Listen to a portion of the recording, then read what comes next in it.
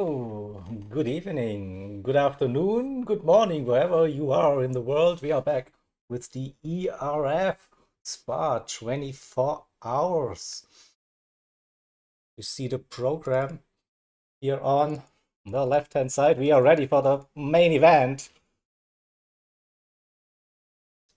So it's not taking long that the cars get underway. We're just setting up the stream for you with all of it. So we have the program on the left hand side. As you can tell, it's time for the big one, 24 hours straight. For this, what are we doing today? Yeah, watching the races, right? We will have some more information for you as well. Bear with me. So get rid of the program. Let's bring up the sports guide for everyone. We see our lovely 14 cars with the teams and their entries. Pick your favorite ones as usual. Great designs, great effort that went into creating those liveries as usual.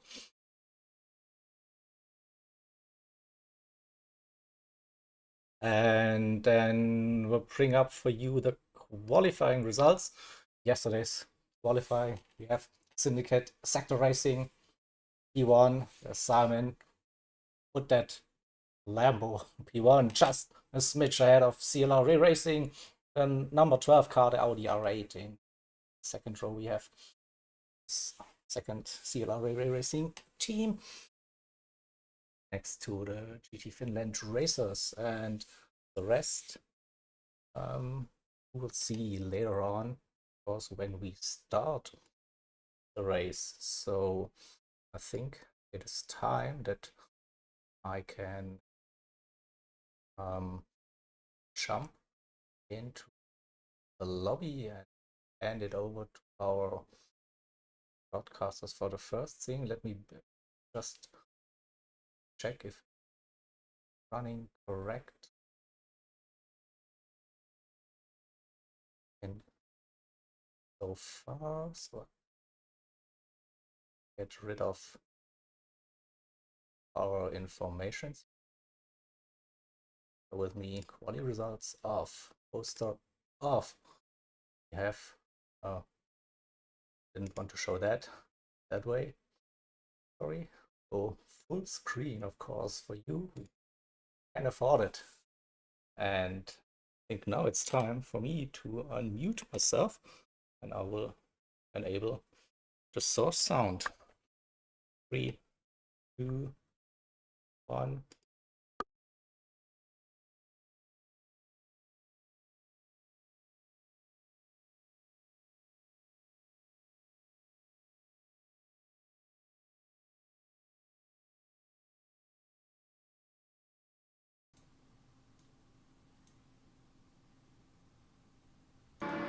Should be live. Good afternoon, everyone, and welcome to the 24-hour race of the Spa de Francorchamps on behalf of the Endurance Racing Federation. We've got 24 hours of top racing action. And I am your host, Flawed Genius Gaming, and joining me in the commentary box today, I have YouTube racing podcaster extraordinaire. It's an absolute pleasure to have him alongside me today. His name is Mr. Hugh Hattrick. Hugh, how are you doing today, sir? I'm very well, Sean, and it's great to be alongside you here at the ERF 24 Hours of Spa. Very much looking forward to what I'm sure will be a fantastic race.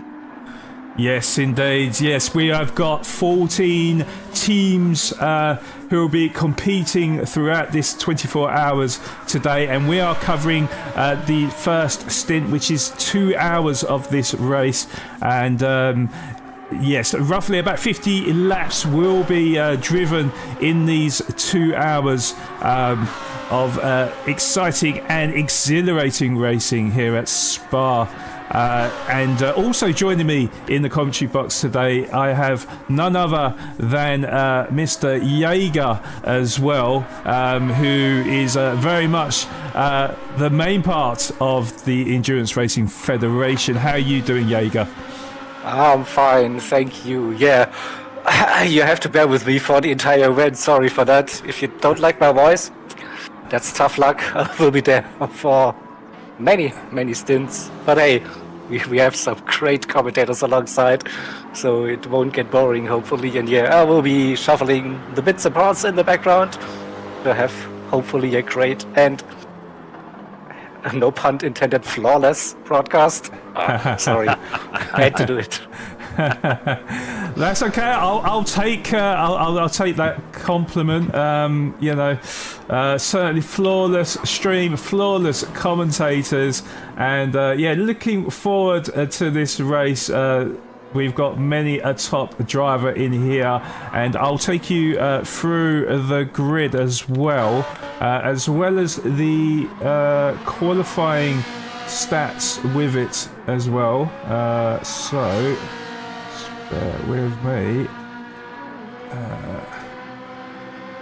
So from last night on Friday, we had 14 top drivers from their respective teams that went through their qualifying paces, and I can report to you that Syndicate Sector Racing Hurricane, and it was Distinct Simon that came in with the pole position lap time of a 2-minute point 14.403. Absolute phenomenal and lightning pace from the Distinct driver, and the Syndicate Sector Racing driver planted it on pole position with CLR Racing R8 in Dylan, just 84 1,000th of a second off of the pole position time. Absolute phenomenal stuff. 2-minute 14.487 for him. P3 is the second of the CLR Racing team, but under the Mercedes AMG car that was produced by Adriano with a 2-minute 15.259. Then it was GT Finland Racers in the BMW M6. Max Out Finn was the driver with a 2-minute 15.279, just 21,000th of a second off of P3. Then in P5 we've got Transatlantic Racing, and it was Hodgson GT with the time 1,000th of a second off of P4. How close are these times? Absolutely ridiculous. P6 was Tavernello Racing with a 2-minute 15.3. Then Track Design Racing with a 2-minute 15.419. Speed Hunter was responsible for that time. Then Syndicate Sector Racing Hurricane 7 car by Kemp with a 2-minute 15.379. In fact, I'm looking at this in the wrong order. I think there's a slight mistake from admin here, because I'm looking through the times, and actually that's quicker. No, it's okay. We had the top 7 were super pole, so the top 7 advanced to the second part of qualifying, and 8 to 14 were done after the first part. So all good with that. Okay, right, well, the drivers are just lining up to start this race. Of course, there'll be a formation lap ahead of this 2-hour race here at Spa, so I can actually take you through the grid then.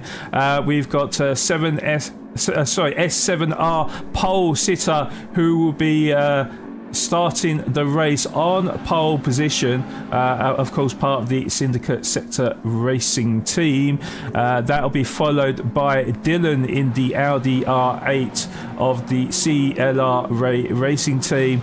That is followed by Adriano in the secondary team to CLR Racing in the Mercedes AMG. Then we got Max Out Finn in the BMW M6, part of the GT Finland Racers team. Hodgson GT, part of the Transatlantic Racing team, sporting the Porsche 911 car. Then we've got Capra Man, part of the Tavernello racing team, the all-Italian racing team in the Audi R8. Then we got Track Design Racing in P7, Distinct Philo opening the 24-hour race for his respective team in the AMG. Then we got Syndicate Sector Racing, Team 2, the Huracan in the form of Hidi, who is going to be opening the race for them. Then we got Zarinov, the Russian, in Track Design Racing for the AMG car that you can see on the screen right now. Then we've got the Finn in Elias Kolju. I don't know if I butchered his name there, but he is part of the GT Finland Racers, car number 67. Then we've got Javi in P11. He's in the Ferrari of the Arix Racing 458 Italia team. And then P12 is Max Epico, part of DC Team Nismo GTR. Then it's the first of the Clockwork Motorsport teams, the BMW M6 car number 56. The American takes charge for this start of the race. And then at the back of the grid, it's across 24 Clockwork sister team in the M6 car number 57. So that is the grid there, and really looking forward to this. Any early predictions? I know that you're new to this, Hugh, but can you take a stab at a driver that could maybe lead the race for this opening 2 hours? Well, I think it's going to be very close, especially at the beginning, because you go up Eau Rouge and into Radion, and everyone's trying to, you're going to get slipstream. They're all going to be trying to make a move before they come into Les Combes. So we'll have to see what happens. But I think pole sitter with that incredible qualifying lap. I think when I try and do this on GT7, I'm nowhere near that. I'm about a 2:18 or 2:19 if I'm lucky. So these guys are doing 2:14s, which is really incredible. So the pace is going to be fast. And as they're about to set away, they come into the final corner. Of course, the first hairpin, and then on to the start finish straight, which is to the Grand Prix layout. And here they come. I'll let you, Sean, start the race as we come to the beginning of the ERF 24 Hours of Spa. Thank you, Hugh.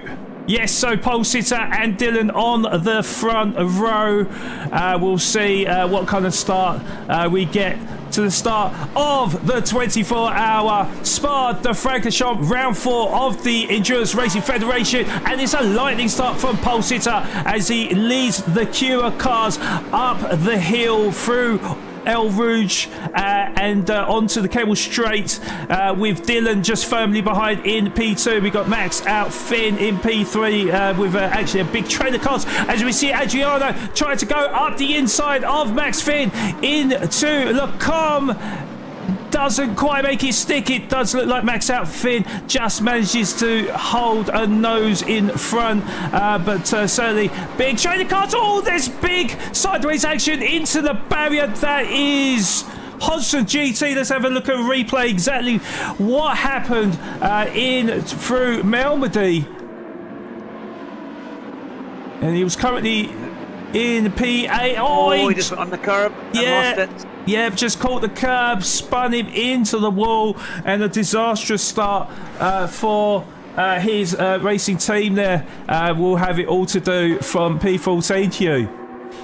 My goodness, there's already action as the leaders come through into Les Fagnes and onto Camp and into Stavelot, and then they'll be coming down onto the Corb Paul Fair. There's lots of wonderful names, and eventually into Blanchimont. But look at this, it's very close because everyone thinks they can make up a few places at the start, and they're certainly going to try. But for poor old Hodgson, he learned the hard way with that 911 acting like a pendulum on that curb and sending him off. But hopefully, I'm sure he'll get back into this race. And we're looking now at the Mercedes AMG. It looks like a fantastic thing with the great livery, the Fanatec name at the top there. And we've got the Ferrari coming in right behind, right in the slipstream. What's going to happen there of distinct? Oh, it's there. Oh, and it looks like there's a line there. Can they come in? But no, the Mercedes has managed to keep the Ferrari behind them into the chicane. Of course, this is such a wonderful track. It's dry conditions now. It looks relatively warm. We wonder as well, what will the weather do? Are there going to be big changes, or will it remain dry over the 24-hour period? Again, the Ferrari's trying to get through, but he's just short of getting past the AMG. And now they're going to complete lap 1. Oh, and sideways action in the background as well. And who is that? That is the Finn in Elias. And let's have a look on the replay, see exactly what happened. But a little bit of a tangle through La Source. It looked like between the two BMW drivers, and literally a slight push onto the curb, and lost traction and lost many position as well. I was just about to allude to as well that Distinct Philo in P5 is moved up 2 positions from the 7th position grid start. Was looking to make progress, but that is an excellent move from Javi. Moves himself up into P5. It is fast and frantic action on the opening 2.5 laps here at Spa-Hugh. It certainly is. And of course, everything's good at the moment, although they've got a full tank of fuel. The tyres are nice and warm, they'll be in good condition, and the drivers will be ready and they'll be wide awake with adrenaline as to keep themselves concentrating on the road in front to see what they can do. It's when it starts getting into the later on in the evening, that's when the concentration will be really required. But look at this, we're inside now, and we're following as they come into the right-hander, and this is when you've got to watch those curbs. And managing to make a nice exit there. We're in the 7th car of, it looks like, Acklington, and behind the Mercedes AMG, and we're heading on down onto this right-hander. You've got to be so careful to be able to keep the speed on and not understeer straight off, because those curbs can throw you off the track. But there you go, there is the AMG, followed by the Audi R8, and then we've got the the BMW M6 Coupe there. That's a lovely looking car as well, isn't it? And Lamborghinis. All these phenomenal cars that sound so good as well. If you see them in real life, you'll never forget it. What do you think of that one then, Sean? Yeah, definitely a sight for sore eyes, that is for sure. Some absolute fantastic racing so far. I'll just give you a quick remark. Oh, actually, we got side by side between the Finn and the Dutch driver. It looks like Max Out has just nipped in front of the Dutchman to move up into a podium slot. We'll have a quick look at the replay, see if we can see a late move. In fact, it was around the outside. Yeah, that was a wonderful. Shut the door, that for sure. They came round. Yes, indeed. Yeah, that was very brave stuff. And good, respectful driving between the two of them as well. The Dutchman giving the space to the outside lines. It goes a bit deep. Oh, yeah. Deep into the car. And the Dutchman in Hiddy will take that place away from him into the podium position. A little bit of squirrely action from the Dutchman on the exit of the curb. Certainly a queue of cars behind are going to start forming up as we've got the Finn in P4 just ahead of Javi in P5, and actually may have the inside line as we go into this long sweeping left-hander, the double gauche, and still side by side, and in fact the Finn having to take I can't remember the word, but it had to go wide basically to avoid any collisions there. Stays in front of Javi, close stuff there, Hugh, because it could have been calamity there. I'm going to say the stewards are going to be kept busy, not because of accidents, but just seeing who needs to give back places. Because if you're forced off the road, you're not really supposed to, if you're getting an advantage, you're maybe supposed to give it back. But we'll know that. We'll have a look at that. Look at this now. The Ferrari is absolutely being clung to by the Mercedes, almost giving a kiss there. It was that close. But as they come into the final chicane, the Ferrari is just ahead enough to keep that position. But it is very, very close. But as you say, pretty much clean racing, which is good for the start of the race. Yeah. Oh, and a big spin as well from the Russian in Zarinov as well. We'll have a look at the replay there. There's actually quite a bit of action going into the bus stop chicane. And Adriano was the one to lose out there. Lost about 3 positions on the entrance to the corner. And then in the background, you see the Russian just getting on the power a little bit too soon. And that spun him sideways and lost about 3 positions there to P11. It's so close here, isn't it? And any little mistake can make a huge difference, but at least it's at the start of the race, so he can hopefully get back into it and he won't be too far away, because of course there's going to be a lot of pit stops. In fact, how many pit stops do you think these guys are going to have to make over the next 24 hours? Well, this is the interesting point. So the drivers have a custom BOP assigned to their cars, so therefore setups are included in this, so they can actually tinker with their toe-ins, their camber angles, all that good stuff. So it really depends on how they've set up the car and how much it eats into their tyres. So it's anyone's guess, to be honest, Hugh, but it does look like, looking through the grid of drivers, that a lot of them are starting on the medium tyres. I'm just cycling through now, and we have got some close quarters action between quite a number of drivers, but it does look like they're all starting on the medium tyres, Hugh. Well, certainly that might give them a bit of an ability for it to last for a while, because the softs would go very quickly and the hard tyre might be just a bit too slow. But there, that medium tyre will hopefully give them plenty of grip and also gives them the chance, but it will last a good bit of time as well, because you don't want to overcook those tyres. That's the thing. If you're spinning and sliding, you're going to be eating through those tyres, so we need to make sure that the tyres last a decent amount of time. And of course, every car here will run through its tyres slightly differently, and some of them are better than others. So it's going to be very interesting just to see if that plays a bit of a difference when they come in for their pit stops, and just how long their stints, or how long they're able to go, and how competitive they are. Because if you're making too many pit stops, you're going to lose an awful lot of time, especially with the pit stop here at Spa, which takes forever and an age to get through.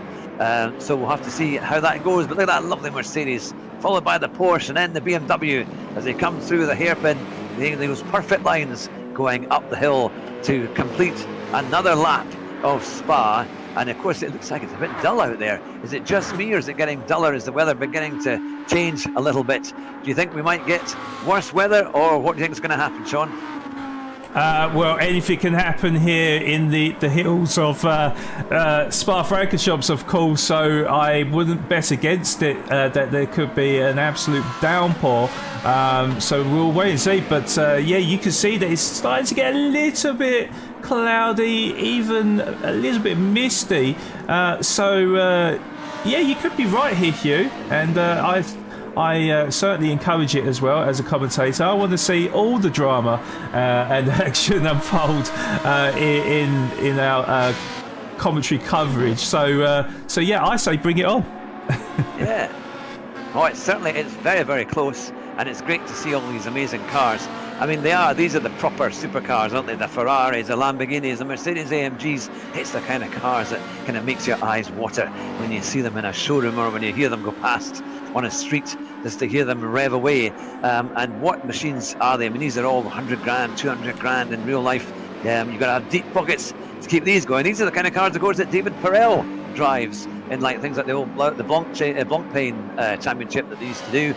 This was the kind of car he drove in he was driving the Ferrari. But I always remember when I spoke to him a wee while ago on one of the interviews, he was saying you just have to go flat out, and you've got to be concentrating all the time, and you've got to be fit. Although he did say, for a man that is of my size, a bit fatter than I probably should be, he says they still race GT3s as well. So you never know. Maybe there's a chance for myself to have a go eventually. What do you think about that, Sean? Would you be, if someone gave you the chance, the keys to a GT3 race, would you be up for driving? I mean, I'd be up for it, but maybe after a couple of minutes, I probably will require the window down, or at least a sit bucket or something, because these, certainly these cars are super, super fast, and with all the G-forces that come with it, To be honest, I don't know how the professionals do it, if I'm being honest with you, Hugh. Yeah, it is quite because even just climbing into the cars with the roll cages and everything else and the heat, that's why they have those kind of cold air intakes so that they can try and keep the cabins a bit cooler. But it's the heat, and then of course they're going to be so fit to be able to take the pressure of these cars and driving for flat out for how many hours. I know they maybe do an hour stint or an hour and a half stint, but it's still a huge amount of effort. So they've got to be pretty fit. But it's amazing though when you see people in the races. I remember going to the race at Silverstone in 2019. There was the different classes, and there wasn't that much of a field split, maybe about 3 seconds from first to last in terms of qualifying pace. And a lot of these people are not full time. They are maybe paid drivers, or they do it for fun because they can. But it just shows you that 3 seconds isn't that much time compared first to last. In the real life races, and here we see incredibly competitive times, and as we can see now behind the Mercedes, of the AMG, there's really not much in it, and we're on board with, looks like a couple of them. Sorry, my slight I can't quite read those writings there on my screen here, but it's very, very close as we come into the right-hander. I'm amazed any of those cones are still alive. What do you think, Sean? Yes, indeed, very intense driving here right now, and as close as it can be. Yeah, we're on board with Kapperman at the moment, and he's using that slipstream to full advantage as we go through Blanchimont, and actually slight lift as we go onto the exit and into the braking zone of the bus stop chicane. Gets it stopped on a sixpence. And yeah, phenomenal drive. Oh, I say phenomenal driving. Went a little bit sideways on the exit, and not able to completely capitalise on perhaps using a slipstream on the Polish driver in Adriano, but he will have the straight now. We'll see how much of an advantage that slipstream is, because the gap is currently 4.5 tenths between P7 and P8 respectively. And as we go through Eau Rouge and onto the Kemmel Straight, this is where we see the slipstream take into effect. But it's not going to be quite enough. It is just dipping below the 4/10 mark as he goes purple through sector 1, 3 tenths up on the previous best.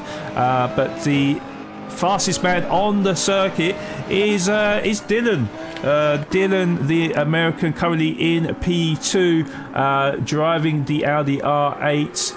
Looking rather strong. Fastest lap time of a 2 minute 16.369. The gap to the leader is just under 2 seconds.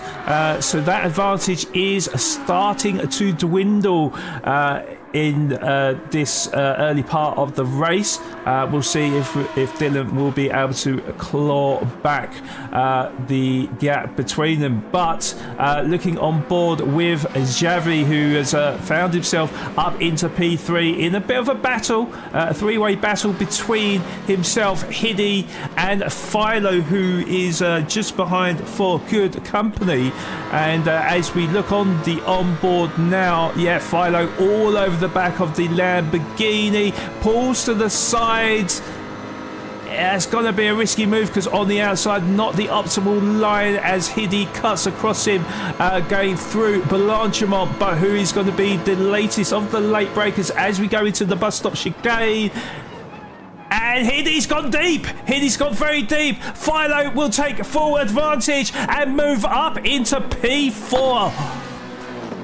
Bravo to Philo for anticipating the move and completing it by the time we cut over the start-finish line to start lap 9 of 55, Hugh. That was a cracker of an overtake.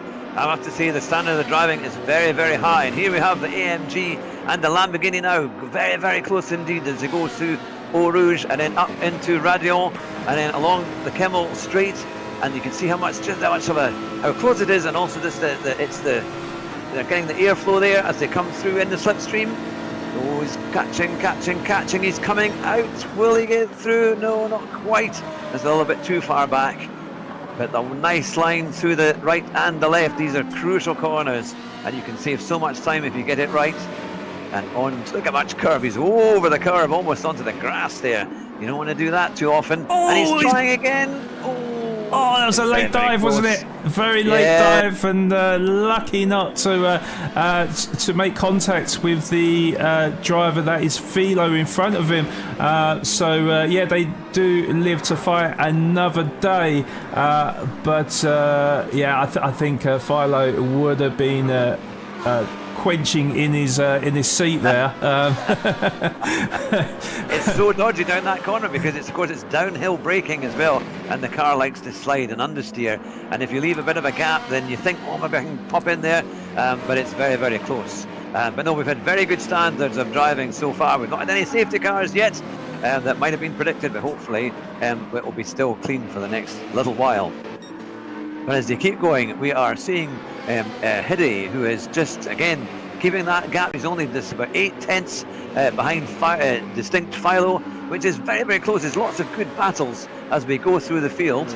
And of course, we've got Pole Sitter in the lead, and then we've got Delano, who's in second place. And they are really kind of pulling away a little bit, because as we look at the battle here for 7th, they're 13 seconds behind the leaders. So it is spreading out a little bit at the front, but of course we've only into the first 20 minutes of racing, so there's plenty of time for them to keep it, to get back any time that's lost. Do you think there can be mistakes made in the pit lane on this race, Sean? Sorry, say that again, Hugh? Do you think it's possible to have mishaps in the pit stops when they eventually come in for tyres and more fuel? Yeah, quite possibly. It really depends on how the weather plays out, I would suspect, because of course we don't really have the delta to know exactly when the rain will come in. So, you know, as with any motorsport, isn't it? Races can be defined by exactly when the rain comes in. We've seen many a championship where somebody will be leading a race comfortably, and then missed out on a pit stop to change onto wet tyres by a lap and just completely throw their race. So who knows if a similar outcome could happen in this race, Hugh? Yeah, because certainly if you come out and you've been on dry tyres and you've changed to wet tyres, getting a grip of that can be something, because or even worse, if it's drying, if the track is drying and you've gone out on dry tyres, that can be really tricky, and you hit a patch of water at the wrong place. Even just coming out of the pits, you could be burling around and losing lots of time. And look how close it is here as we come with that wonderful AMG, the number 4 car, and then we've got the BMW behind. Look, there's a 4-car train as they come down the hill, and that is the 57 car of Cryos there, and what an amazing machine that is. But they're all trying, they're still very close. Oh, a bit of bumping there between the Porsche and the BMW, and the Mercedes is just waiting to see, is there going to be a couple of places that he could suddenly catch up. It's very, very, very, very close here. Oh, and a little bit of contest as well between the BM and the Porsche driver, and there comes through the Russian in the AMG to steal that position. Sorry, I can't get my words out there. So much action going off there, but you saw side by side between Hodgson and Elias. And just a little bit of overcorrection on the exit, and unfortunately losing 2 positions in a corner. Now Hoxton has got up to 11th. Let's have a look at that replay. There's a lot of it's side by side action here. Hoxton is on the right, and the BMW just gets it all wrong going on the curb. You're going to be so careful as you power out of there, but that has opened the door, and that means that Hoxton goes up into 11th, and that's a very good run. No, that's the Russian. The Russian in Zarinov in the Mercedes AMG, just going up the inside of Hodgson on La Source. So Hodgson down into P12. Back into P12. Yeah, that's completely fine. With Cross just behind him, also in the slipstream battle, and it's closing, and he's looking to make the opportunity. Stick up the inside, going into Lacombe, makes it stick, and up into P12 for the American. And it just shows you, Hugh, how quickly things change. Yes. I have to say, Hodgson won't know what position he's in. He's been up and down all over the place. But he had that incident on lap 1, and he's got himself back into the race. So let's see what happens. But yes, it's very, very close racing here. There's still that group of 4 cars, and they're not not backing down, even though they're going to watch to make sure that if they battle too much, they're going to lose time to the cars in front. But will this race settle down? I somehow don't think so. And actually, something that I wasn't aware of. So, Stig Sander in chat, and welcome everyone. I haven't even had the opportunity to say welcome to everyone that has joined the stream. But yes, makes a very important point, that the fact that Hodgson is on the soft tyres as opposed to many of the drivers. In fact, I think pretty much all the other teams are on the medium tyres. So Hodgson does need to make it work if his team are to succeed in this early part of the race, Hugh. Certainly, yeah, because I say if you go through those tyres, it'll be very interesting just to see what his tyre degradation is, because he's well, is he falling away a little bit now? Because now look, all the cars are going past. We've got Elascu trying to challenge for position there. That he's still in 14th, but managing to keep up with the Porsche. And of course, those, everything going through the rear tyres of the Porsche with the drivetrain, the engine as well in the rear, all that weight is on those rear wheels. And as you see, just as we say it, there goes Hodgson back down into 14th place. So maybe those tyres are beginning to struggle. He's trying to come through again. He's virtually touching the back of that BMW as they come up the hill into Eau Rouge. He's got a perfect line. Can he keep up there? There he goes on to Radion and onto the Kemmel Straight.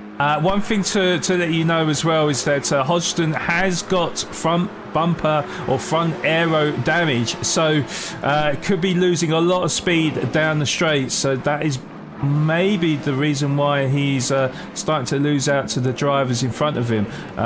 So I wasn't actually aware of that, so my apologies. But yeah, certainly it does look like the Russian and the American in Zaranov and Cross have started to pull away from the drivers behind. So yeah, I don't know where to focus really at the minute, because there is literally battles all over the grid right now. We've got Giavi in P3. So let me give you an update on the grid order. So we got Pole Sitter leading the race by 5.2 seconds over Dylan, currently holds P2 with a comfortable lead over Giavi, who has a comfortable lead over Philo in P4. Then we've got a few battles brewing up behind him, with Hiddy just under a second behind in P5, and he's got a certain Flying Finn for company all over the back bumper of Hiddy. So something could be brewing up, as also we have Adriano in P7 who had that spin earlier at the bus stop chicane, sunk himself down into P9, but does find himself back up to P7 and started to make strides up the grid. So yeah, we'll see if Adriano can make some more moves as we go through El Rouge onto the Kemmel Straight now, and the gap between him and the Finn in the BMW just over 0.2 of a second as he gets purple in sector 1. But yeah, it's certainly getting a little bit too close for comfort, Hugh. Yeah, I think they're still in that kind of mindset of making up as many places as they can. And that's a bit, there is field spread now already, even though we've just gone into the first, really just coming up the first 30 minutes of racing. But you've got these groups of cars desperate to try and overtake each other and then maybe trying to break away. But it's very, very close, and these are great drivers. They've got the adrenaline still going, and they're looking for any possible mistake to take advantage of. which if you're playing GT7, it's very, very easy indeed to make a mistake. To try and get the lines right for all these laps, we've got a segment here of over nearly 55 laps, so there's an awful lot of time yet to go. You've got to pace yourself. You can't get distracted. You've got to drive your own race, and they're doing a very good job of doing that so far. Yes, we've had a few spins, one or two little offs, but overall the driving is very, very good, and it's exciting to watch. Indeed, yeah, and just as you said, Hugh, yeah, it is starting to spread up a little bit. I'm trying to cycle through the grid for people in chat. So, yeah, Cross, after qualifying in P14, finds himself in P11 right now. He has got a good 16 seconds to his fellow American who currently holds P10 right now. So he has got it all to do. But the Finn in Elias now moving up into P12. So I do feel like we may have missed something in the background there as Zaranov down into P13 with Hodgson.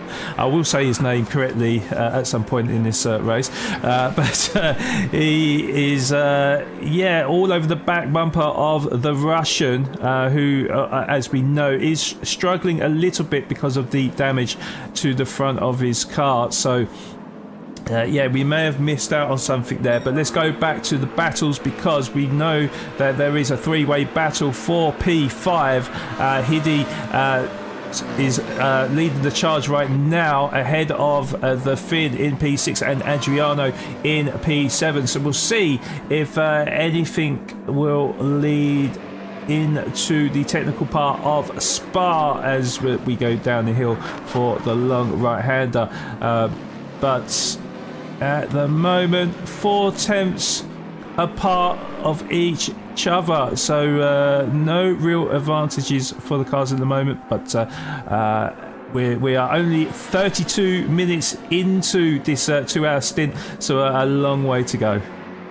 Yeah, that's the thing. And someone's gone off in the Lamborghini. That's Hidi. The Lamborghini. Hidi's gone off.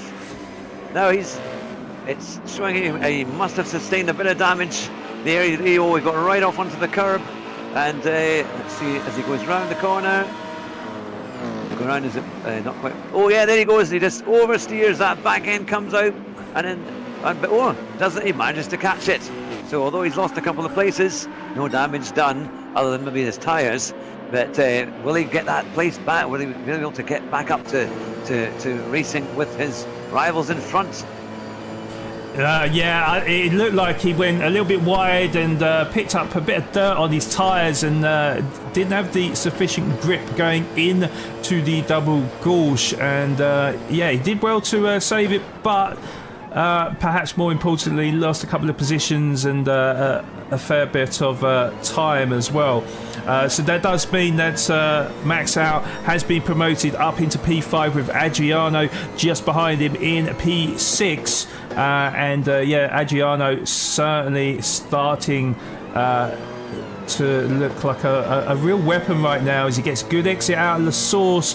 He is going to have that slipstream over the BMW driver as we go into Eau Rouge, but had to lift slightly. That may have cost him for an overtaking opportunity as we come up to Le Com.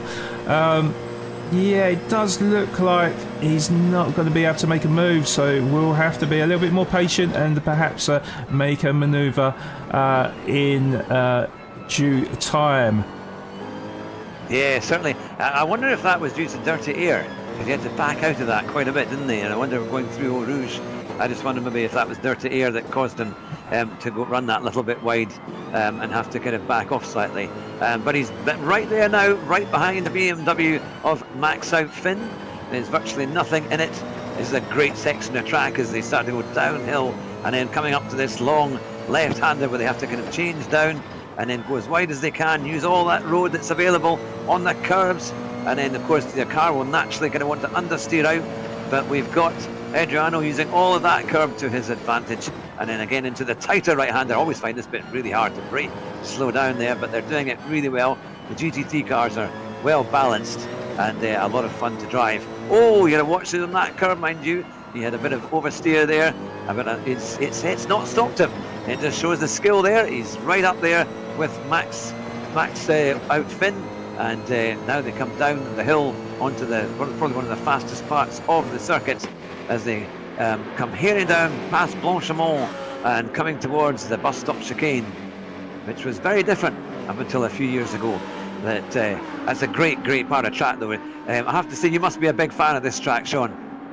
Yes, absolutely adore Spa. It's always full of surprises, and I feel like Spa has a little bit of everything. You've got the sharp hairpins, you've got the risky All Rouge, of course, which is a full commitment, and you've obviously got the long straights for plenty an opportunity for the drivers, and a bit of bump drafting. It looked like there on the exit of which they stuck to the back bumper of the BMW driver, and perhaps a little bit too close for comfort, but he has got that slipstream, so I would imagine that either the Finn is going to defend hard, or maybe... Oh, okay, that surprised me. I thought maybe the AMG would have the pulling power up the hill and maybe make the pass stick, but then... of course, one thing we need to consider is to do with the car setups. Perhaps Adriana is a lot stronger through the turns as opposed to the straights. This is something that we don't know. Only the teams will know this secret sauce. So yeah, that's how it looked like on the video footage there. But yeah, for the time being, still all over the back of the Finn. But yeah, what are your thoughts, Hugh? Oh, I just think this is incredible how close it is. But either they've got the gearing for that particular straight, because it was able to hold, the BMW was able to hold off the AMG, which did surprise me considering how close he was. Or maybe he just decided he didn't want to go past at that point, because as you say, maybe he's better in the corners and it's easy for him just to follow through. But you don't want to be losing time. And as we see there is the second place car in Dylan in the Audi R8, and what a machine that is. But he's still about 5 seconds behind P1, so he's kind of measuring that gap a little bit. In fact, it may have come down a slight amount. So we'll see how the top players are doing. But certainly it is good racing right the way through the field. And I mean, we're barely half an hour into the race, and we've got all these great battles to watch. And we haven't even had a safety car.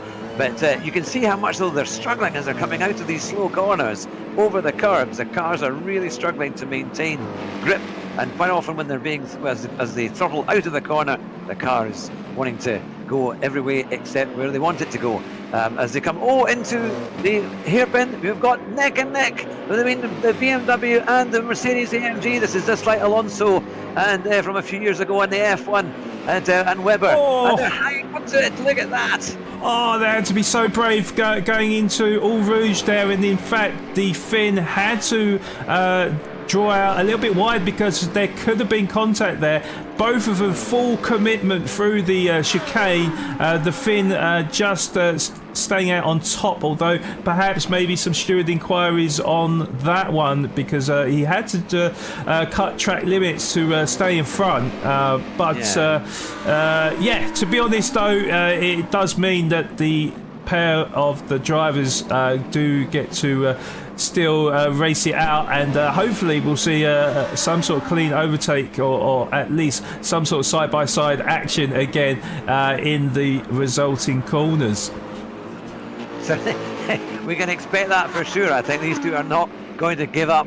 Like the AMG driver is absolutely desperate in Argentina to try and get through, and it was very close, but as you see, they lose the grip, especially going up Eau Rouge. That's the last place you want to lose grip, because then it's going to be a big change of circumstances. You're going to be going out wide or going onto the grass, and you don't really want to do that at all.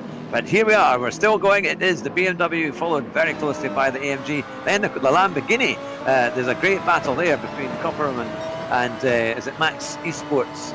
They're very no, that'll be Hiddy in front. The guy that spun out on the double Gauche a couple of laps ago. Oh yes, yep. So yeah, Kapperman, is as I said, it's very difficult to tell how the teams have got their car set up. It does seem like a lot of the teams have favoured by having more downforce as opposed to having that straight line top speed. But Kapperman just going a little bit sideways through the bus stop chicane. That's lost him valuable time and has stopped him in the fight for that P7 from Hiddy for the time being, at least anyways. Yeah, you can see if they go in, if they just break that a little bit too late, he went very, very deep into that bus stop chicane. And then, of course, it's very hard to recover your line for the second part of the chicane. So you can keep going and get a good run out. But here, look at this. We've got the BMW and the AMG as close as they were before. And there's plenty of slipstream as they come up the hill onto the Kemmel Straight. But he's just a little bit further back. Can he close in, coming into the braking? It is the BMW who manages to hold off the max out Finn. It's still there. My goodness me, they are trying like crazy as they come into the short straight coming downhill into the right-hander. Oh, we're going to be so careful there with the understeer when they brake, but they're holding a wonderful inside line there. Coming out of the corner, and there is the BMW and the AMG right behind him. Will they do something into Blanchimont? He's virtually pushing him along the road. It's almost as if there's a toe between the two drivers, isn't there? Literally inseparable between the BMW driver and the Mercedes driver. But it looks like that Adriano is just a little bit frustrated at the minute, because he seems to be a lot stronger through the corners, but then when it comes to the straights, just doesn't seem to have that power. And then you can see now that Hiddy has come back into the fight, who's now closed the gap to within half a second of Adriano. So now we have got that three-way battle for P5, and yes, things are certainly heating up. It's incredible. They're so close, and this is the problem. If you battle too much, you slow yourself down, and then others will catch up with you. And as you can see, we've got the Lamborghini there of Fide, and we've also got Kapperman, who's not that far away. But the BMW takes a better line through the bus stop chicane, or certainly the first part of it. But they're pretty much right behind each other as they come through the checkered flag there, or the start-finish straight for the F1, and they come into the hairpin, and we've got, yes, Adriano going for it. Obviously, the old switcheroo though for the Finn went a little bit deep. Adriano got the move done, but it could be a long old switcheroo actually, because of course now going down the straight with the Finn, he has got the slipstream over the Mercedes driver. So we'll see if he will be able to make the switcheroo complete, but big defensive line from Adriano shows him on the outside, and to be honest, it's a little bit sideways action. Very fortunate not to lose complete control of the car, just nips in front of the Finn, and of course the Finn has got the Dutchman in Hiddy to worry about, and look firmly in his mirrors as well, Hugh. It is something else. Look at this. 1, 2, 3 there. Not in terms of position, but the three cars there as they come through. The Mercedes just about has the lead. He's keeping the max out Finn just behind him, and then Hiddy in the Lamborghini is just behind him again. Look at that. It's just barely just a half a second or so between each car. It is quite incredible. It's very close as they come down the hill and into the tighter chicane. Oh, it's so, as they come into there, we've got Hiddy really just putting the pressure on all the way, and Adriano, two cars in front, just managing, maybe even putting out a little bit of time between him and the BMW. But we know that BMW's got the speed on the straight, and he's going to be challenging. Can he get through this nice right-hander without going, oh, he's gone very wide. Hiddy's gone very wide there. You've got to watch that. He's going to lose time because those curves just want to throw you off the road. But there you go. We are now with max out Finn, and then we're going into lots of different sorry, I was just looking on the track map just to see if there was any other battles that we was missing out on, because we had focused a fair amount of time on the battle for P5, and don't get me wrong, I am absolutely loving the battle as we saw two side by side. Was it the Finn and Adriano? Hiddy's lost place. Yes, indeed, it was Hiddy. Yes, you are yeah, certainly corrected me there. So let's have a look at Hiddy then. Just went wide a little bit in the bus stop as a poor exit. And yes, and poor exit, and it's the Audi that goes through. So Hiddy, from being in that battle with the two in front, has now gone right back down, lost a place and lost a bit of time. Does show you how close it is throughout this grid. The fact that he was challenging for P5 and now finds himself in P8. So this is really great to see, though.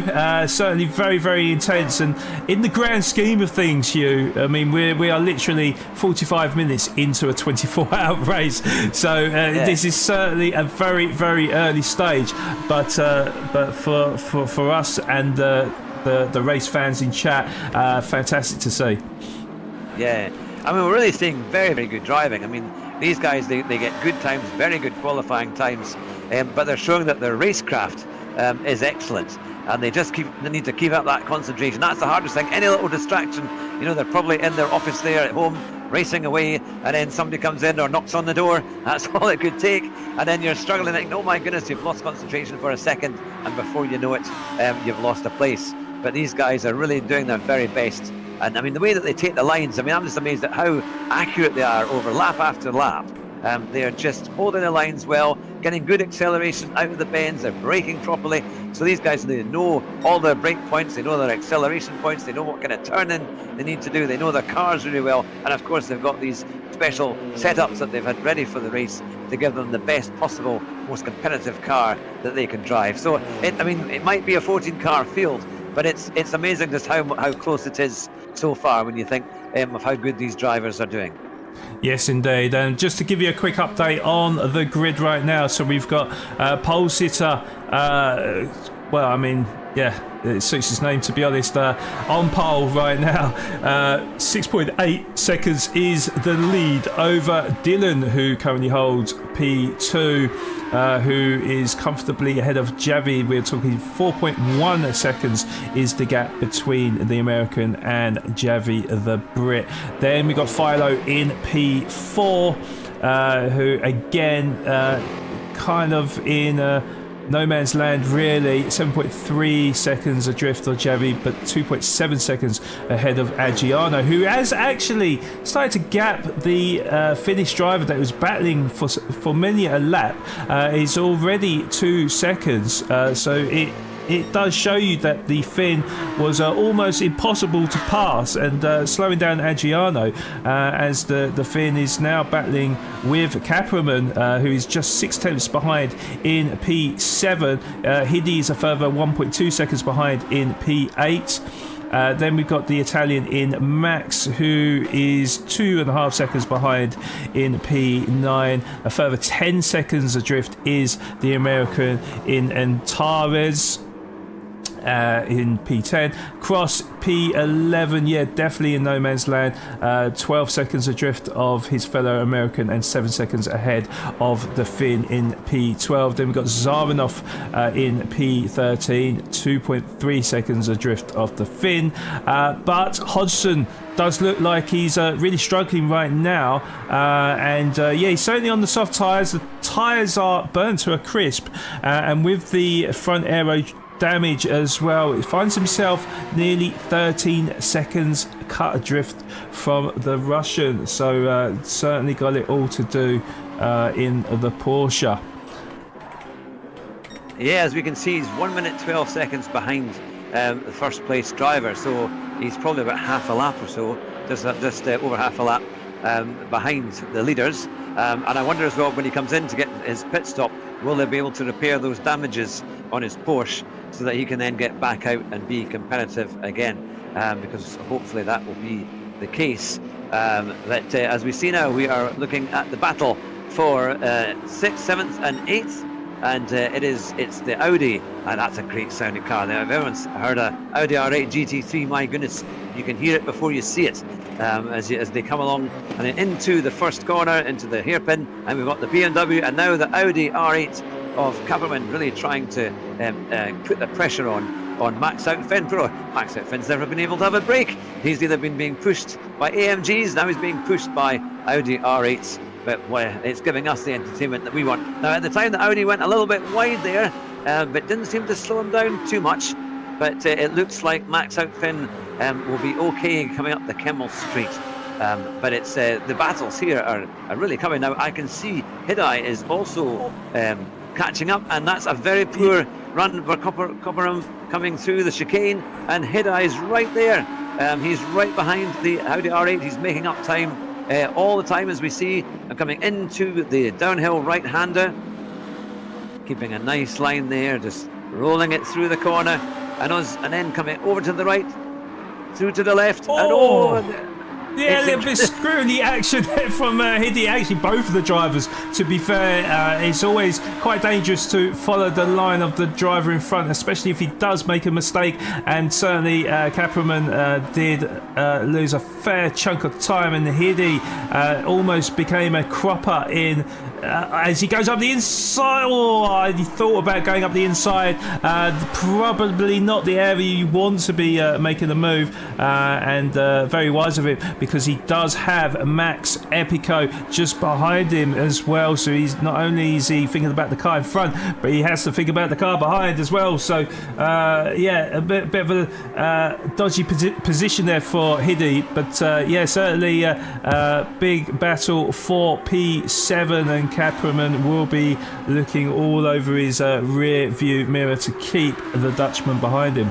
But yeah, going into the bus stop chicane now. Who is the latest of the late breakers? It looks like Hiddy is looking to make a move, but goes very, very deep. Almost a dive bomb down the inside, and it was well read by the Italian who negotiated it really well. Actually read exactly what Hiddy was going to do there, and actually has pulled more of a gap because of that move. That does also mean that Hiddy will be under extreme scrutiny now of the Italian in Max, and yeah, if he gets the power out of that GTR, may try to make a move up the hill. We'll see. Maybe not quite. Maybe not quite. That GTR is a stunning looking car. It looks big and heavy. But of course, the amazing things about these cars is that they're so agile. And look at all that downforce, those Venturi under trays and that massive spoiler. It's an impressive looking car. I mean, I have to say that it's coming up through the field. Is it a Cam? He just, a few minutes ago, he wasn't anywhere to be seen. And now he's right there. Just shows you, if you keep building your own race in it, just driving as fast as you can, keeping it tidy, you can be in a battle before you know it and making up places. This is a great battle to watch right the way through for these 3 or 4 places. Hiddy at the moment in that Lamborghini is just surviving, and just about as much, but all it takes is one little mistake, as we saw him at the bus stop, and it could be all over. Indeed, indeed. So just scrolling through the field at the moment just to see if there is any other battles that we are missing out on at this current time. It does look like the only battle on track in the immediate future is Epico on Hiddy, so it's currently about 0.7 of a second. Maybe stand. Well, it's 1.5 seconds. So actually, Adriano is starting to close the gap to Philo. Actually, so the gap a couple of laps ago was roughly around 2.5 seconds. It's been it has been closed to about 1.3 seconds. But yeah, we're certainly getting into the window now where the tyres are starting to pick up heavy degradation, and this is where probably the drivers will be thinking about making their pit stops, I would imagine. We'll see, because obviously, as you know, Hugh, there's been a big physics update, and no longer can the drivers drive on ball tyres. Now it's a case of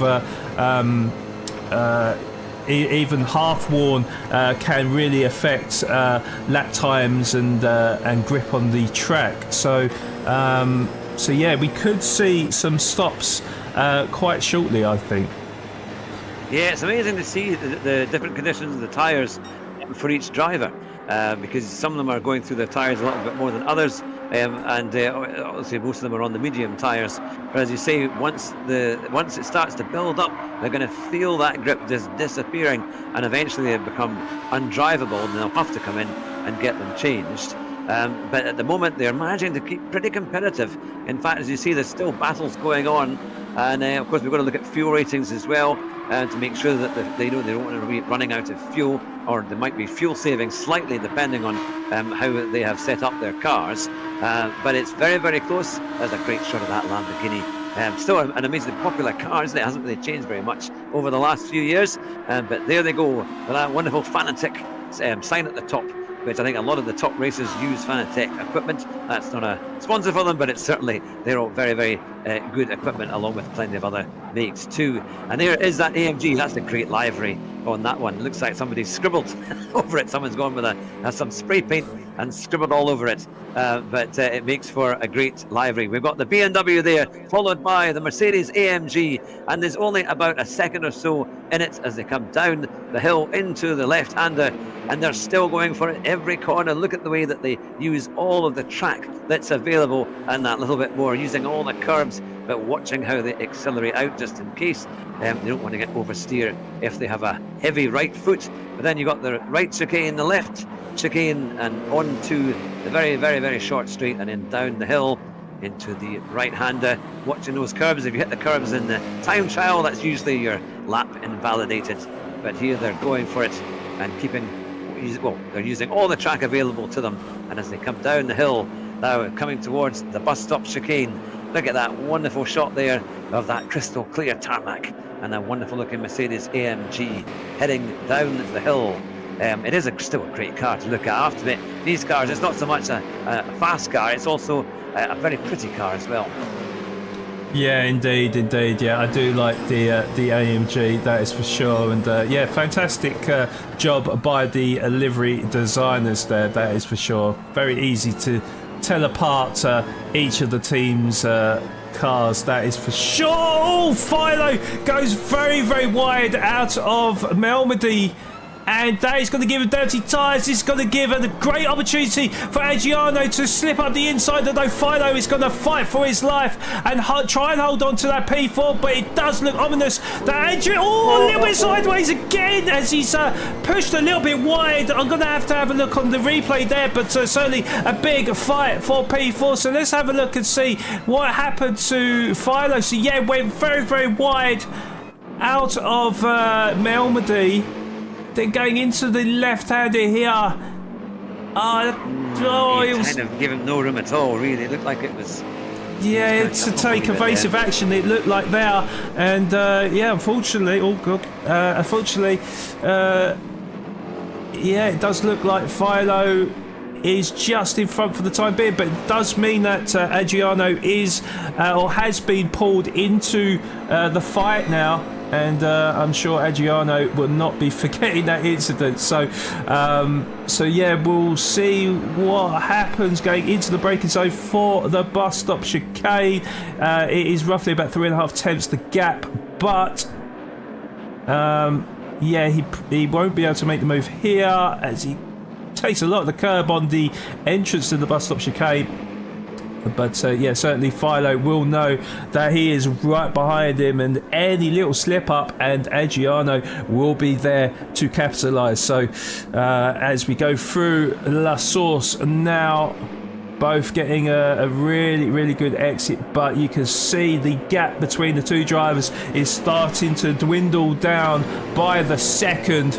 And as we go through Eau Rouge right now, Adriano is in prime position to threaten the overtake on Philo as he's drawn onto the outside of the circuit. Will Philo give him the space this time? They are very, very close between each other. It's certainly going to have to be an audacious move for Adriano, but they both give each other space. But Philo just about holds off Adriano for the time being. That's actually fantastic racing between the pair of them, and really, really great to see. And yeah, it does look like Philo, although he knows how quick Adriano is right now, you know, he is handling the pressure really well right now, Hugh. certainly is. I mean, I have to say they gave each other space, but there wasn't much space available. But what they did have, they shared. And it just shows you just how much they're trying. And this is for the battle for 4th place. And they're only 24 seconds behind the leaders, you know. But here's some interesting information for you. The leader is using a controller, along with Philo and Adriano, who are also using controllers. So that just shows the skill level as well, because it's much harder to keep your tyres in good condition using a controller than using a steering wheel and pedals. So all credit to them, they're doing a fantastic job. Yeah, so they're busy away using those controllers. Let's hope everything keeps going. But what a race this is turning out to be. And there is the man in first place who is continuing to stretch out his lead in that Lamborghini. He's all on his own, but then a nice quiet race. Well, that's what it looks like so far, but I'm sure it will change as we go through the time just now. But there we go, it's still dry conditions, and a lovely picture there of Spa as it goes up Eau Rouge into Radion and then on to the Kemmel Straight. It's an amazing run. Oh, now we are into the pits. We've got a chap coming into the pits. It's Max Outfin. In fact, we've got Argiano as well, and Hide is also coming into the pits. Yes, indeed. Yeah, I did say that this would be the optimal window for the drivers to swap boots, and we'll see if they go back onto the mediums or onto another tyre compound. But yeah, I was, to be honest, I was focusing on the lap delta between the drivers and pole sitter in particular. We were talking about how quick and consistent he is on a controller. Well, barely a tenth apart on many laps in succession. I mean, look, I'm just looking at it now. 2 minutes 16.4, 0.6, 0.3, 0.8, 0.4, 0.7. I mean, it's absolutely phenomenal good, to see. Yeah, absolutely fantastic to see some real top level driving, that is for certain. To be honest, it's throughout the grid though. Dylan as well, very consistent with his times as well. 2:16, I think it's 2:16.5. Might be as quick. I don't know actually, but he's consistently hitting 2 minute 16s anyways, which is fantastic to see. But pole sitter is the fastest man on the track, pole position, and the fastest lap time of a 2 minute 15.936. So absolute phenomenal stuff from the German. We will scroll down the field because there has been obviously some changes in the grid order, so these drivers are yet to make their pit stops, but Javi currently holds P3, 2 seconds off of Dylan's into the pits. Yes. Dylan's from P2, so Javi up into P2 for the time being. But yeah, Dylan with 17% of fuel and looking to go on to new boots. That means that Philo will be promoted into P3, and I think maybe the Italian will be up into P4 as well very, very shortly. Just going through the grid right now, so that means that Antares has been promoted up into P6 as he goes into the pits as well. And Cross, who was started at the back of the grid, now finds himself in P7 but actually dives into the pits himself. So it does seem like many driver will be putting in some fuel and a new set of tyres. But yeah, Zarinov up into P8, stays out actually. Okay, that's interesting. With the Finn, there we go. He was one of the first of the pit stops, so he finds himself in P9. He's on the medium tyres with about 3/4 of a tank of fuel as well. So we'll see how he progresses once everyone has made their pit stops. Max Epico P10, and actually he's got Adriano for company who has already made his pit stop, who rejoined in P11 up into P9 now, as we've got obviously 2 drivers in the pit lane right now. So Adriano looking like he should be able to make the move on the Italian as we go through Eau Rouge and down the Kemmel Straight. And It's very close, isn't it? it's very close, but it just surprises me that the slipstream's not really doing anything to that AMG. But saying that, it tries one around the outside. It'll be the inside for Malmedy, makes his stick. That's a fantastic move from Adriano. Promotes himself up into P8, Hugh. That's fantastic, isn't it? I mean, it's so close. I mean, that you can see that they're trying and trying and trying, but it just takes that little bit of a mistake or the line to be slightly wrong, and then you can get through and capitalise on a mistake that your rival has made. But there we see the car that we've got. We've got the pole sitter who's also into the pits as well. We've got blue flags going there, so that means there's somebody that could be being lapped. And as we come through into the final corner, it's the right-hander, the AMG, goes round there to complete another lap. We're already on lap 29. We'll be starting lap 30. We've now got Distinct Philo, who is in the lead. And we've got Pole Sitter, who is just in the pits, but he'll be coming out any minute now. And then we've got Kapperman, who has just inherited second place as well. But it is certainly something. And talking of a quick pit stop, Sean, I'll leave it in your hands for a couple of minutes because I've got to run to the pits myself. I'll be right back in a couple of seconds. No problem at all, Hugh. Yes, absolutely doing a legendary job in commentating, Hugh. Absolutely delighted to have him alongside me. But yes, as just reading in chat as well, yes, top two have pitted. So Pole Sitter just coming out of the pits now will rejoin in P3 with Javi in close proximity. There's Dylan as well in the P5, who's already made his pit stop, and I do know that Philo and Kapperman are yet to make their pit stop, so that is a provisional P3 for Dylan. But yeah, it does look like, though, that we have got a changing in the grid then. So Pole Sitter, who had a commanding lead, is now only 1.2 seconds ahead of Javi, who's provisionally moved himself up into P2, and Dylan down into P3. But something I have noticed, though, is in the fuel gauge. So Javi actually massively under-fueled there. So Javi just under 3/4 of a tank there, and that's how he's managed to make so much time on the provisional leader. So the gap is currently a second, and it is starting to come down as well, because as I can see with the fuel gauges, Javi with that little bit less fuel, so a slightly lighter tank, or a lighter car, should I say. So yeah, looking to take full advantage, and certainly this will be a very fast stint for the Brit. It also means as well that Zaranov, who hasn't made his pit stop, is up into P6, but will be coming in shortly, I do believe. And then we've got Max Outfield in P7, so he should make the jump on P6 in due course. Adriano up into P8 now after he made his pit stop a few laps ago. We got Max Epico in P9, also made his stop. Hiddy down into P10, just ahead of the American in Antares in P11.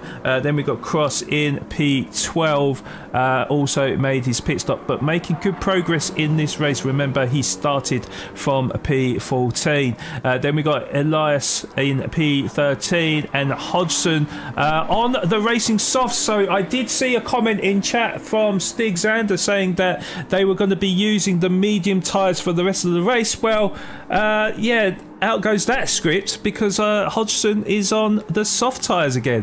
So yeah, maybe trying to make up lost time, I do believe. We'll see how that pans out for him in the remaining hour of this stint.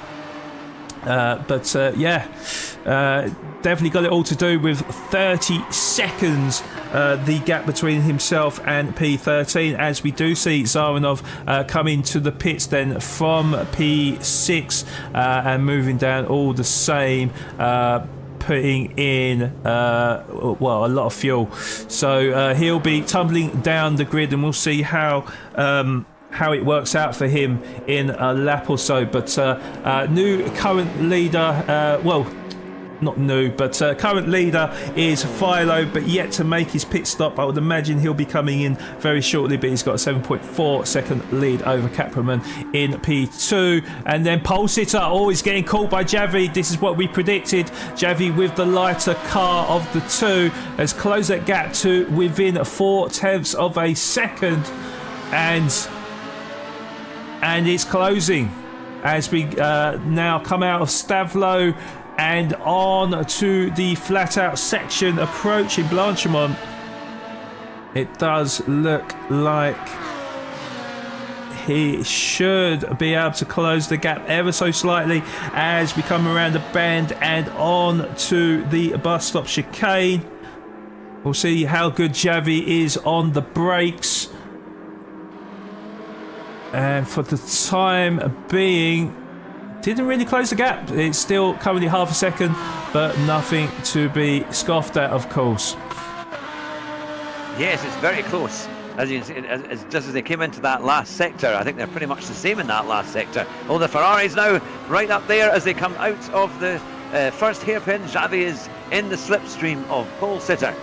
Can he do anything about it as they come to Eau Rouge? You don't want to be too close because of that dirty air, but he's keeping a nice line there, or the perfect line, through Eau Rouge into Radion and then on to the Kimmel Street. And you can see him kind of closing and closing and closing. I think they must be maxed out as they come up the hill, but he's going defensive. Pole Sitter's using the lines perfectly there to defend his position, coming into the right, over on the curb on the left, and keeping as much speed as he can, going through the right-hander. Oh, bit of a niggle there with the Ferrari. You can see that even those cars are such a different design, the handling is very similar. Look at the way that they're able to keep these wonderful lines and just drive nice and smoothly, and the racing is great because of it. They're just able to keep they're concentrating. There's no distractions, and we're getting a fantastic race. Yes, indeed. And just reading through chat now. Yeah, we'll see what happens through once everyone has actually made their pit stops. So we're still expecting Philo and Kapraman to take their pit stops. I think more importantly Philo, though, to see where he comes out on track. But I do suspect that we are looking at the eventual P1 and P2 right now. Pole Sitter just having that little bit more speed than Javi right now, who it does seem like Javi is struggling with pace down the straights, but able to sort of make up ground on him on the corners. That gap is closing all the same as we go into the bus stop chicane. We'll see if Javi can set up a exciting move on him in the next couple of corners here as we come across the start finish line to start lap 32 of 55. So as we go into the braking zone of La Source,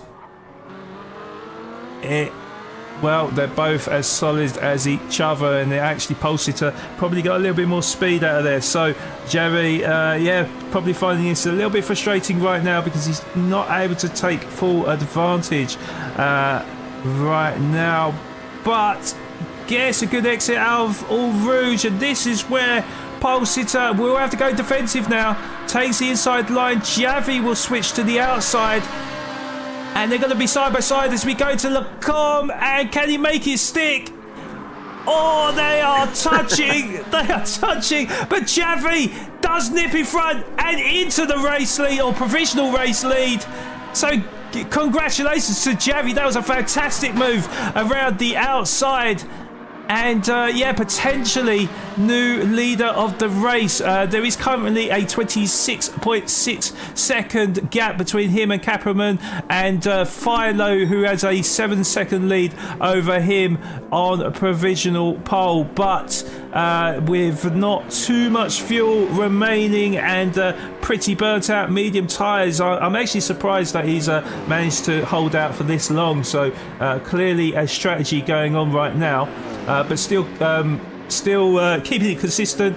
2 minutes 17s, 2 minutes 17s and 18s. So They're doing a fantastic job and still staying out there as we see the flashing red light of the fuel. So he will be going into the pits imminently, just burning the last embers of his fuel gauge there. So yeah, Javi's still in front of pole sitter in P3 for the time being, with pole sitter looking like he's not giving up without a fight. And as we go into the bus stop chicane now, he's not going to be able to make the move, but he's certainly going to apply even more of pressure to the Brit in front of him, the Ferrari.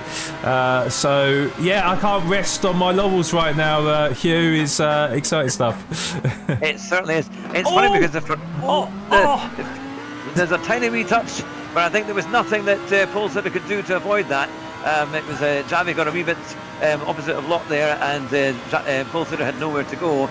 But it seemed like even just a lap ago, Javi was better under brakes. But then, as Pole Sitter was overtaken, he now seems to be better under brakes and closing up in these big braking points, like the bus stop chicane. And then, as we come on to the Kemmel Straight here as well, we've got Lecum, which is another place where sometimes they try. But will we see Pole Sitter getting a chance to have another look at Javi in the Ferrari? Certainly, hopefully his damage is worn off, or there's no damage at all, so that he can do it. But they've got to watch these slides, because the more they slide, they'll be eating through their tyres, and they've still got a long way to go. And even just for the next stint that they've got to do in the second we're in just now. But the Ferrari looks good. Now we're going through the field. We're in 7th place with Argiano, and he is right behind Maxed Out Finn. It seems like Maxed Out Finn has been in a constant battle right from the start, isn't it, with lots of different drivers. But you can see just how close these GT3 cars are. There's less than a second in it, and in fact it's getting very, very close as they come into the left-hander. And there they go. That's a great corner if you can get it right. Feels fantastic when you get it right down there. But there's now well under a second in it between Maxed Out Finn and Adriano, and the Mercedes and the BMW. It looks as if there's the same kind of horsepower, look exactly as in the same kind of state competitively, and they're racing down. Oh, we're now into the pits because Distinct Philo has had to come in. He must have run on fumes in that car, but he's come in for his tyres and also for fuel. And there is the Ferrari, and there is Pole Sitter not too far away. They, of course, will inherit first and second place as they come through, because the pit stop here takes a very long time. And they come on to the start-finish straight now into the wonderful hairpin that is Lecombe, that if you get it right, you can get there's probably a second in it, and if you get it wrong, you've lost a second or two at least. But there they go to start another lap, and they will take first and second place. Javi in first place and Polestar in second place. Philo is still in the pits, but it looks like he's actually lost another place. Dylan has now taken third place, but they will come out of the pits, Philo and Copperman, and then we will see how the league is after that. And then we've got Max Out Finn and Argiano behind them. In fact, it looks like Argiano has also gotten through, and we're just looking at that now. Yes, Max Out Finn has gotten past Argiano, and then we've got Max Out 1979 has also, there's lots of things happening. And Philo just coming out of the pits now, and nearly are coming together between Max, Adriano and Philo. But yeah, Philo will go back in P6. It was actually very, very close on the timings there. That's why I was trying to stay on board with them drivers, because I wasn't 100% sure where Philo was going to come out on track. But yeah, nearly a bit of an incident there, but luckily Philo knew just in time just to pull out because of the overspeed that, of course, Max Out Finn and Adriano had in P4 and 5 respectively. So yeah, I was going to comment about the Finn in Max Out. I would love to know his heart rate right now, because yeah, he's been involved in pretty much action throughout this hour and 20 minutes so far. So yeah, I would imagine his BPM will be very, very high right now. But yeah, certainly performing to the very max, no pun intended. Currently finds himself in P4, but we'll see how Philo gets on, because of course now he's got brand new tyres, and actually didn't put as much fuel as I thought he was going to. So he's just got over half a tank of fuel, which is, I suppose, between the three drivers, they've all got very similar fuel, but certainly don't rule out Philo, that is for certain. 1.3 seconds adrift of Adriano from P5 and a P6 to Philo, that is, as he goes a little bit wiggly out of the bus stop chicane there. That would have cost him a little bit of time as he's trying to get them tyres up to optimal temperature, certainly one to keep an eye out on, that is for certain. And certainly one that we should definitely be keeping an eye out on is Adriano, because he's all over the back bumper of the fin now as we go up the hill through All Rouge and down the Kemmel Straight. And it did actually look like Adriano had to lift slightly there in case of contact of the car in front. But as we go into the braking zone for Lacombe, it is how it is at the moment. Very, very tight, and certainly the Finn can't afford to drop any mistakes at this point, because if he does, then Adriano will be there to sweep up you. It's certainly so close, and we think one moment there's going to be an overtake, and then it's a slight gap again, isn't it? It's very, very hard to see what's going to happen. We can only speculate, but I mean, they are very, very close. There's nothing in it in certain sections.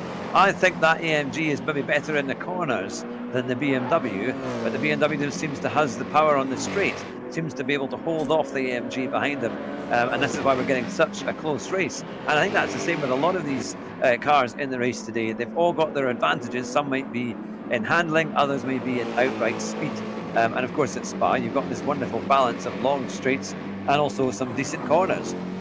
So this is why it's so close. But I have to say, many congratulations to Javi for getting that first place from pole sitter after the pit stops. He's made the most of that, because at one point pole sitter was 8 seconds ahead, so he's lost an 8-second lead, and now Javi is in the lead, and they're certainly holding him off. So it's amazing how these battles can immediately transfer. In 1 minute you think you're doing quite well, and the next minute you're a place down. In fact, Javi's got a 2.5-second lead now over his rival pole sitter. So it just shows you what can happen by just getting the pit stop strategy just right and making the most of your tyres and your in lap and your out lap, because he's done a very, very good job. Yes, indeed. But this is where, as commentators, we don't have the delta to what the drivers, or we don't even, unless you're psychic, of course, Hugh.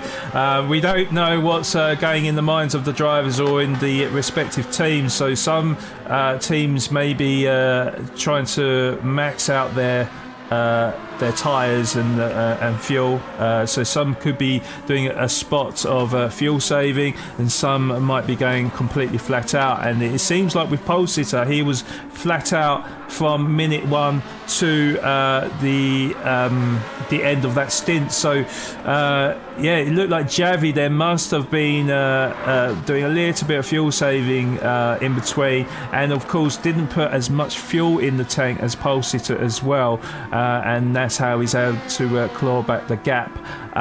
But of course it still takes huge skill, and Javi has been certainly very skillful out on track and very, very consistent, as we can see with the lap delta, consistently hitting 217s and 216s more recently.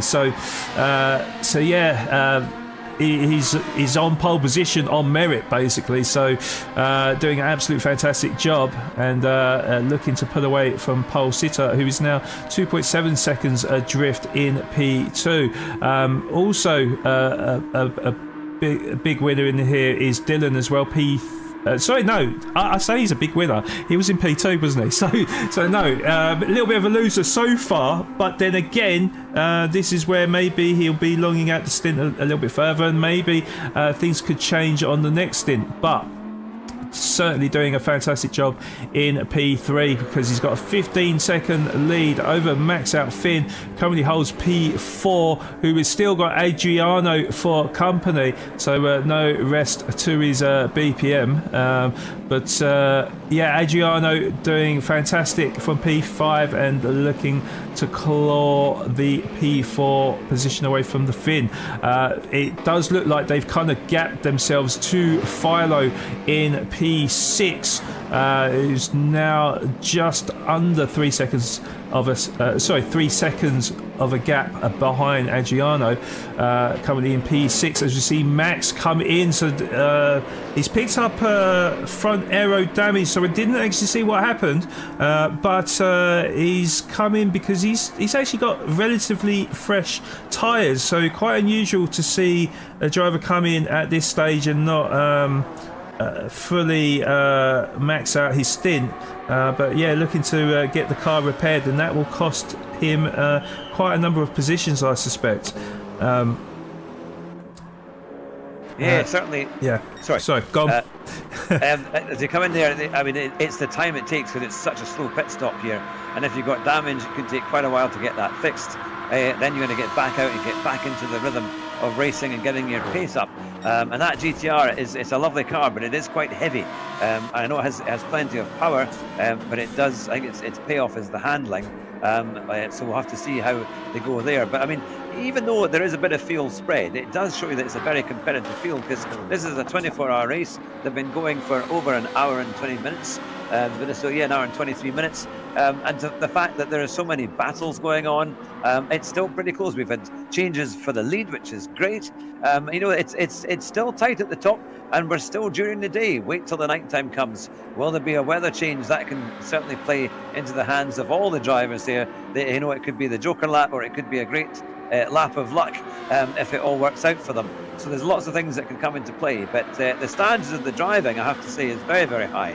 And it's great fun to watch because these drivers are pushing and pushing and pushing, and yet they're not making mistakes. There's very few mistakes that have really caused any issues. We've still not had a yellow flag or a safety car. It's been pretty good. I think we were all thinking that we would get a few safety cars, but so far it's that we've not had any issue. Correct. I commentated on the 24-hour Nürburgring race, and I have to say there was many a virtual safety car in that race. So a credit to the driver so far. An hour and a half into this race, and not too many incidents to report of. So fantastic driving from the whole 14 drivers out there on a track right now. Right as we speak, nothing really to report in terms of gaps coming down. I think the closest battle is, of course, the Finn and Adriano that are I still think there's a rope tied between them because the gap has been literally about half a second for a long time, to be honest with you. So they've been keeping up with the pace, and unfortunately for Adriano, I don't know if it's a good thing or a bad thing to be stuck behind the car. As we know, all types of strategies could be playing out right now, and if I was a driver personally, I think I would be fuel saving a little bit where I was given the opportunity. So perhaps that is what Adriano is doing right now. Nothing to really report, so I can give you the full grid classification for the time being. So Javi has a 2.5 second lead over pole sitter. So their gap has come down slightly, but still pretty comfortable for the British driver in the Ferrari. As you can see there, we got pole sitter in the background, who is 2.4 seconds adrift of Javi. Then we got Dylan, a further 8 seconds adrift of pole sitter in P3. It's now a 16-second gap to max out Finn in P4. As we already know, Adriano is sticking to him like glue in P5. The gap actually has come down a little bit to Philo in P6. It's now 2.5 seconds from P5 to P6 respectively. Then we've got Kapperman in P7, a further 9.5 seconds adrift of Philo, and a further 11.7 seconds ahead of Hiddy in P8, who has the American for company in P9, just 1 second behind currently right now as they start lap number 39.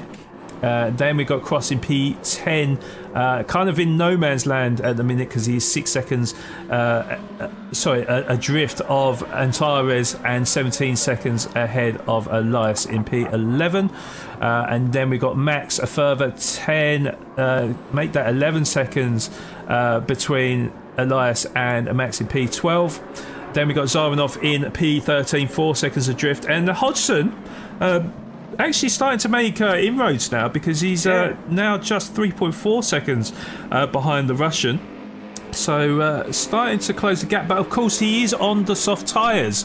So again, all the other drivers ahead of him on the medium tyres. He's on the soft tyres, and you can see the degradation to his tyres. They're starting to eat away now, and this is where it becomes quite difficult to control the car and eke out the pace out of that Porsche. So a long way to go in this race, guys, but hopefully everyone that's in chat is enjoying the racing action, and myself and the great Hugh Hattrick will be with you every step of the way for the next half an hour at least.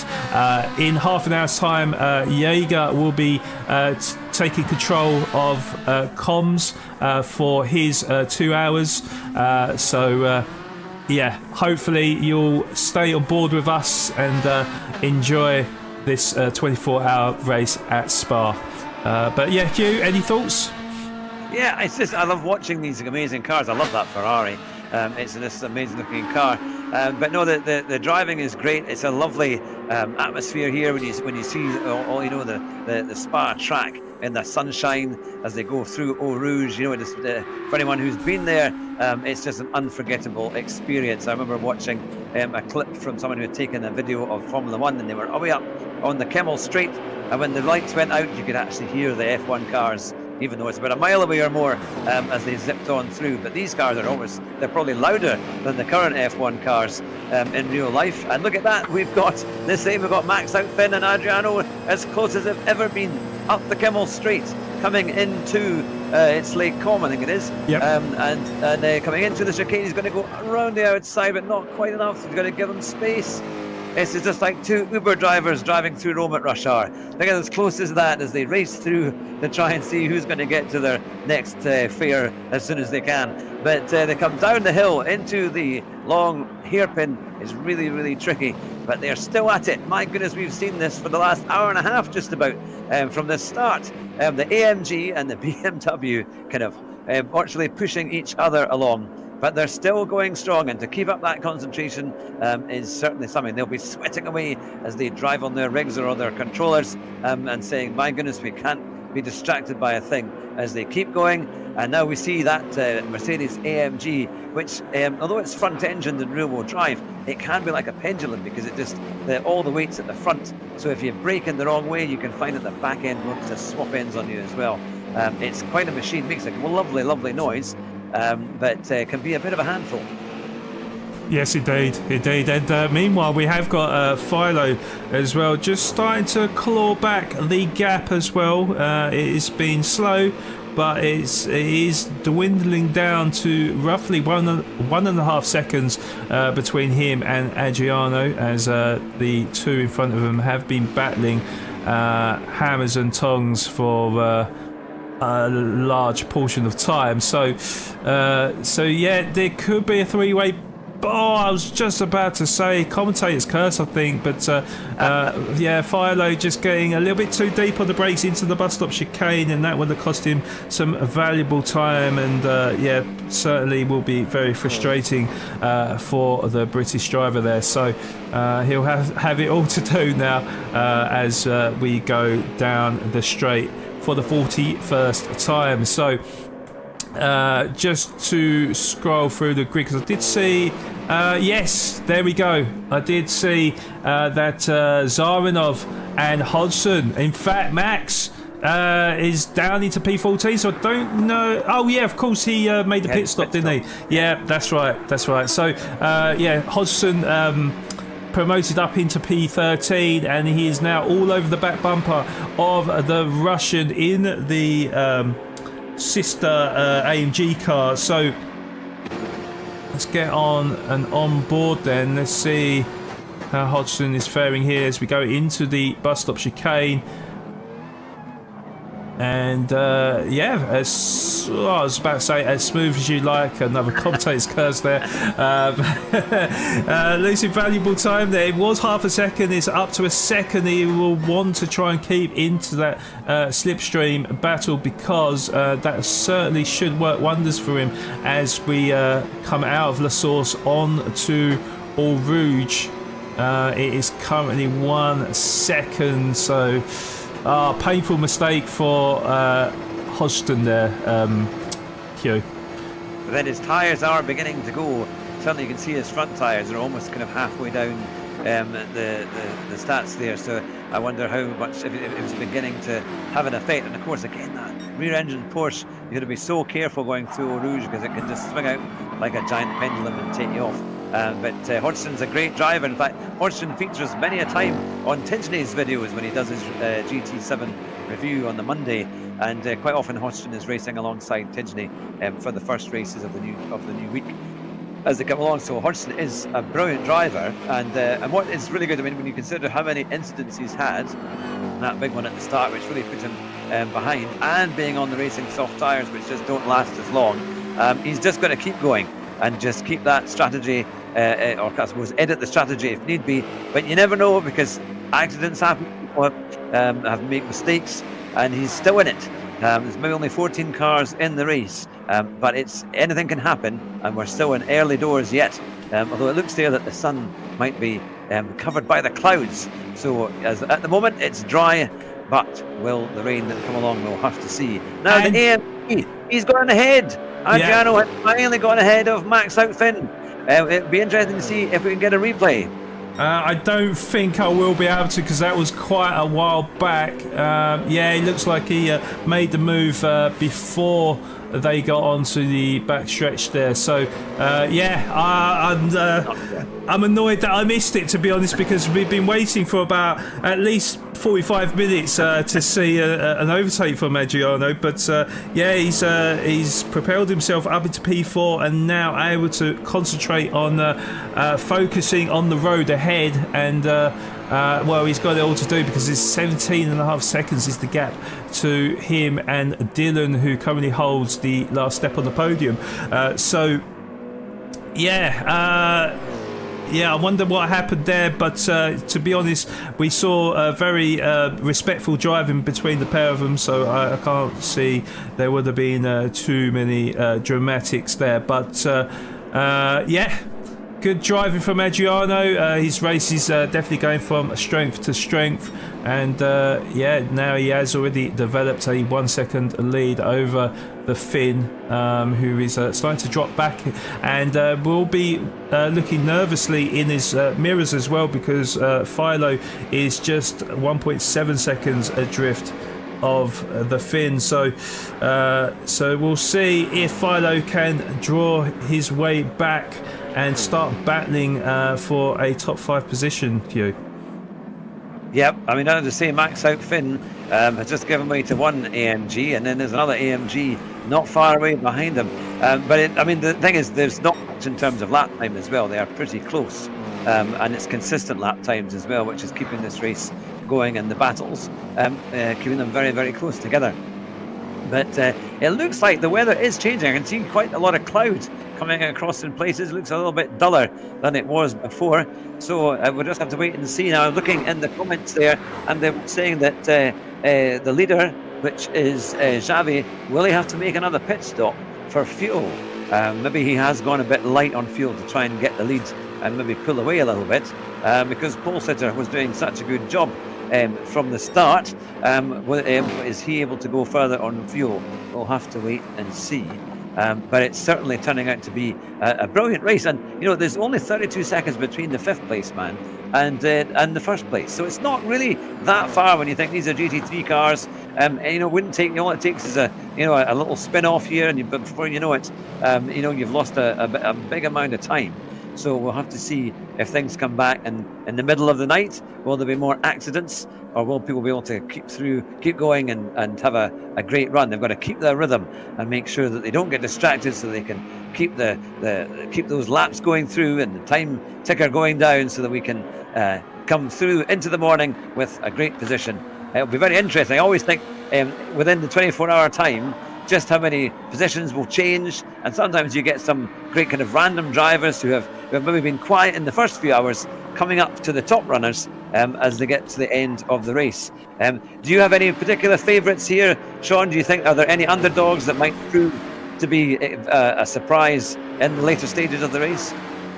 Well, I mean, there's quite a number of drivers actually to speak of, and not forgetting if we're talking about 24 hours as a whole, then there are some fantastic drivers to come in their place.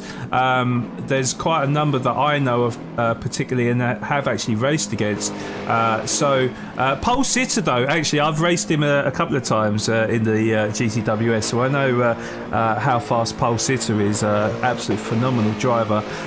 But yeah, just looking on the Spotter's Guide, I mean, you've got the great Distinct Mahata to come in for the track design team. That team is currently in P. I'm on board with them now. P12 right now. So Zaranov is part of the track design racing AMG GT3 Evo team. Car number 4, of course. I know that Roadrunner is particularly very, very fast, who's also in that team as well. And if we're going on board with Philo, where is he? Oh, he's dropped back a little bit actually in P6 to 2.4 seconds. So in his team, he's got Speed Hunter, he's got Roadrunner, and the one that I really know well is Distinct Lewis, phenomenal driver. Constantly in the top 10 leaderboards of time trials. So ridiculously fast driver, and he's also on controller as well, so it's absolutely phenomenal to see. But I mean, I'm probably giving a bit of disrespect to many a driver in many teams that we've got on display, because to be honest, all 50 drivers, because there's four drivers in each team. Remember, we've got 14 teams here, so yeah, there is many a fast driver to come in. So it's going to be a very difficult one to predict, to be honest, you. But if we're talking about this race in particular, it does look like that. It's Javi's to lose in this first stint. 3.6 seconds is the lead over Pole Sitter. So that gap has roughly stayed the same, but it looks like he's just edging a few tenths here and there. The gap, though, it does show you actually. So the pace of Javi and Pole Sitter is just that extra bit quicker than Dylan, who currently holds P3. The gap is now 9.3 seconds to the German in P2, and then there's a further 19-second gap between the American in P3 and Adriano in P4. So I'm thinking, just going through the grid right now, Hugh, it seems like I'm not expecting any changes, but who knows, because as you mentioned, them clouds are starting to get a bit darker, and if rain does come into play, that could shake things up a fair bit. Yeah, I think as well, we were talking earlier about the physics change, and now these cars are probably more realistic to drive, in that you have to brake in a straight line. You can't steer and brake, otherwise the car just tends to understeer or it gets quite wobbly. So they're all these top drivers, you say, distinct. The ones that you were mentioning earlier, getting these world record lap times or in the top 10, and the fact they do that on controller is remarkable, because it's so much harder, I think, to use a controller than the steering wheel and pedals, as what some of us are able to use. And also it's tyre wear. They're managing to keep their tyres all right using a controller as well, because that's a very kind of famous position, that if you're on a controller, it's much harder to keep your tyre wear low than it is on the steering. So all credit to them. They're doing a fantastic job. And it's going to be really good to see all these other drivers come in and see how they do, because driver swaps and then new lobbies as they come through, to keep their positions, who's going to be quicker. It's kind of like an Olympic 4x4, isn't it, when they have to transfer to the next runner. They've got to try and keep their positions and try and improve, and in those little switches or pit stops or any errors that come about, then that can change a race dramatically for a team. But so far we've had some excellent battles, and if I look at that BMW there and that great livery with the Helix, the Shell Helix, I always remember that one. I think that is that French version, possibly. Well, I know it's got an American flag there, but they've all got their different terms. But it's great looking at the cars. It's great watching the racing, and there's been plenty of battles, and I'm sure there'll be many more to come. Yes, indeed, and one battle in particular that doesn't seem to die down right now is the battle of P12. So Zaranov still holding off Hodgson, who currently holds P13. His tyres are looking rather worse for wear, though. It has to be said. It's quite remarkable how he's manages to keep up this type of pace on very, very worn soft tyres. But yeah, the gap between the pair of them is just under a second. So the Russian driver will have to keep his wits about him and try to keep it as consistent as possible. But yeah, just looking at the lap delta, consistency is definitely the key word here, because throughout the last sort of 8 laps, apart from maybe a couple of laps, he's consistently hitting the 218 range. It actually has been going a little bit quicker in the last couple of laps as well. So huge credit to the Russian there, and actually has eked out a slight advantage to Hodgson now to nearly 2 seconds. As I predicted, I think his soft tyres are starting to look a bit worse for wear, but a lot of action to come, that is for sure.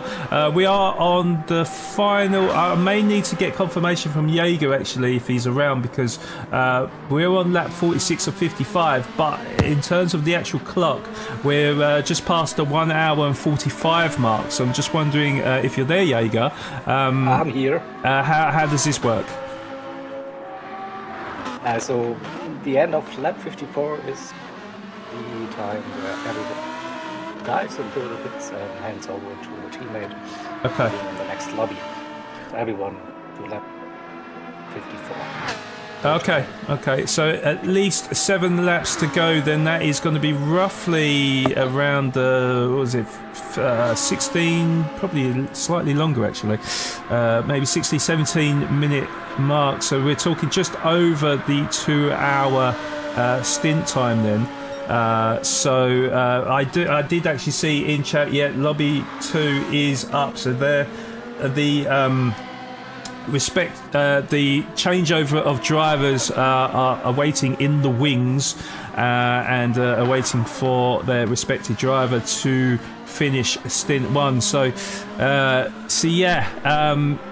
To be honest, it's looking rather good for Javi, who currently holds the lead of the race. It is 3.3 seconds, so that gap has come down slightly. But quite a few gaps in the field, especially Adriano has managed to escape the clutches of the Finn by 3 seconds now. The Finn perhaps not too happy that he's lost the position, but certainly good for his heart, though, I think, Hugh. Yes, certainly. He can calm down a bit now. But as they come into this last section of the first bit of coverage for the Spa 24 Hours, the Endurance Racing Federation race. It's amazing actually, because I was looking at Hodgson's tyres there that were looking pretty ropey, but then of course he knows he's only got maybe 15-16 minutes to go, and the same with his fuel, so he's kind of maybe timed that reasonably well. So although he is towards the back of the field, as you say, anything can happen, and he has managed to make as much as he could on those softs. But look at Javi's car. If we can go up there, we can see that his tyre wear isn't anywhere near as bad. He's on the mediums, and he's hardly used them.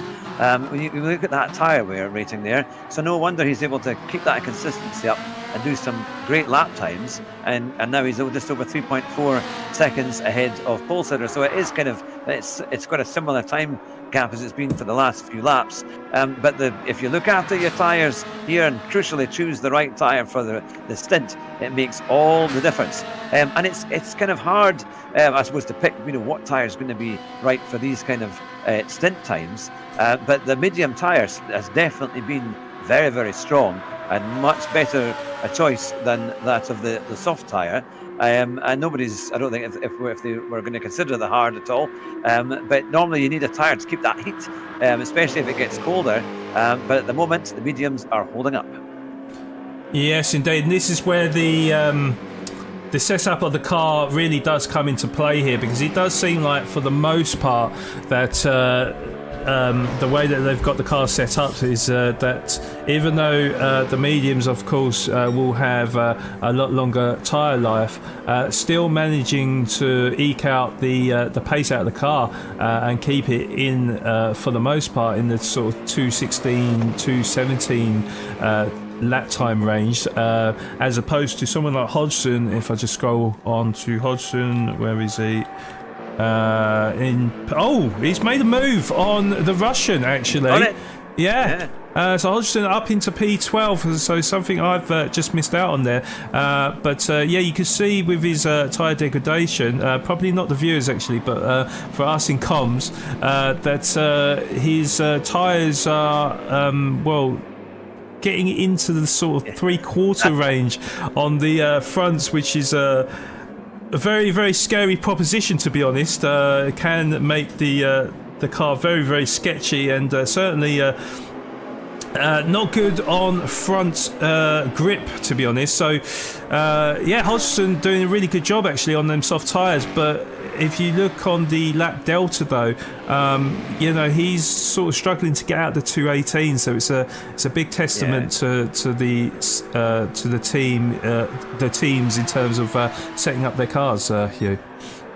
Yeah, certainly. I think those front tyres, those racing soft front tyres, if the police stopped them and pulled them over, they'd say, are those legal? I'm sure they'd be just on the 1.6 millimetres, I'm sure, of tyre tread that is required for UK roads. But no, they're certainly looking like they have done a fair bit of distance. And it just shows you. And what's interesting though is, because it was very warm at the start, that the softs did quite well. But they have just been burnt out, isn't it? But he chose to go on the softs again after his pit stop. But the mediums are just lasting so much better. It's whether or not it gets cooler. Will the track temperature come down? And then will those medium tyres struggle again? So those who may be on the softs might benefit, because they can maybe keep the tyre heat a lot better. But we'll just have to wait and see, because of course your car runs through fuel as well. So you've got to make sure that the timing is right, and you just can't afford to spend any more time in the pits that is absolutely necessary. But so far it's certainly been quite close. And to be going for nearly 2 hours and to only be a minute or so behind, I don't think any cars have been lapped yet. That shows how competitive the field is.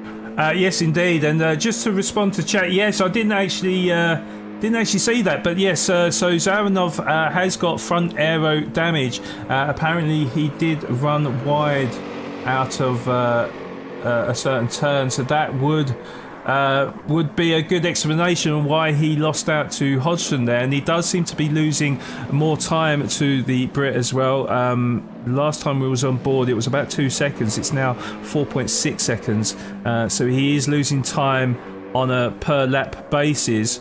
And even Max as well, who had to make the extra pit stop, he's actually managed to close the gap by by half, actually. It was 30 seconds when I last got on board with him. It's now down to 14 seconds to the Russian. So he is starting to close the gap, and it does kind of show you the difference in handling of the car and certainly speed as well when you've got damage, as opposed to having a nice undamaged car. I think I was trying to think of the expression there, but it failed me. But yeah, just looking at the lap delta of the Russian, yeah, his last 2 laps he had a 2-minute 23.7. That's been followed by a 2-minute 21.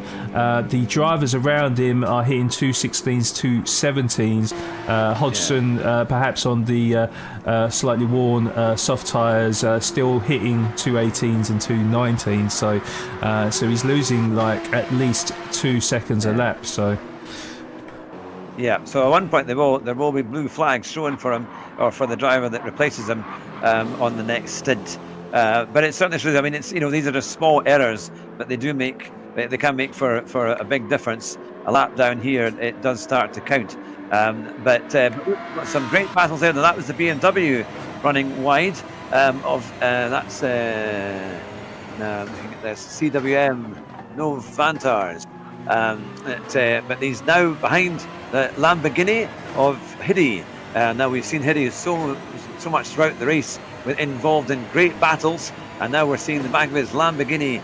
It's quite a car as they come in through Eau Rouge, up through Radion, onto the Kimmel Street. That was a beautiful line going through Radion there, and onto the Kimmel Street. And he's trying to get as much slipstream as he can. He's just under just over 7 tenths in front. It looks like, in fact, the Lamborghini might be a little bit quicker going up the hill, and braking for the right-hander and the left-hander. This is really tricky, because if you take too much curb, it can throw the car. But the way that it just glides through the corners, and they use all the curbs and a little bit more. And then down into the downhill right hairpin. You just got to let the car roll through and then get a perfect exit there as they accelerate out. That they must have put in a lot of practice to be as good as this, for sure, because they are managing to keep great lines and a good rhythm, and give us a great race as we go into the left-hander. A nice bit of curb there, then rolling right out, and then it's flat out. Watching as the car understeers and using all that curb. Coming into the right-hander again, braking nice and easily. Those cones are still there. That must be miraculous. And then into the left. Oh, we nearly get one there. And onto the curbs. I have to say, they're really doing rather well. The grip and the way that they just turn in is just so nice.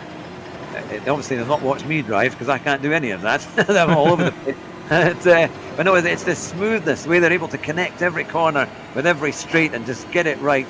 And that's why these drivers are doing very, very good times. And when we looked at the pole sitters, and also really the whole qualifying times, they were very, very competitive. And they're coming in. Oh, we've got a fuel warning there, that we're coming towards the end of the first major stint and coverage. They've already had their first pit stops. They'll be coming in for their second pit stops on lap 54, and we're about to start lap 51. Down into the hairpin now. The braking has to be perfect here. Looks like just after the 100 board that they are braking, and into Les Combes. Sorry, not Les Combes. You'll know the stuff. The first hairpin has just gone out of my head. But as they come to complete lap 50 and La Source, that's what it is. And on to 51. And then into Eau Rouge again. It's just lap after lap, corner after corner, and the concentration has to be as sharp as ever. They go on to the Kimmel Street, and there is the BMW M6, followed by the Lamborghini there, as we look at Hiddy, who has done a great race so far. But all credit to Javi in the lead there. He's still ahead of pole sitter. And at this point, what are the problems that they need to avoid as they come in the last few laps of the stint? What do you think they'll be thinking about at the moment, Sean? Well, I think, I mean, obviously you can see, I'm sure the drivers have fully calculated their fuel, but yeah, certainly I'll be keeping one eye on that because, yeah, we haven't got the delta of how much fuel exactly they've got as as opposed to them mathematically calculating the percentage per lap. With what is it? Three laps to go really. We're on lap 52, so lap 52, 53 and 54, isn't it? So you can see the flashing red lights now, or we can see the flashing red lights now. It's certainly getting towards the empty mark, so he'll be depending on how he calculated his fuel on his pit stop, he will be really trying to manage the fuel as much as possible. So there could be some differences in the gaps, and we do know that Javi slightly underfueled compared to Pole Sitter, but the fuel is actually looking very close between the pair of them now. So Javi has actually done quite a fair bit of fuel saving, so fair play to him. But yeah, the gap is just under 4 seconds. We got Dylan P3 also with very low fuel as well, he's a good 11 seconds behind Pole Sitter now in P3 and 18.5 seconds ahead of Adriano, who has pulled a gap. And actually Philo must have just made a move on the fin. Let's have a look on the replay. In fact, we just missed it. Oh god, I've missed out on a few battles, but yeah, Philo looked like maybe he got the better of the fin, perhaps on the source, because he was in front of him as we approached All Rouge there. So Philo up into P5 now, actually has slightly more fuel than the Finn, so that could be the reason why, because the Finn is definitely going to be looking nervously at his fuel gauge, down into P6 now, so it's just about it's just about getting it home, really, I think, Hugh, and making sure that whoever the driver is taking over in stint 2 is in the best position possible. Yeah, I mean, looking at those fuel markers, mind you, they are absolutely on edge. There's not much in it, and they've still got a couple of laps to go. And the fuel light is flashing away, so hopefully they've got enough fuel to get into the pits and complete the laps as well that they have to do before the end of this stint. But I think Xavi and Pole Sitter will probably be quite happy at where they are, considering where they started. They've managed to really keep their positions other than by one place. Certainly Xavi will be over the moon, and hopefully his teammates who will be replacing him will be thinking, right, now we've got to keep that up and keep driving as fast as we can, and can we even take a bigger lead. But it's certainly been an exciting first section of the... Adriano's has been timed out, or he's left the lobby, so perhaps internet disconnect or something, but he has left the lobby. That means that Philo's moved up into P4 and Max out up into P5. Not sure what's happened there. I don't know if chat can confirm with us what's happened, but we saw him go out in the lobby. Yeah. Can they rejoin, or will the next car, I suppose by the time they have the new sectors or the new stage coming through, the new lobby coming through, will his teammate be able to take over? Yeah, I'm not 100% sure. Jaeger, are you there to confirm to us? Probably not. Jaeger is, I think he's getting ready for the next stint, of course, because we are on lap 53 of actually 54. Even though it says 55, it is lap 54 that they'll be coming in. So we're on the penultimate lap of stint 1. So perhaps Jaeger can confirm what happens once he comes into the commentary box. But yes. Very, very unfortunate for that team, though, and just getting word from chat right now. So he's working right now. Yep, that is understandable for sure. Okay, so that is. I'm just trying to get the right teams, although I'm not fully mistaken. So that is Rye Racing, of course, the AMG GT3 Evo car. Yep. Car number 47. So I would imagine they will probably have to be released at the back of the grid, I'd imagine, but I don't know if they calculate it in terms of like how many laps down he would have been or not. I couldn't really confirm. So if anyone in chat can actually confirm with us what the procedure is. That would be. So if I mute myself, then I can talk you through. There we go. So we have a retrying calculator in place, and it looks like 2 minutes 30 after the leaders they can rejoin. Okay. I'm just adding that too. Okay, so that is quite a considerable gap, and certainly Adriano and his team will be kicking themselves. I know that it's just unfortunate. It's obviously just internet issues, something that you can't really control. But you got to feel for the CLR Ray Racing team. That is for sure. Yeah, because that's lost them a lap down at least, isn't it? If it's a 2 minute 30 gap, it's going to be a bit. But then it just shows you anything that can happen, and things that can shake up the field. But Xavi, who is still in the lead by just 2 seconds from pole sitter, as we come to the end of this stage, as they go into lap 54, they'll be coming into the pits, and then we'll go on to the next lobby and the next stage of this incredible 24-hour race of the Endurance Racing Federation. It's been exciting, and now it has been things happen all the way through, lots of drama, but no major yellow flags, no safety cars, which has amazed us all. But here they come into the pits, and we'll be starting on to the next segment. But it's been a pleasure to commentate for the first section of this race, the 24-hour Spa Endurance Racing Federation.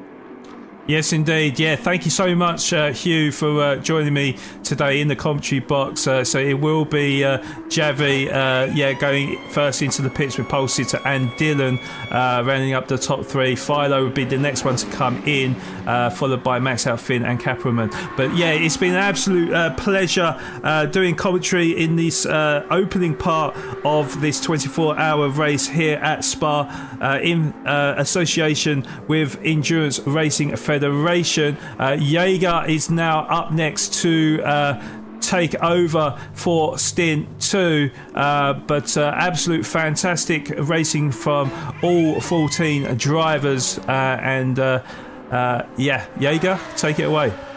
Yeah, you can cover the next 2 minutes for the swap, and then I will switch the stream again. So all good. You carry on. No problem. Okay, so Hidi will be the next one to come into the pits from P7. That'll be followed by Noir and Tyrez in P8. Cross will be P9. Elias will be P10 with Hodgson, who made up some ground. Will go into the pits from P11. Max Epico P12 and Zaranov P13 with the CLR race team at the back of the grid, 2.5 seconds down on their nearest rival. But it's been an absolute fantastic race today. I've fully enjoyed it. I'm sure this is definitely not the end to all the drama in this 24-hour race. I do expect a lot of movers and shakers throughout the grid. Maybe some rain in the near future. We'll see. But as I said, it's been an absolute pleasure and good to be back in Endurance Racing Federation. Thank you for having me. So it's a goodbye from me, and final words as well, Hugh. Yes, it's been a pleasure to watch this race, and it's been so close. It's just it's great to see these drivers who are so consistent using controllers or wheels. They've managed to time their pit stops well. Their performances are really, really good, and we're seeing just remember when you think these are all.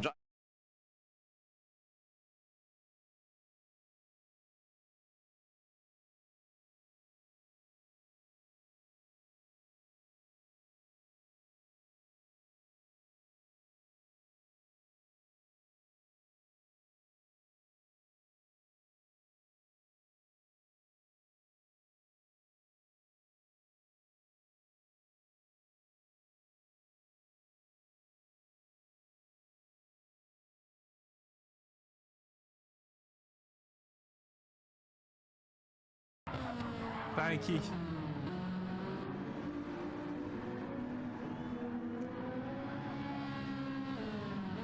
You're welcome. You're very, very welcome, Jaeger. Yes, guys, you'll be in the capable hands of the great Jaeger.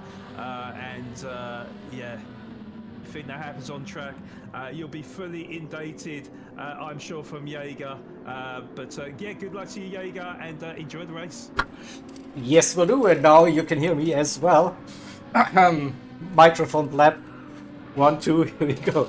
So thumbs up in chat if you can hear me, but I think so.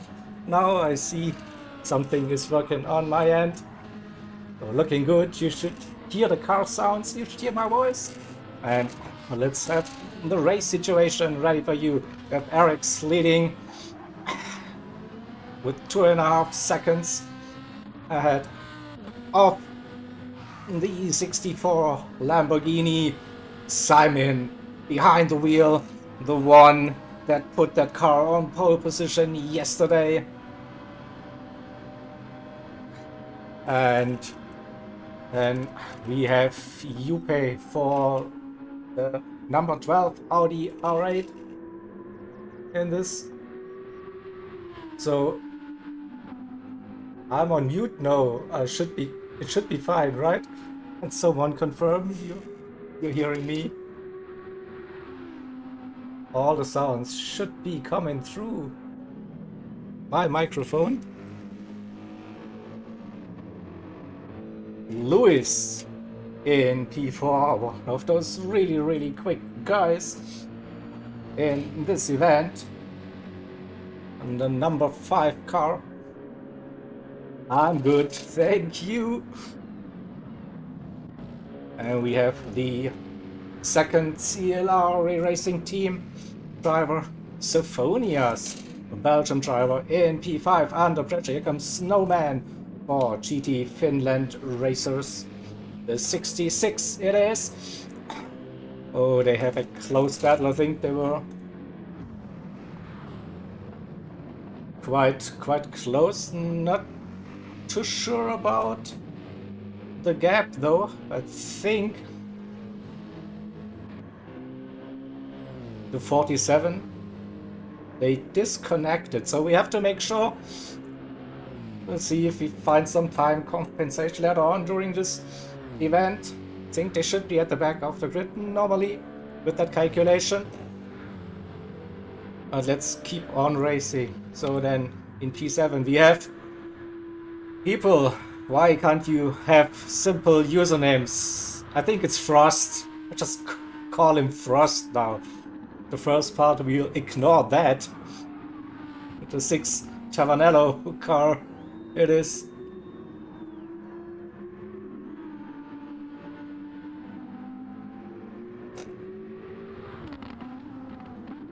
Alright, so it was communicated 13.5 seconds. I have to focus on the comms now. Oh, we camp for the 7 entry. Lamborghini running in P8 with GT Racer for Clockwork Motorsports. In that BMW, the 56. That team is sitting in P3 overall currently, so they probably want to move up the order during this race. Storm Pacer in P10, the sister car, the 57, not too far behind the number 56 in P9. Then Akeli, the second car for the GT Finland Racers, 67 entry, that lovely BMW. And we have M. Walter for DC team in P12 currently. MD Bananias for Transatlantic.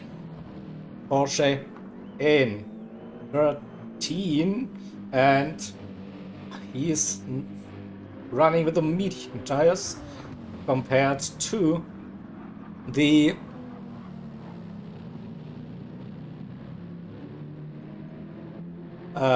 stint that touched it running on softs, and Ridwan with the challenge early coming out of No Name. And what a run! What a move! Oh, I think we can clip that and we'll watch it again. Ridwan with some serious pace. Let's have a look at the great run out of No Name. Speaker's corner, Jackie X, whatever you would call that turn, and gets in front of Puon very early and moves up a position. And we missed something. Whoa! Simon taking no prisoners. He got past MK in no time. Here leading this race now, the 64 Lambo.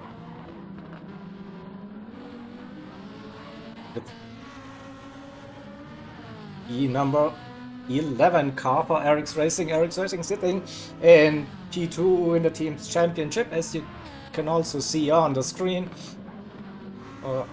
Up to a good run so far. Then number 12 entry Yupe for CLR. Ray Racing, Audi R8. Nice little gap too, but watch out for Lewis. Distinct Lewis. He is driving the number 5 entry for TDR. One of those art cars designed by Mr. T, and is definitely looking to move up a little bit. TDR are currently leading the team's championship.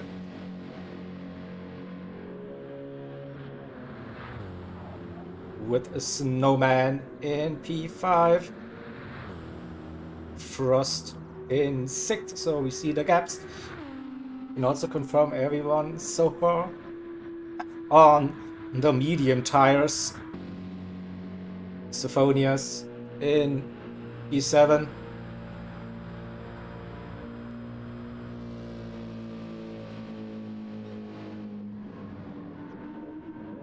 And next up, it is Camp. 3 seconds the gap to GT Racer. Watch out for that BMW. 2:17s at the moment. Simon with 2:16.3, the fastest lap so far in this stint. Storm Pacer also some great pace. Low 2:17s. And Akeli 2:19, so a bit of a slower start. But maybe the pace will come towards the end of the stint. Walter sees some blue flags here. The leader just went past, and the same goes now for MK, for Eric's. So P12 a lap down. And one to watch, definitely Ridwan 2:16.5, not too far off that fastest lap of the race, but they are a lap down already. Can they fight back, get back onto the lead lap? It's probably a tough challenge with Simon leading the way, leading the race. 2:17 last time round, but that was due to traffic. Open up that gap to MK, 2 seconds.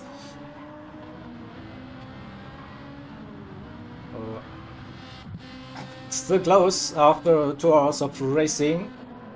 The front two separated by just 2 seconds overall, and yeah, what a stint one we have witnessed.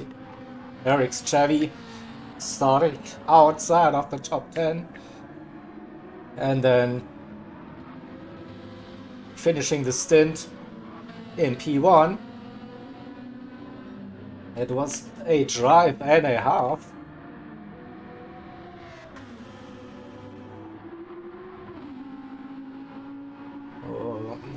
Juppe finding himself comfortable running the 217s at this stage. Lewis, he's definitely charging. He's gaining a couple of tenths, maybe half a second per lap on Juppe so far. Could get interesting towards the pit stop maybe. So I think we expect a mid stop halfway through the stint. But also, like, we have random weather in the lobby, so maybe, a big maybe, it's not guaranteed of course, we will get some rain. I can say that the start and the end of each stint, they are predetermined.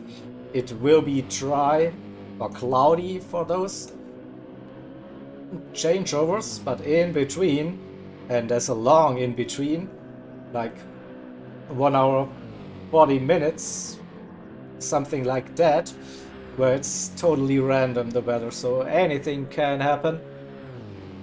And indeed, Lewis is flying in some crazy fast lap times, but I think we didn't expect anything else so far. Let's have a look. It's Snowman and Frost, comparing those lap times. Been up and down, 18, 17, 18, 16.9, and Frost seems to be the faster driver for now, lapping in the 2 minute 16 for the last 3 laps, bringing that gap down a little bit. Sophonias for the 47th entry in E7. What happened on lap 6, 2 minutes 31. Just a bad lap, an off track maybe at some point, but I can confirm no damage on that lovely car. So all good, they can continue. Camp and GT Racer, look at that, GT Racer is also lapping in the 2 minutes 16 so far.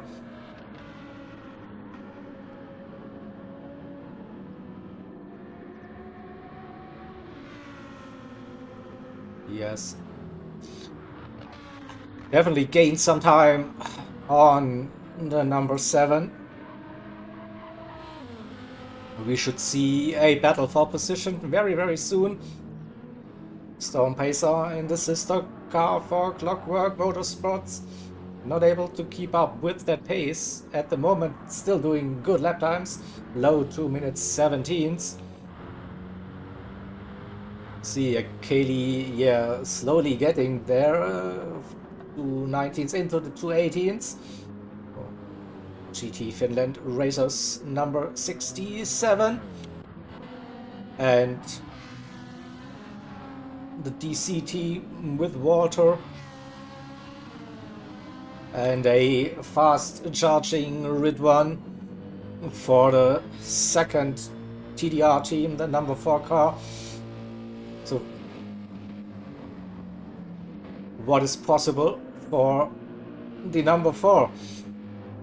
Top 10 after this stint? Probably. The number 4 car is not on soft snow. Yes, everyone is on the mediums.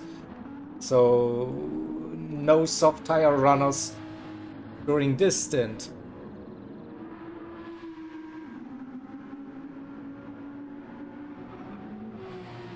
And Transatlantic in P14 currently.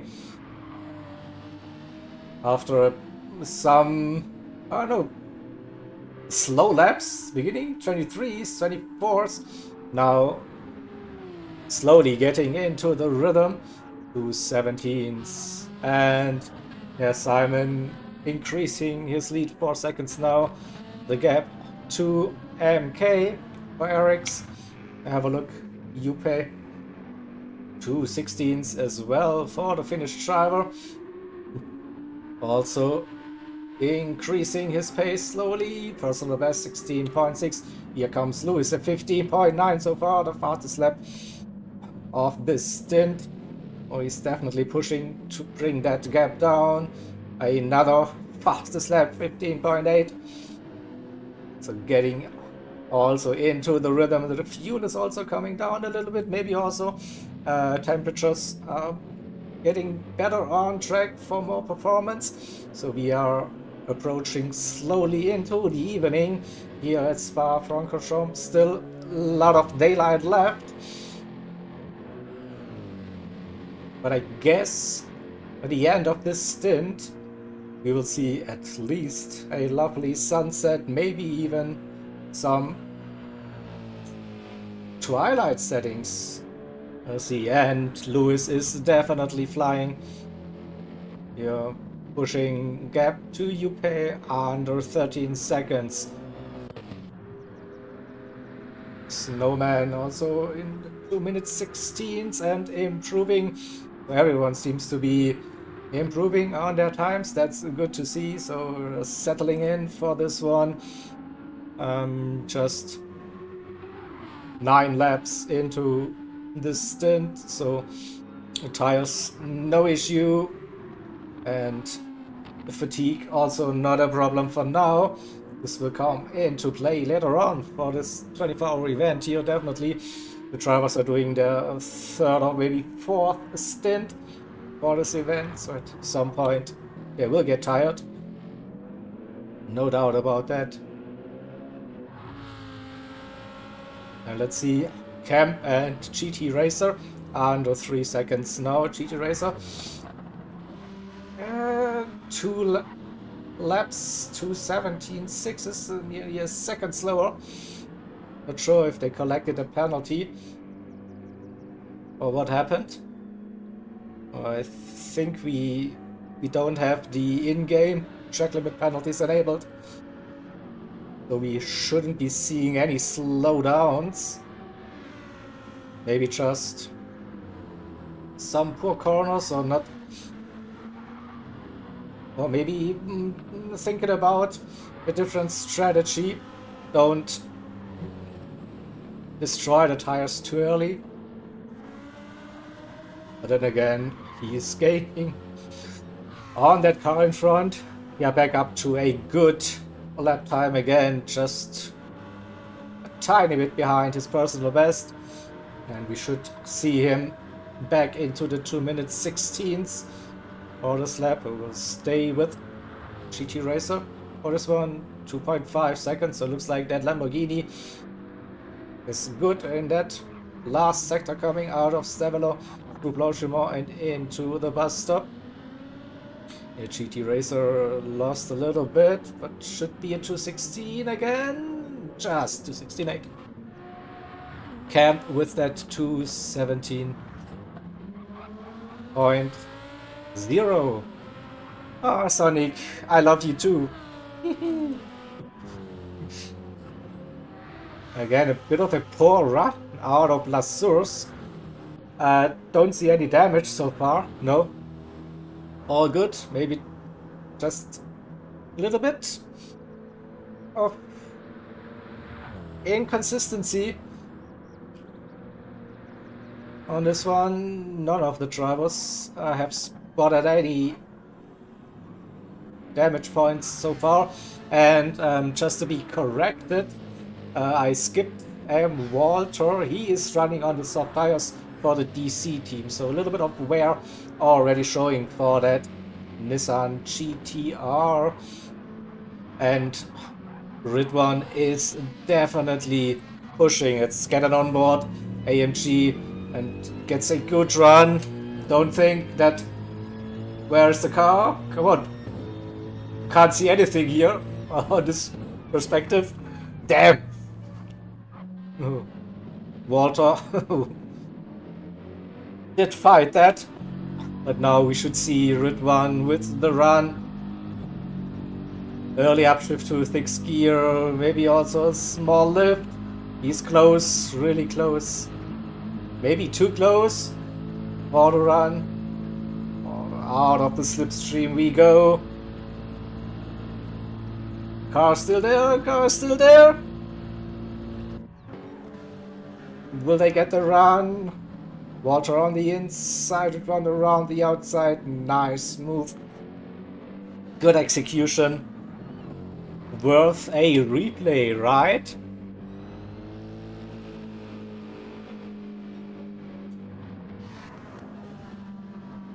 Oh, much respect given between the drivers, and that's how you perform a move around the outside at Lake Combe here at Spa-Francorchamps. And Ridwan trying to open up that gap, and he does it with ease. Nearly a second to Walter. And MD Benanius in P14 for Transatlantic. 14 seconds again. Now well into the 2 minutes 17s, but he sees blue flags. Who's that car behind? It is Lewis, right? Lewis. Look at Lewis. 8 seconds the gap to Juppe. Juppe. What happened? 2 minute 18.5, maybe a little bit of traffic. Instantly he's pushing up 2/10 on his personal best. But I think he's having an eye on that delta to Lewis right behind. It won't take that long until Lewis will be right behind Juppe, and then probably also get past the number 12. Oh, but good to see Juppe behind the wheel again. What a lap, 2:16.4. Here comes Lewis, 2:15.5. Okay, you can do it. That's not much separating Simon and Lewis now. Simon opened up that gap to MK. Over 10 seconds it is. Oh, MK struggling to get into the 2:16s.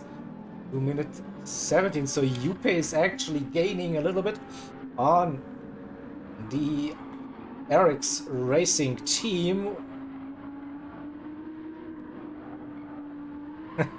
Here we go. That's the job for everyone. Slow Lewis down.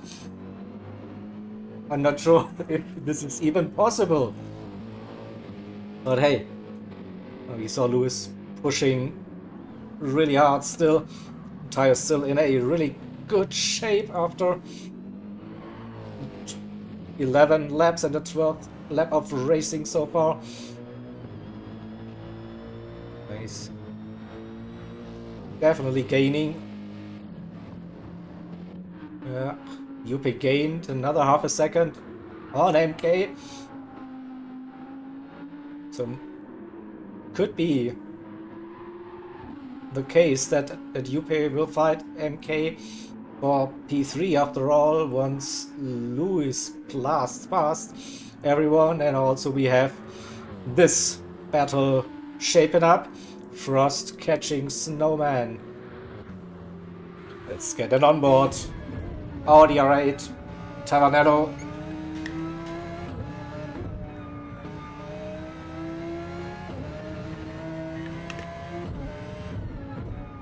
Into the first of the Stavelos. A tiny lift through Stavelo to the exit. But carried some good speed. Oh, has the slipstream, the lower end of it at least. Approaching Blanchiment, we see the shadows getting longer and longer. So definitely approaching the evening night time.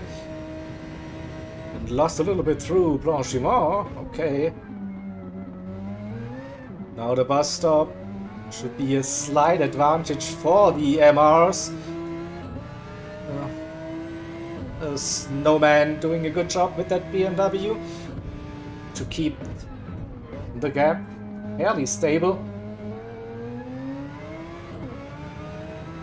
Oh, La Source was a good one for Frost. Look at that, gain 2/10. And we'll be getting closer and closer. The run, Eau Rouge, Radion, oh, a little safety lift as well. I think also Snowman struggled a little bit. Under a second the gap. But it looks like that Audi is running a bit more downforce, didn't gain that much on the Camel straight.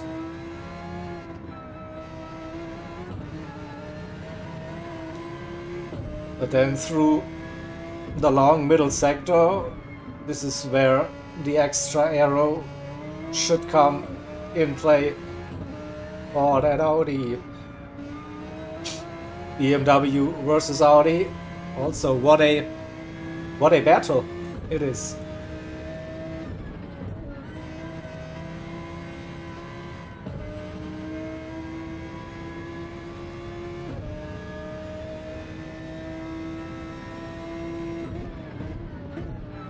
So round about that 1 second exit of pit path.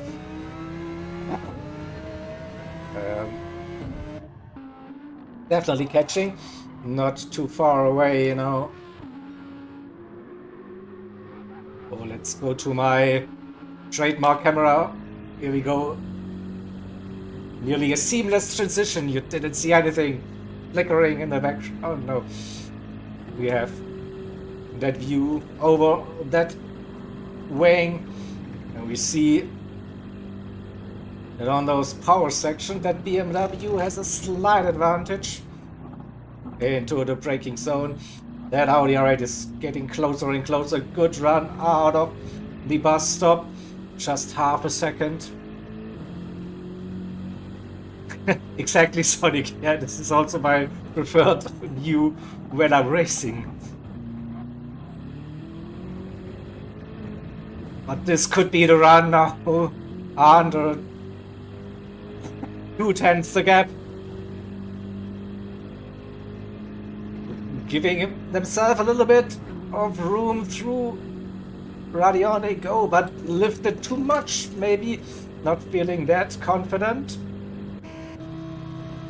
So it looked promising, but then Eau Rouge and up to Radion couldn't keep up with the pace, with the line.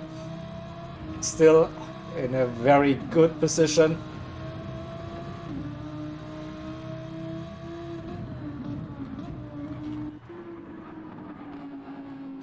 And what's going on between Yupe and Lewis? 6.4 seconds, and Yupe also gained massively on MK. Oh, and here comes, I think it is Ridwan. They're going to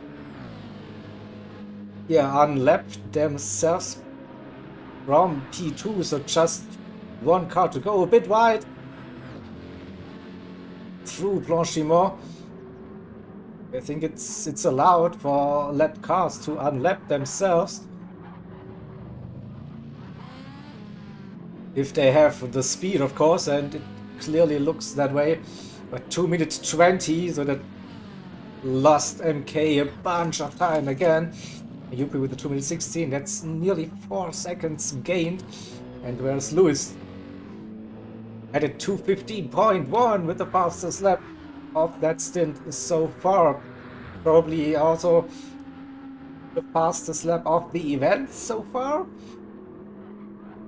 Can't remember stint 1, but I think that is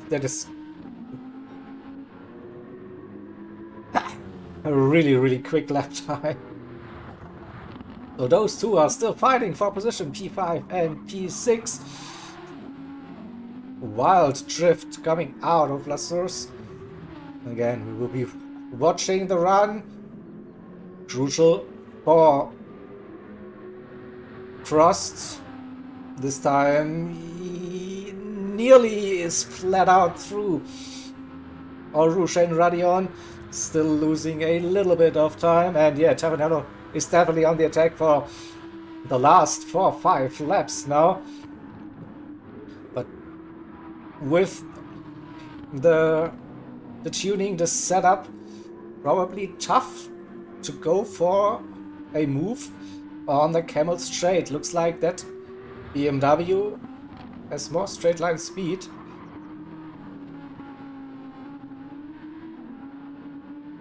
Okay. Can Frost perform a surprise run into Pouhon? Maybe? No. He's close, but again, not close enough to go for that move. So we'll come back to that battle later. Sophonia's in P7. Bit of a lonely race so far. And Camp in P8. Keeping a distance to GT Racer. The GT Racer had, yeah, 16s and then a 17 again. Oh, he's close to sneak into the slipstream range. Definitely Storm Pacer in a bit of no man's land in P10 currently. Same goes for Akeli. 45 seconds to Storm Pacer in P10. 15 seconds to Ridwan, who is, I think, he made a couple of moves already. He's pushing. Probably the third quickest driver on track behind Lewis and Simon at the moment. Walter in P13 still running on those softs, and Benanias in P40 with a 2-minute 25 last time around, so lost a big chunk of time, unfortunately. And here we go once again. We had 2 tenths heading into Eau Rouge, and coming out of it on top, it's nearly a second. So again, the run through Eau Rouge is probably the hindrance for Frost to get past Snowman. I think on pure pace per lap, Frost is a bit quicker, but cannot convert for now. Simon has 24 seconds. Now MK dropping in pace. 18s, 20s, 19s. Yupe still running in those 217s. Oh, he's definitely challenging MK for that podium spot, with Lewis not too far behind. So Lewis, let's have a look. Lewis 15, 16s. Same goes for Simon. So the two distinct drivers putting on a show and a half for all of us. Yeah, with those lap times. And just over 3 seconds it is. The gap to Yupe, and Yupe also under 3 seconds, gains massively in that final sector. 2.3 seconds to 17.9 for MK. He recovered a little bit and struggles on the exit of La Source, down to 2 seconds.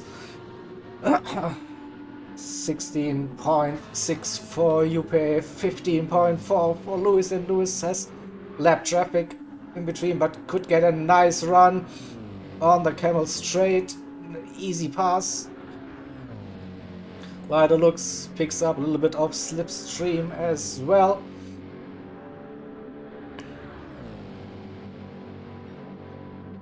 Oh, that was unexpected. So looks like the DC team driver not respecting the blue flags, so Lewis won't be happy with that for sure. It could have been handled so easy on that Camel Straight. Little lift, let Lewis pass, all good. But don't think it will make much of a difference. Well, we have Yupe now within slipstream range, 1.3 seconds. MK in P2, 27 seconds to get to Simon. So we will be having maybe a three-way battle for P2. Not sure how easy Yupe can get past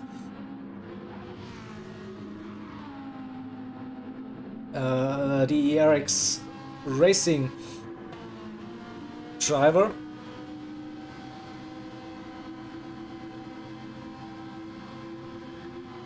And if it takes a bit longer, then Lewis will be right in that mix, the challenge. So stay with Yupe, 1.3 to MK, 2.8 to Lewis, and Lewis gained again.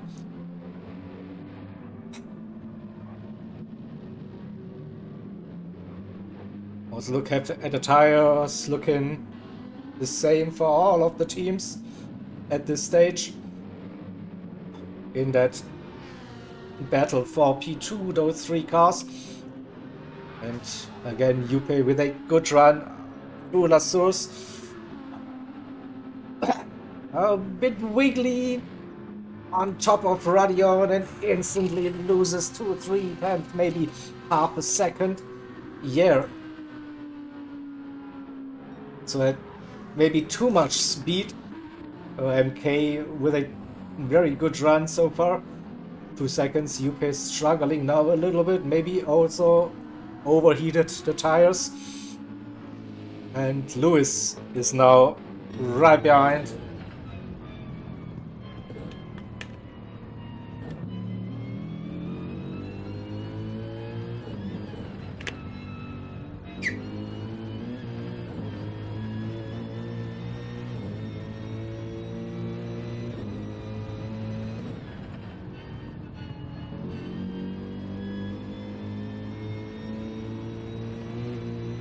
Great run through the double left-hand up one into the right-left chicane.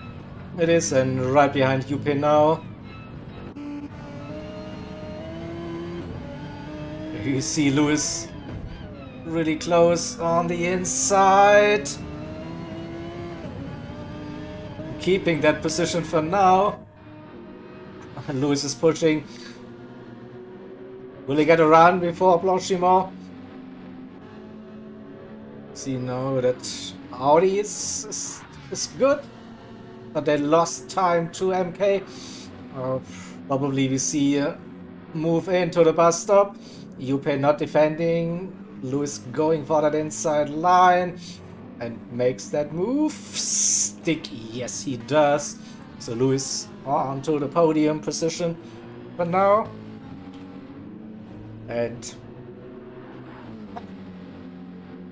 Yupe down to P4 for the moment.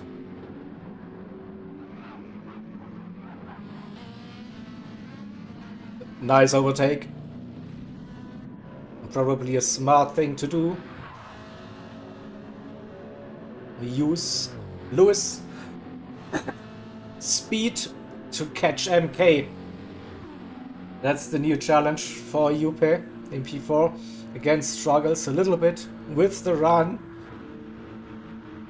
through Eau Rouge and Radion. Outside of the slip already, so a bit loose that R8 by the looks. And we nearly forgot about this one. Snowman and Frost, P5, P6. And Deja Vu, I think the 66 car with that straight line advantage, keeping that position before they hit the anchors for Lake Combe after the Camel Straight. So the Tavanello car seems to be better handling, yeah, less top end. And without a mistake, it's tough to make a move through that long middle sector here at Spa-Francorchamps.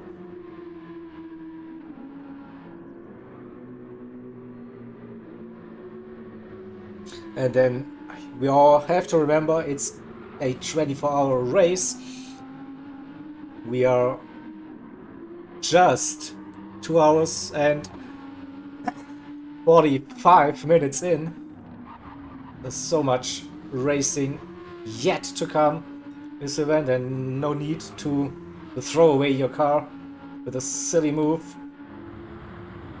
Just set up yourself and your teammates to be in a good position for this event.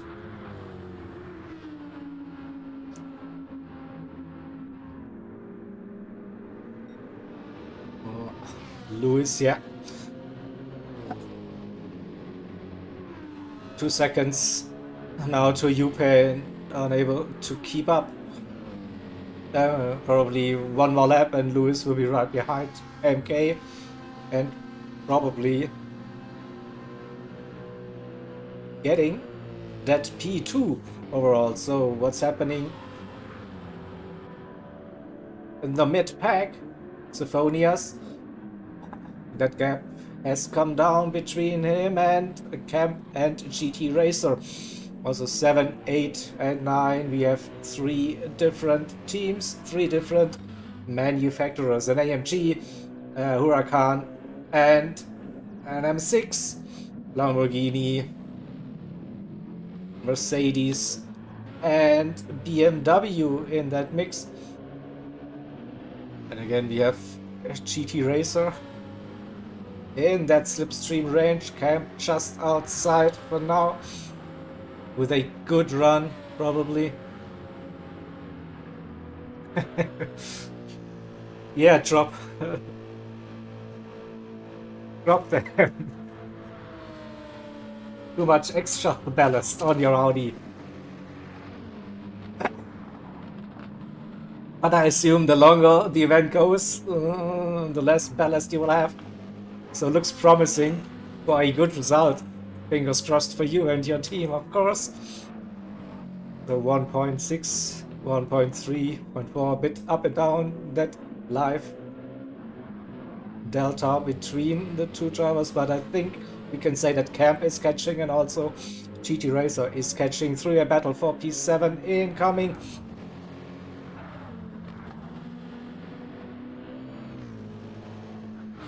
And looks like at the moment the driver in P9, GT Racer, is the quickest.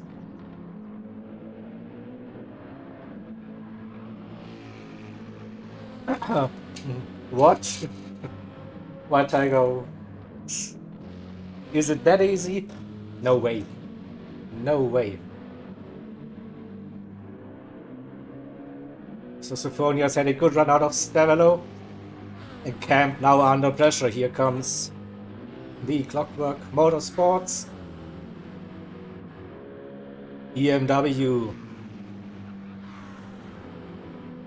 gets a decent run, 6/10 heading into the bus stop.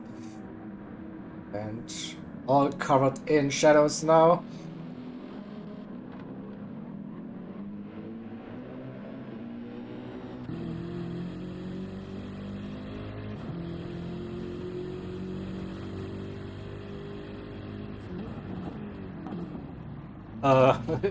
Pretty much my tiger, yeah. Racing? Nah. Doing comms. It's the main job now.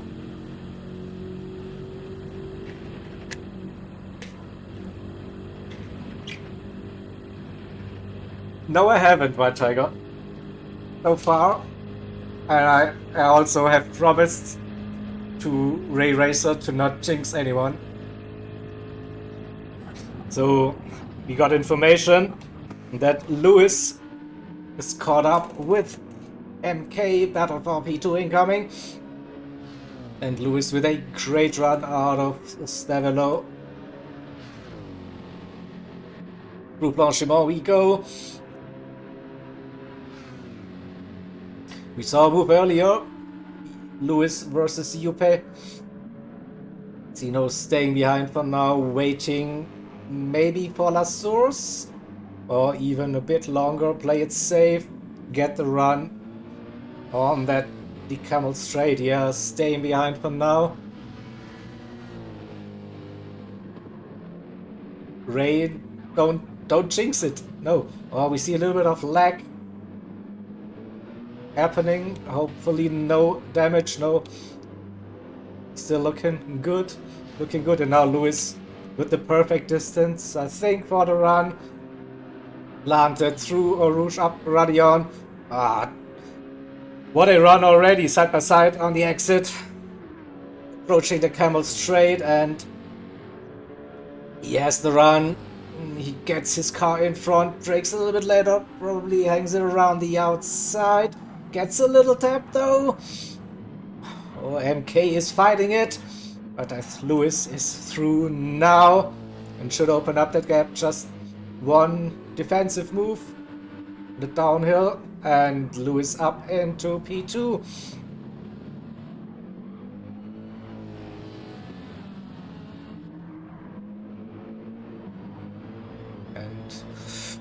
And MK running wide, nearly losing the rear, and drops a couple of tenths. 1 second, 1.2 seconds. Where's Yupe? Yupe at just 1.8 seconds, 1.7. So Yupe will be catching MK again. So that battle for P3 is still on. And oh, we missed the overtake. The Tavanello car has finally got past the BMW, the 66 car. So can they break free now? Took them, I don't know, 40 minutes, something like that. And now they've opened up the gap 1.2 seconds. GT Finland Racers entry 66 car in P6. Plenty of sixes in here. And the next exciting battle upon us, Sophonia's Camp and GT Racer three-way battle for P7. Will we see a move? Who will be the first one? Yeah, exactly, Simon. Looks like Sophonia's a little bit off. I don't know, like a not as quick as the other ones, but still like holding on the lines and making it hard for the other cars to overtake. Camp nearly ran wide on the exit, but this is close now. 3/10. The same goes for GT Racer. Will we see a move into the bus stop? 4/10. That's a mighty dive. If it happens, no, Sophonias keeps that position for now. Oh, I think it's time for this one. But oh, that rear wing of that AMG is just too big. We can't see the cars. No!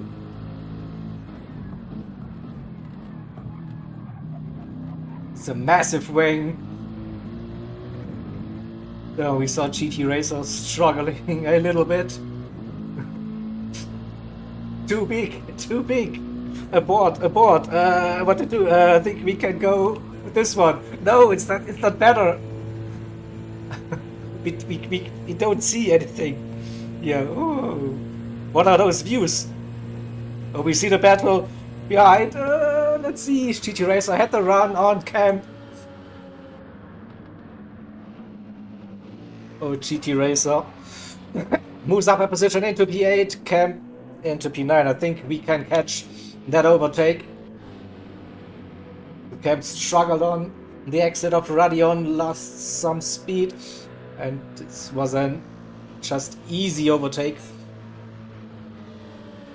for GT Racer, but still, you gain a position. It doesn't matter if it's a beautiful overtake or just you're capitalizing on a small mistake one of your opponents is doing. So, all good, and GT Racer is not done yet. I think he wants to get that P7 now as well.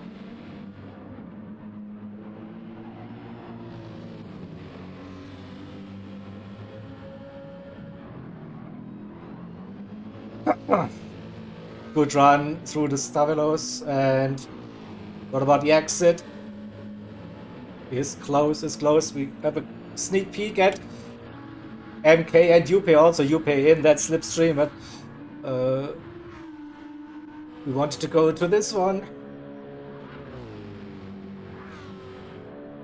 We see Sophonias with a good run always through Blanchimont. Good setup for that AMG. But now with a poor run out of the bus stop. GT Racer with the run. Will he show his nose down the inside of Lassos as he does a late move? They go side by side. Camp also tries to capitalize on this. They go side by side behind GT Racer. Downhill. Who is going to back out of this? It should be Camp. I think, yeah, he plays it smart. Whoa, and GT Racer. Oh, and Camp! With a massive wiggle. A massive one. Oh, let's see what happened. I think the car just got loose on top of Radion. Yeah, whoa, a big one. And then scraps the wall. Doesn't collect damage, luckily, for the Finnish driver. And GT Racer and Sophonia still in a battle for position. The same should go for MK and Yupe.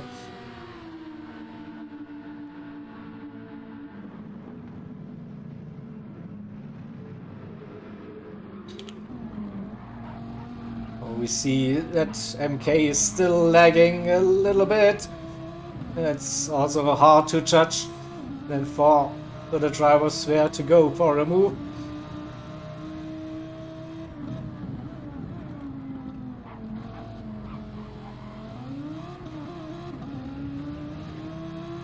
Oh, 6/10 gaining. Could this be the run? Yeah, MK is struggling. Oh. It looks like the Audi not fast enough on the straight as well. Gaining 2/10 on that long camel straight braking for Lakeholm. We had a purple first sector with that slipstream. Not too shabby at all. Oh, Yupe has to be patient. Don't take any unnecessary risks. Fighting for P3 for a podium is very, very good for the team. No doubt about that. Let's have a look at the front. So Simon, all by themselves since the start of the race, 35 seconds to gap. Consistent, most of it. Lewis now in a comfortable P2, gaining a couple of spots in the stint so far. MK from P1 to P3 and has to defend against Yupe in P4. Then we have Frost in P5, opened up that gap to Snowman in 6th position. We have GT Racer after this three-way battle for a long time, now up to P7. Sophonias in P8 and Camp in P8. It settled down a little bit, the gaps between those three drivers. Maybe it will come back a bit later in the stint again after the pit stops. Who knows? Stone Pacer in P10, the second Clockwork Motorsports entry. Then Ridwan up to P11 already. So started last in the stint. P11. It's some good progress for the number 4.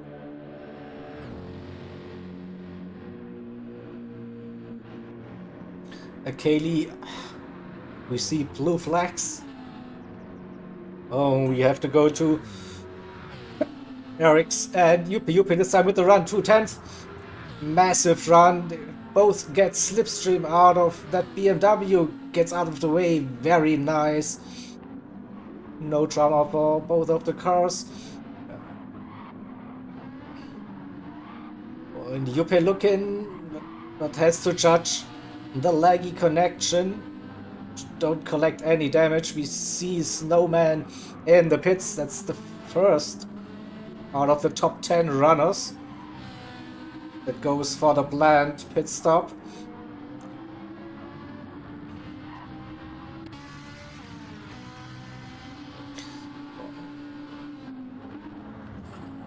Tires and fuel still looking okay. So not sure if the drivers go for maybe also an overcut. Get some clean air at some point. Could imagine if Yuppie gets past MK, he will stay out for 2 more laps at least. If he's stuck behind, then maybe he's thinking about pitting this lap just to get some clean air. But we'll stay with this. We'll see if someone decides to head into the pits.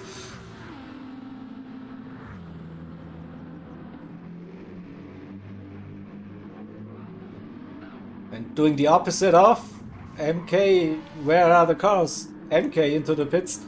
Yuppie staying out, alright, so bit of a weird camera situation, but here we go. That's it. So we were running with Ridwan and Kaylee 12, then in P13 we have Transatlantic with Bananias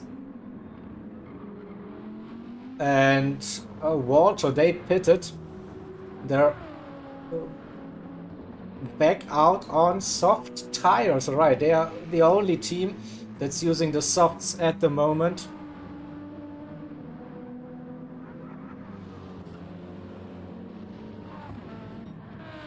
Alright, so also Yuppie in the pits. I didn't see that. It looked like he was staying out. So who was better on fuel? It looks like MK and the Ferrari better on fuel. Yeah, it's a race in the pits, refueling, and Yuppie puts in more fuel compared to the Ferrari. We saw that in the first stint as well.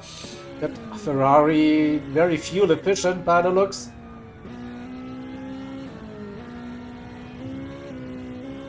With a massive gain in that pit lane. So here comes Yuppie with half a second down, and when he comes onto the track again, it's 12 seconds. Look at that. So if you can look after your fuel, holy moly, that's something.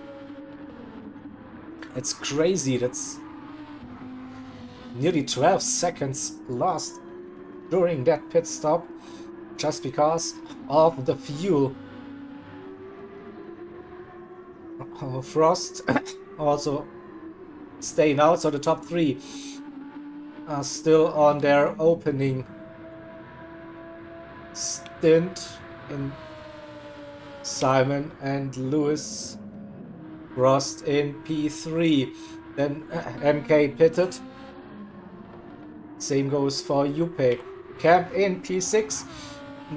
They need to pit at some point. The fuel looking really, really good as well in that Lamborghini Huracan GT3. Tires also looks like he could go for a couple of laps if he wants to. And we had the 66 car already in the pits. GT Racer in P8. So also on the out lap for this one. So they were in a battle with Camp, right? So yeah, at some point. So Camp staying out for another lap.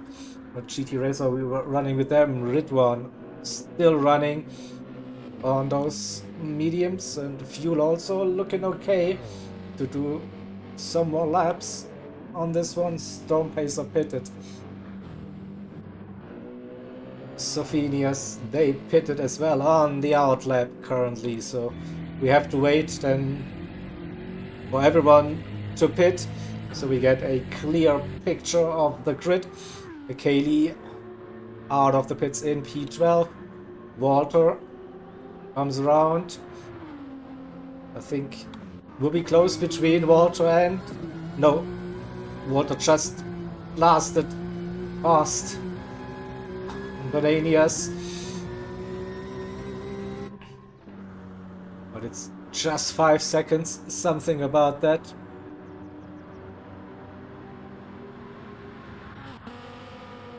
So we are waiting for the top 3 to pit. We're still doing good lag times here at the front. 16s for Simon and Lewis, blistering pace from those two distinct drivers. Frost in P3. I see the fuel now getting low, so wouldn't be surprised to see them hitting this lap, maybe one more if they really want to stretch it, and they really want to stretch it.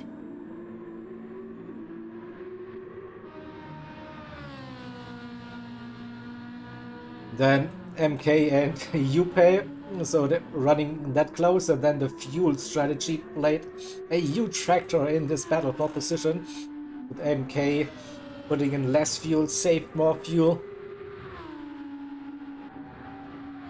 The Camp, the number 7 car, yet to pit. It is so.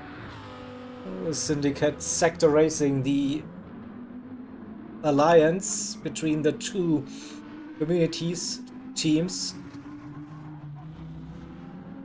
For this one in the ERF, Camp pitting now. Alright.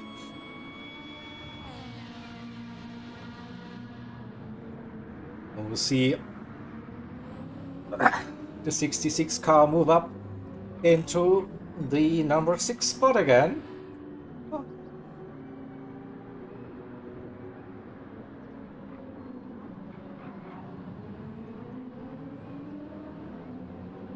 Also the leader now, Simon, into the pits. Pit crew waiting.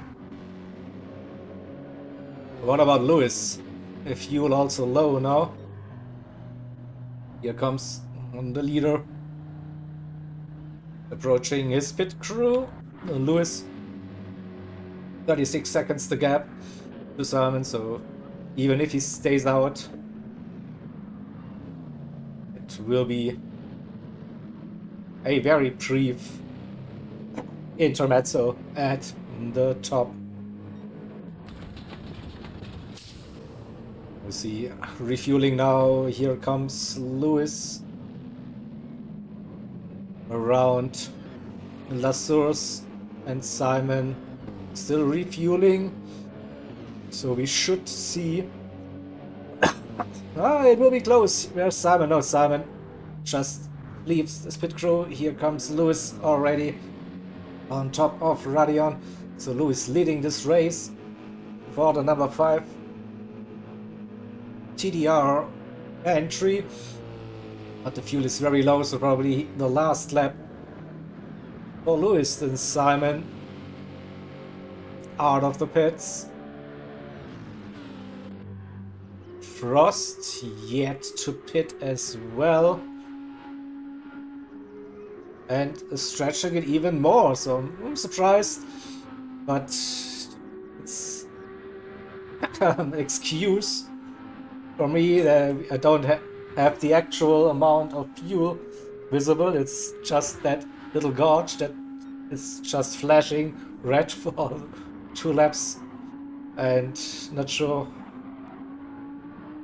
how much, but it's now really low, so this has to be the in lap. No doubt about that.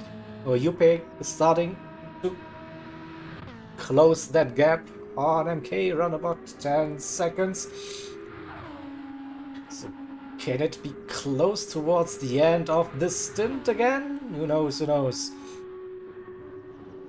And Snowman, they pitted. GT Racer, they pitted. Camp on the outlap, 4 seconds. Ridwan, also a team, a driver, still needs to pit. This one, they should have fuel for 2, maybe 3 more laps if they want to. And they will go for another lap. Jerome Pacer in 10th. With that pit stop strategy, got past Sophonius. And Lewis now into the pits. So we'll drop to P2.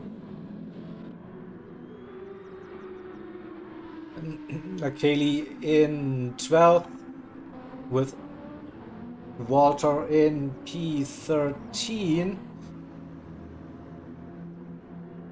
and Transatlantic Bananias running in P14, 6 seconds nearly the gap for the 93 Porsche entry for this race. So Lewis in the pits, Simon P1 again, and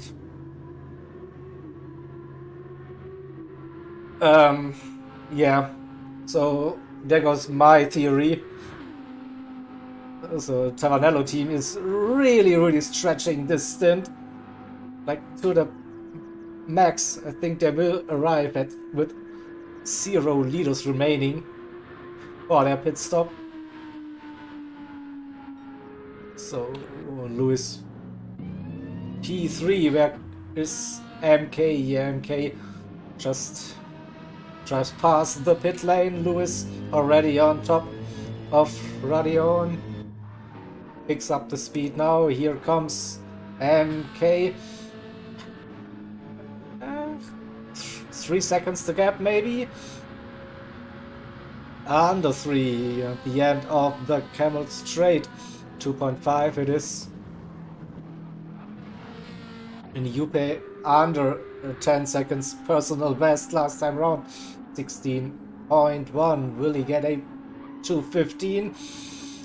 It looks like it's in that car, that pace. We saw it yesterday in the qualifying session with Dylan putting that car first row, nearly got pole position as well. Also did a great first stint for the team.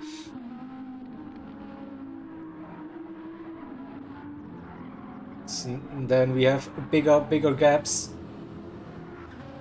between the drivers. Norman in P6, GT Racer. After this nice little battles, now a comfortable 4.7 second lead over Camber.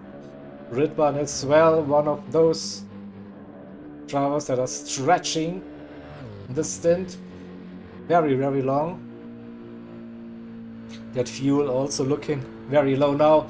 So what about Frost finally? And I told you, 0 liters remaining. This one, yeah. So a little bit of time to breathe for the drivers as the race has settled down a little bit.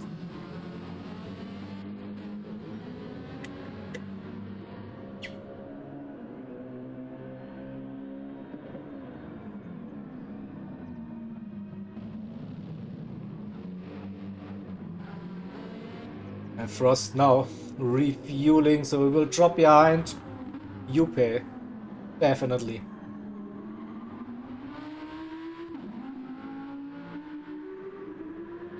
Yupe with another 2 minutes 16, and also MK now with his personal best 16.7.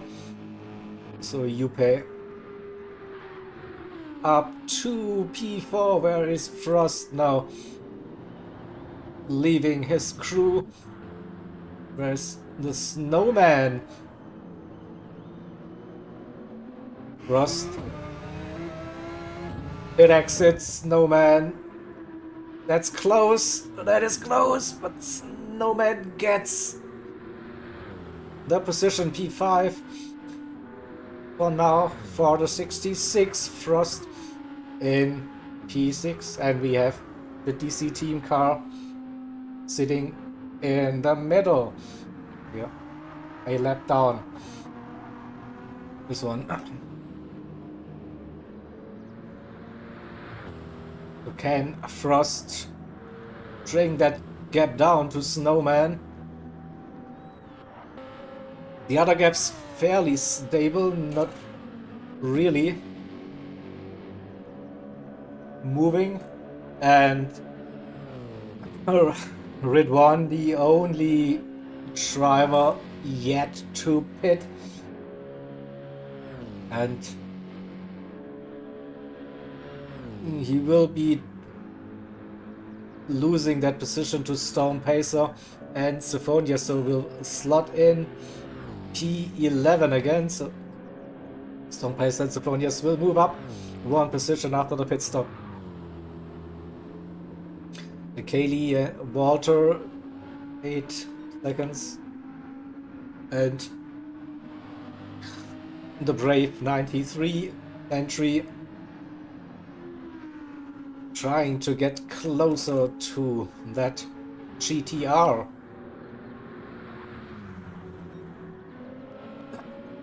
So after the pit stops now we have Simon, a big lead.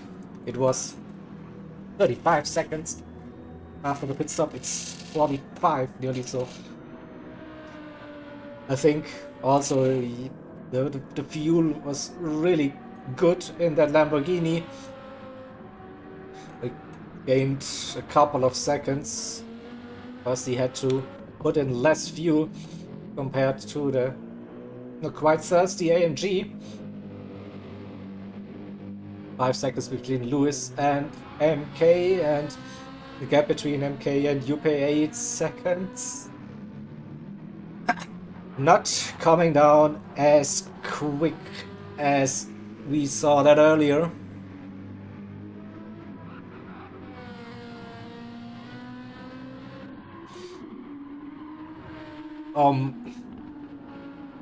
It would, yeah, a safety car, but don't think we will see one that soon, or spaced out racing at the moment. So the chances of a massive incident, the risk is quite low. But maybe we could get some help from above. A little bit of rain could be interesting. Oh, I definitely spot some darker clouds in the sky. No, but it's just clouds, not really that heavy rain clouds incoming. That one, and yeah, we'll have to wait for the first timed lap for Frost, but I think that gap is coming down a little bit. Not sure it was until that last couple of turns.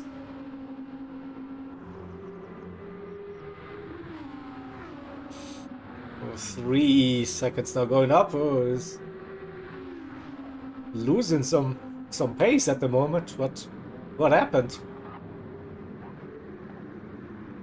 Oh. So let's keep in mind around about 3 seconds the gap between Snowman and Frost. Yupe is catching again. Under 8 seconds. Briefly, then Yupe had a little bit of an issue again on top of Radion. Lost all the momentum, unfortunately. But also Eric's MK a little bit up and down.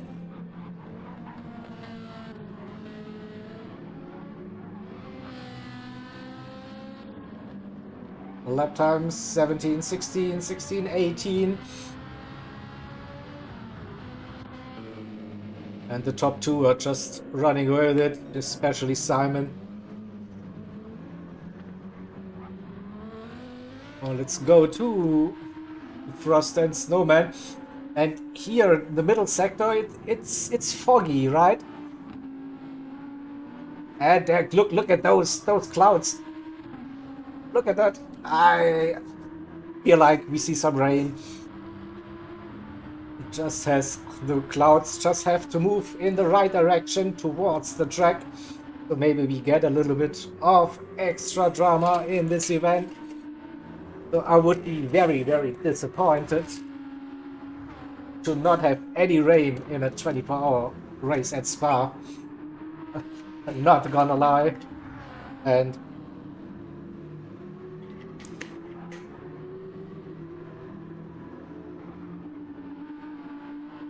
yeah, I don't have access to the weather radar, unfortunately, so sometimes you get lucky in the spectate mode and you see the weather radar on one of the cars showing up, but it's not happening, so we can't see it.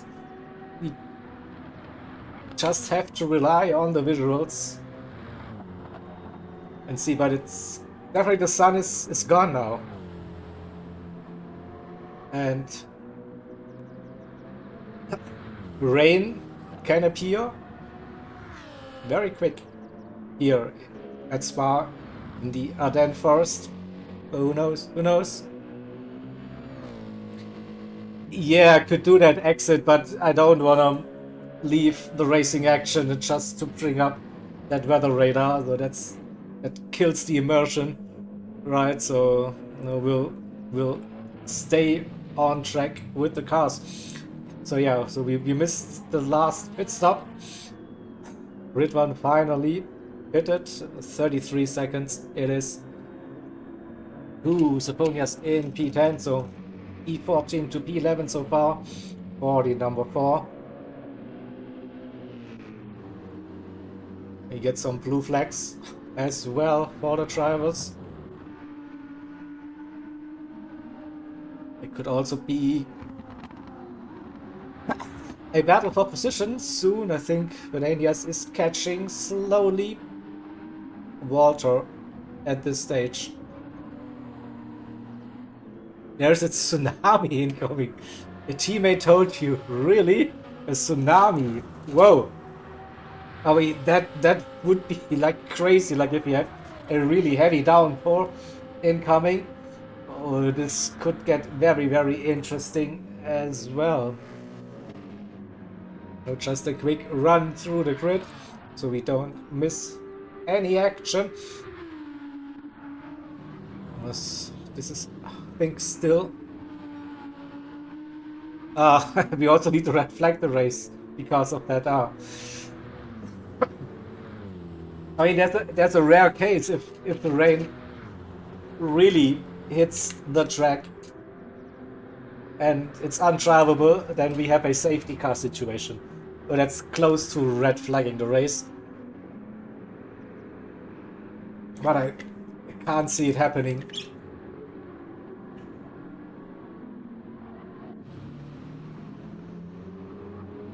So there are 3 seconds between Frost and Snowman. Barely even on pace at the moment.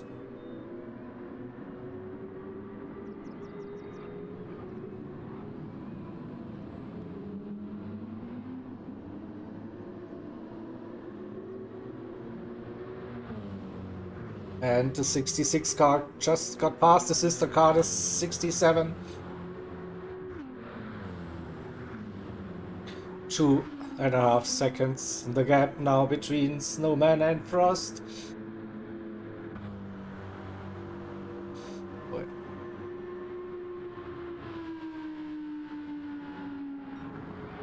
Purple, let's go.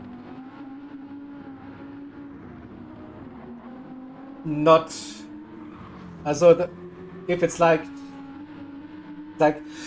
if everyone is on soft tires and it's a sudden heavy downpour and it's undrivable, then the race director may call a safety car.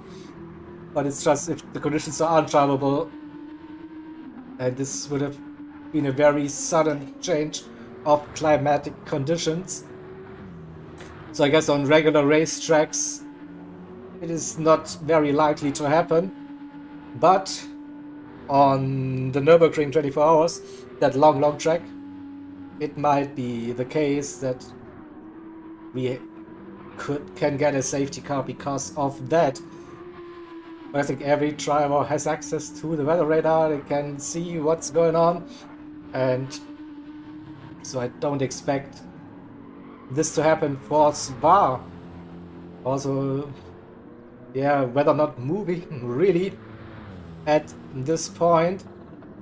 Looks like still stable conditions.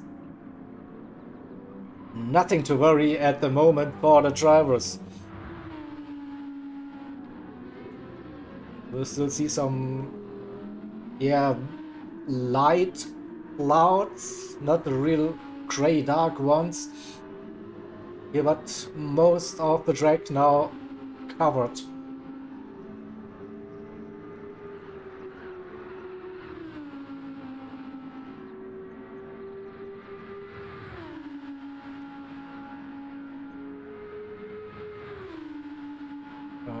Juppe is gaining a little bit on MK. Not too much, but yeah, under 8 seconds the gap for now. And down to 2 seconds, okay. And will we see a fight for P5 between Snowman and Frost? GT Finland Racers and the Tavanello Racing Team. BMW versus Audi. M6 versus R8. 66 versus 6. Oh, so many things, but that's about it. What I can tell. So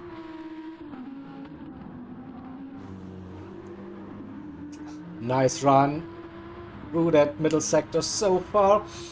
1.7.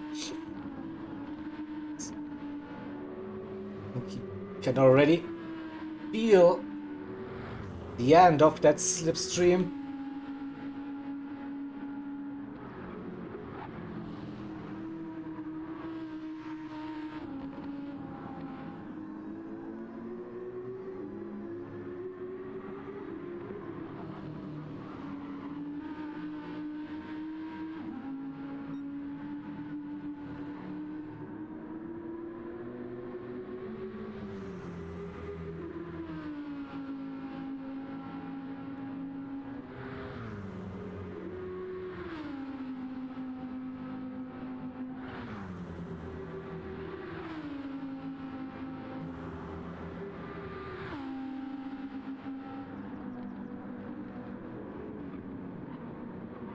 Catching through the last sector under 2 seconds, 1.7. Great lap, 2:16.0 for Frost, 2:16.8 for Snowman. Alright. We might have a battle for position very soon. Fingers crossed for us spectators, of course. Not speaking on behalf of the 66 car, of course. They don't want to be involved in a battle.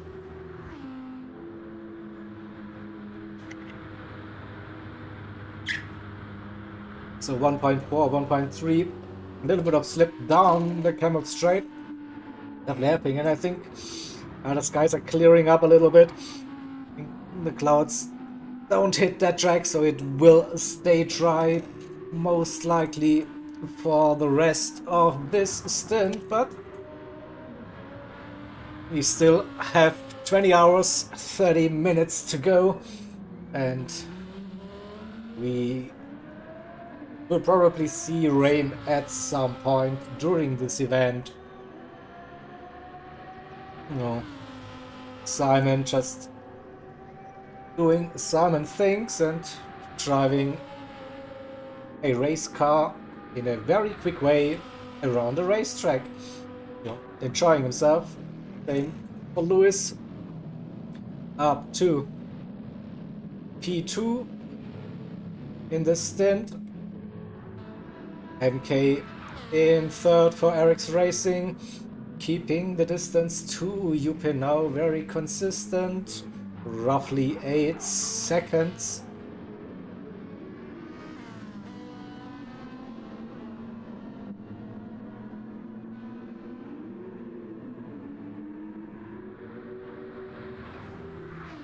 And we have Snowman and Frost. I think we will stay with this. The gap to GT Racer is 26 seconds, so they can focus on this battle for position.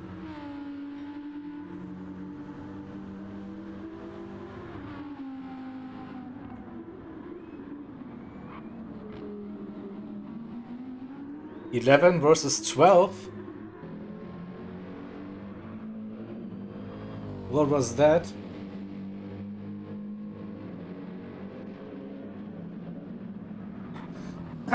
Ridwan is definitely catching Syphonia. Syphonia's had a 2:37 on lap 35, nearly 20 seconds in the time loss. So maybe Ridwan can get into the top 10 after the end of this stint. And here we go. The battle is on. As soon as I said it, we lost. Frost, what happened? What happened to Frost? I mean, they were close, like half a second. Oh, hello, Travel. That's what happened. Unfortunate for the Tavernello Racing team. All that hard work gone now for the last couple of minutes. 3 seconds to gap to Snowman now. GT Racer and Cam nearly 10 seconds. Another 20 seconds to Storm Pacer in P9. And that gap is coming down really fast. Look at that, Syphonius and Ridwan under 6 seconds. It is.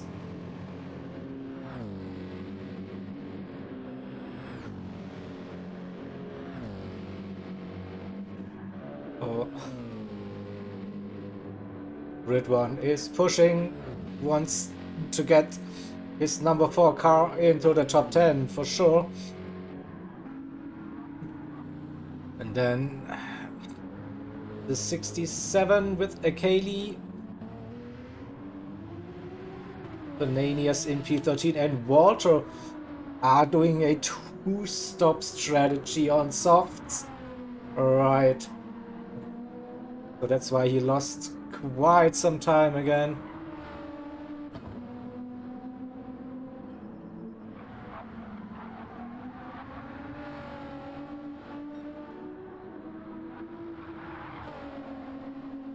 Oh, let's have a look. Yupe versus MK. 7.5 seconds-ish, so not gaining that much.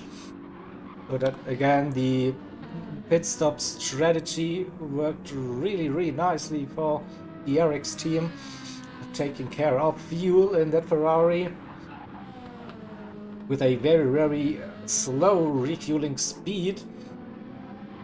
This is where you can gain so much time during that pit stop. And Yupe in 4th, Snowman versus Frost. It's not a battle anymore after that little mistake. I think Frost lost a little bit the rhythm.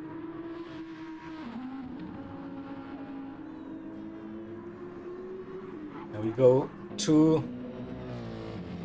the 2 AMGs running in P10 and P11. I think this is... We'll see a move really soon. Under 4 seconds now. 2 16s for Ridwan, 2 18s, 2 19s for Syphonius. So at least 2 seconds a lap. And shouldn't take the number 4 to move past the 47.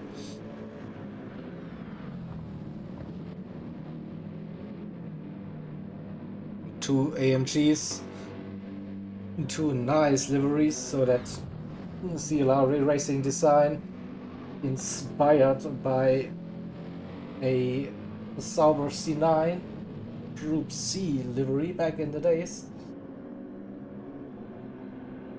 And then one of those iconic art cars designed by Mr. T for TDR.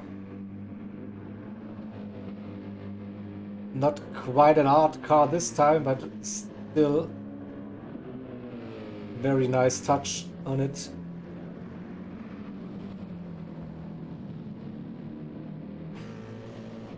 So 3 seconds and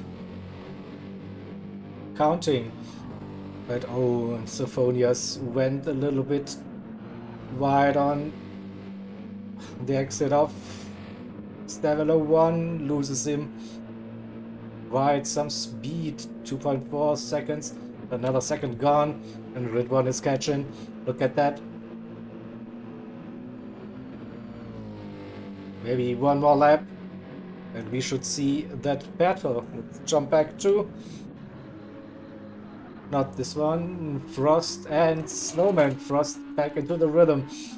2.3 seconds. It was over 3 at some point, pushing the limits on Stavelo 1. Exit Stavelo 2. Also good. 2 seconds. And we have approached the last 25 minutes maybe for this stint, so we are getting closer for the next driver swap.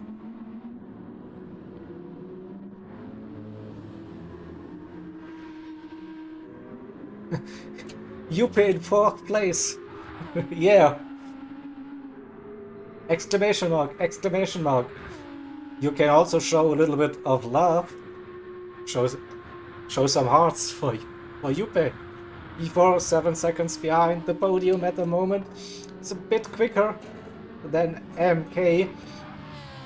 But probably won't be enough to catch the Eric's racing team until the end of the stint. Oh, and what happens? Snowman suddenly dropping a little bit of pace. Here comes Frost again. Back in the slipstream. So the battle for P5 is back on after we saw Frost doing that little mistake when he was already within half of a second.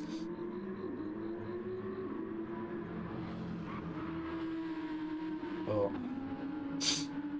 Recharged his batteries. Final push now. 20 something minutes to go. Give everything you have now.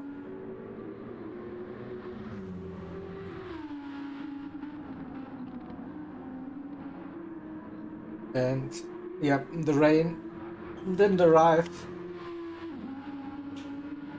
We see the sun again. And we are heading towards a lovely little sunset.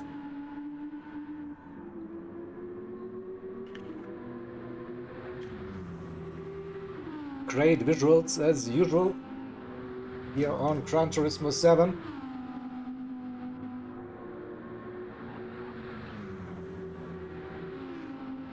Oh, and that run out of Stavelo didn't help Frost. Snowman with a much better exit. And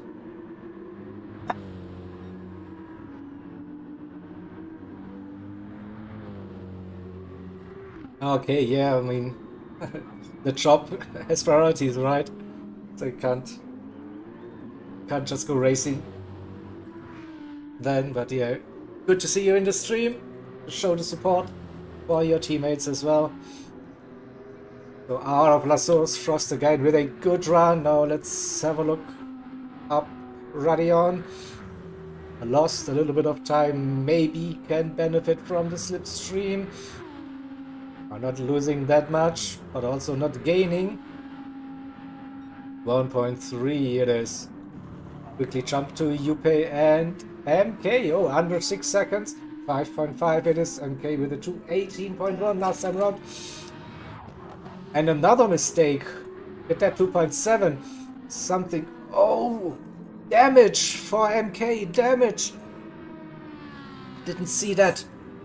Can we catch the end of it? Yeah. Oh, that what happened. Pico's Corner. Jackie X Snowman. Name. Just. What a weird incident.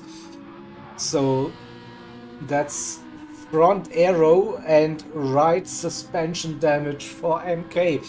That's the opportunity for Juppe. 1.3 second that Ferrari is damaged. Has to go round for 10 more laps before the driver swap. So don't see. No, I can't see it happening that MK will be staying in front of Juppe now. This is the golden opportunity.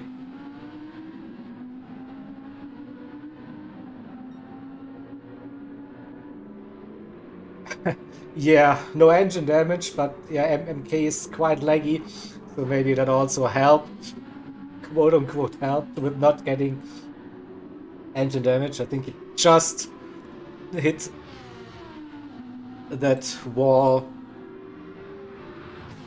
without getting the engine damage. Was not weak enough, but now Juppe with the run.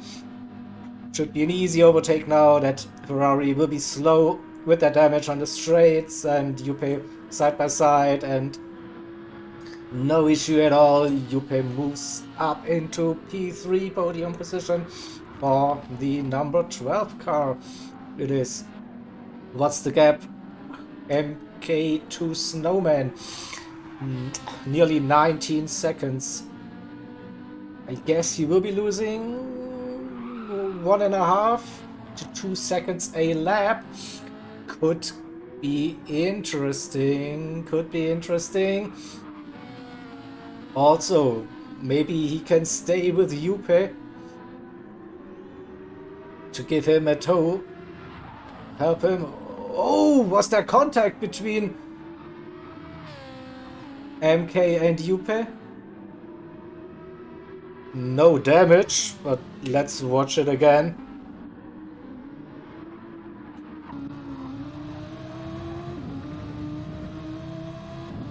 Looked weird that Juppe just... Yeah, oh, big leg punch by the looks.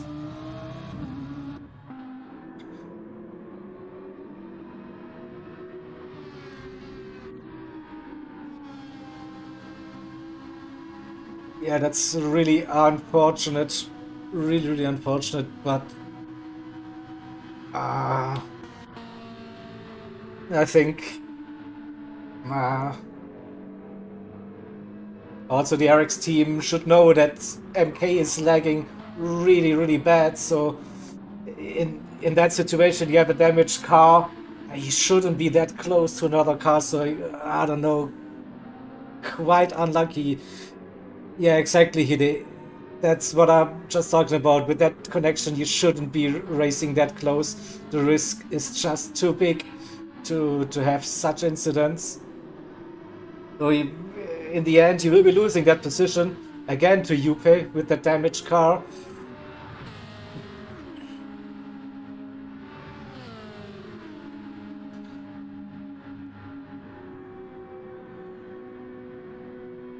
I know he's letting Juppe pass, so it didn't even... Yeah, I think he realized it wasn't even lag. Oh, whatever, so they settled it on track. I think that's the best way to do it. So mistakes can happen. No damage for Juppe, just 3-4 seconds lost. So I think that's the spirit we want to see. All good sportsmanship. Exactly, yeah. So great display here, and let's continue the racing action.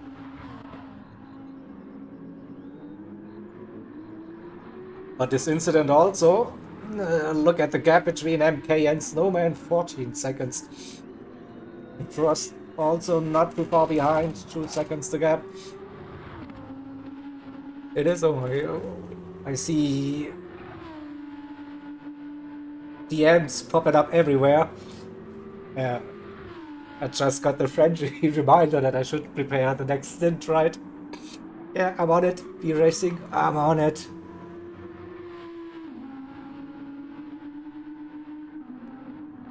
I will prepare your stream. You can go live. Looking good. Stream All is. of the guys in the stream. Yeah, here he is, the legend himself, getting ready for Oh, his ho, stint. ho, ho, Ho ho ho. How are you, mate?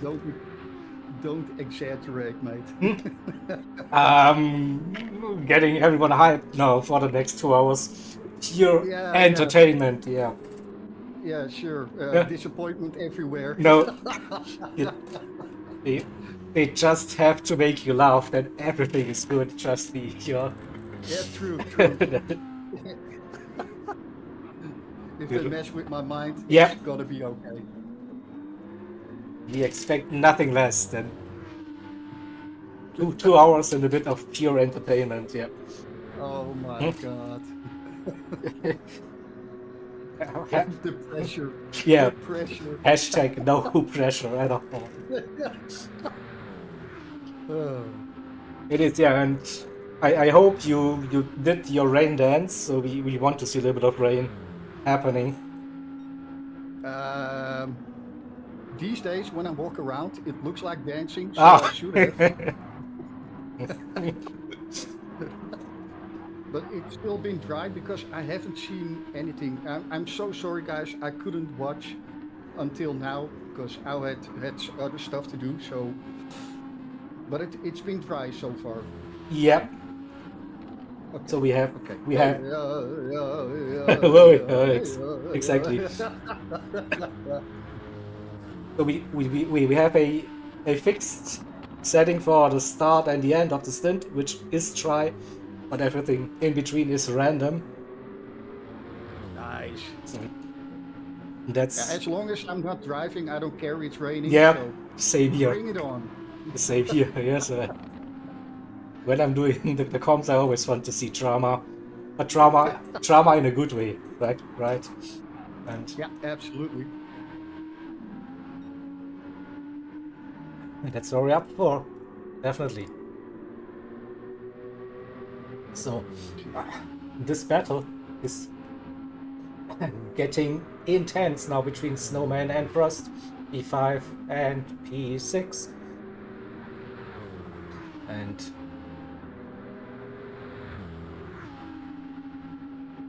now, doing multitasking again. Oh, this can only go wrong.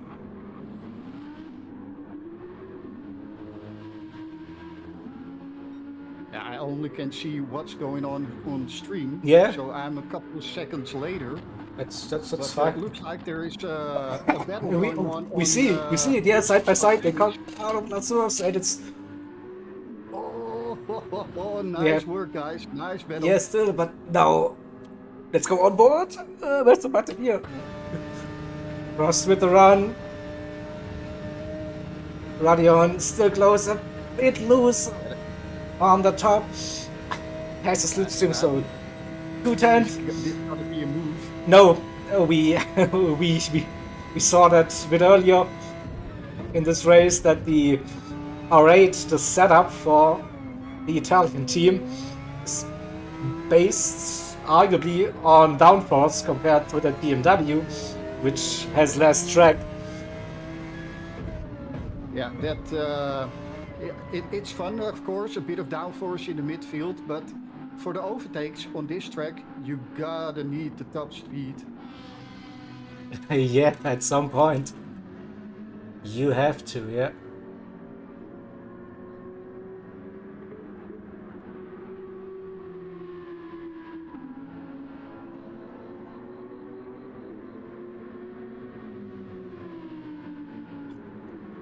Is 47 cooked?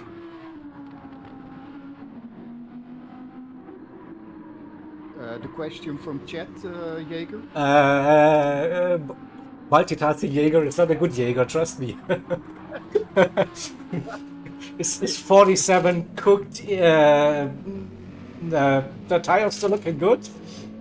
The fuel looking good, but lost that position to Ridwan. Then I think it was inevitable. At some point, Ridwan showed some great pace, catching.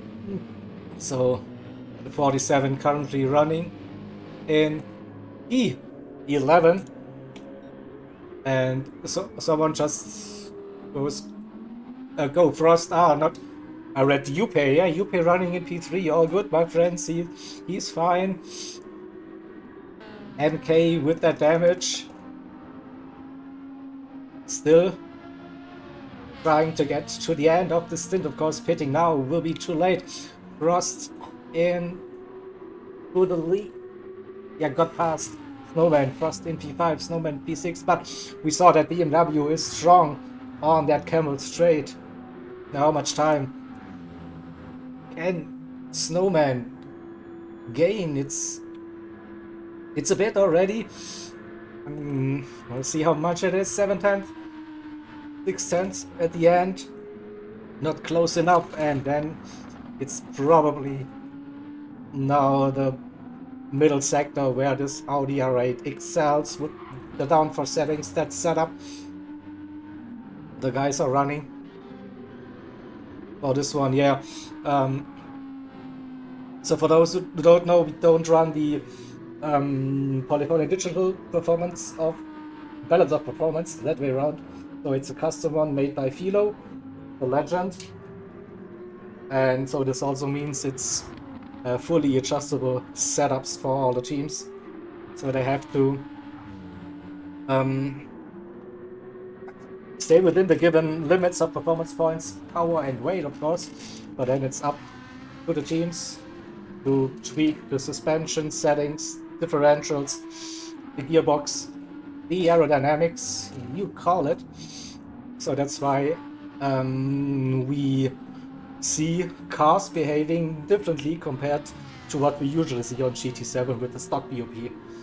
So that's why you will be so surprised to see also this Audi R8, despite the heavy downforce settings, going that fast. It's that you will have to keep in mind, of course, for this one.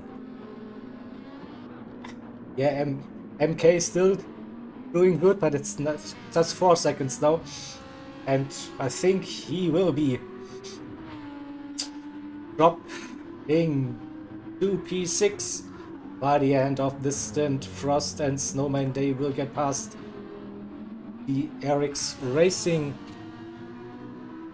driver. And speaking of that, I would change the overlays a bit again. So, wait for it. Wrong. No, all good.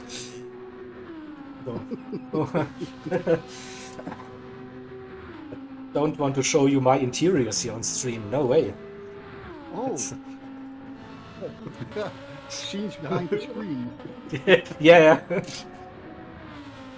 Close your eyes. Now. It's especially not made for kids. That's all.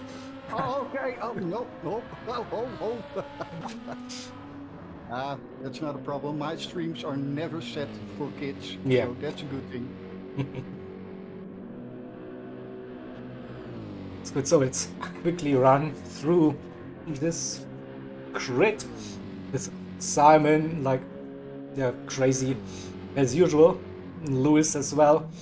And the two distinct drivers putting on the show in the stint. 1 and 2, but also big gap between 1 and 2 already. Lewis had to move up a couple of positions after the driver swap. Managed a big gap over UP in P3 already, and UP with 12.3 seconds to MK. They were first after the first stint, dropped down to P4, and they will lose that position any second. No. No.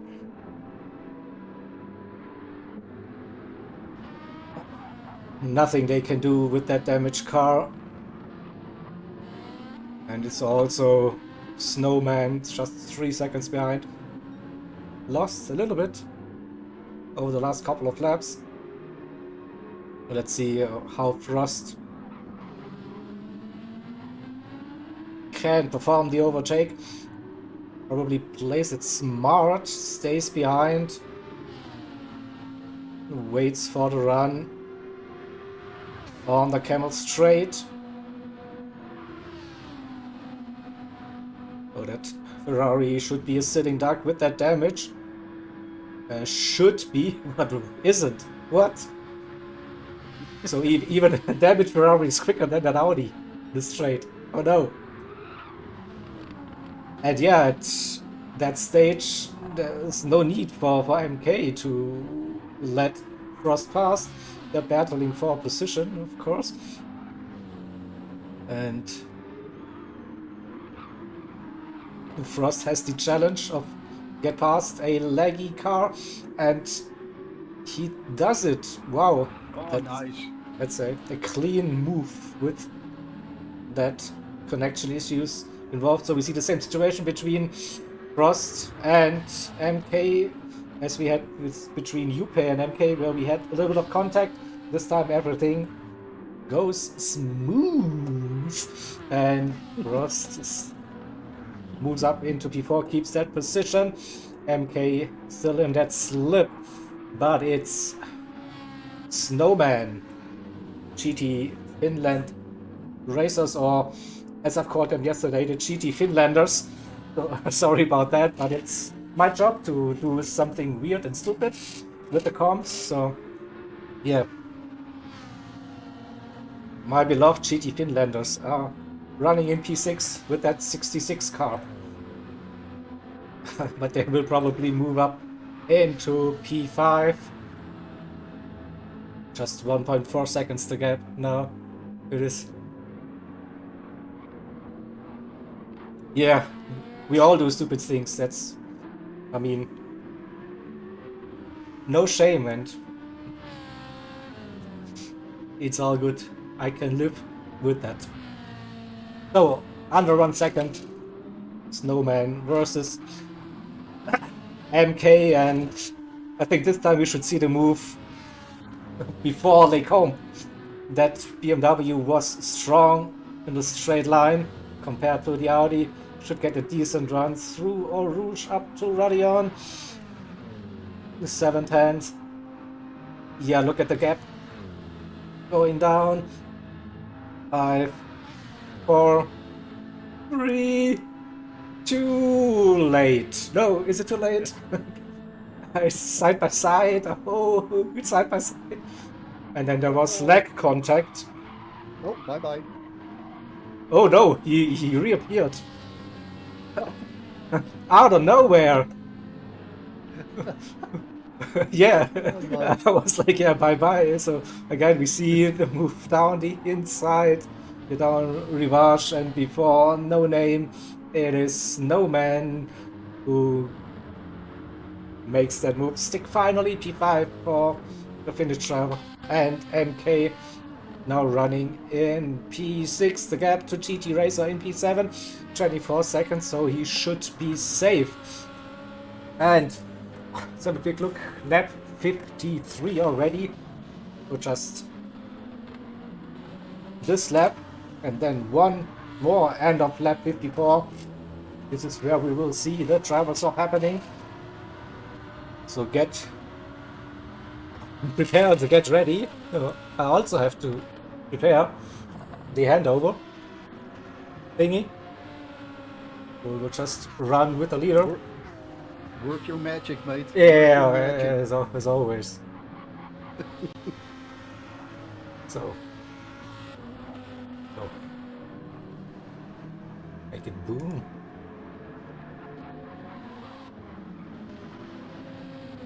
I also like the fact that your stream is running in high definition quality. Erasing, what a legend. You're just the best. All of us. I hope to do it at least at high definition. At Yeah. the moment, that's the only thing my computer can do. So yeah, I Yeah. wish it was 4K. Nah. I've set the stream settings to ultra low latency, so 4K wouldn't be an option. Okay. So it's all good. It's all good. So let's quickly run through the grid before the driver swap. Also, just in case something happens, that we have an idea where the cars were on track. So don't want to jinx anything, of course, here.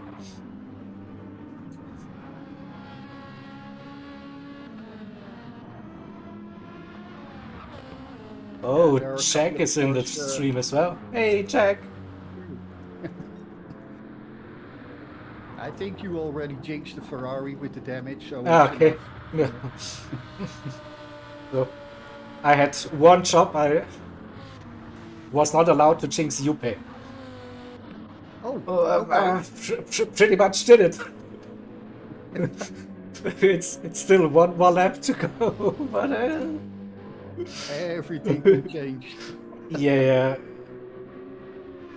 it will at some point. So I have to speed up a little thing. Oh, so Jack, your message got blocked, but I allow it because it's such a lovely message you sent.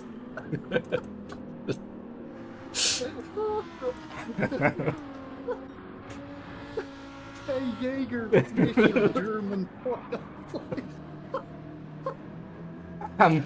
Oh, thank you, Jack, for making me laugh, man.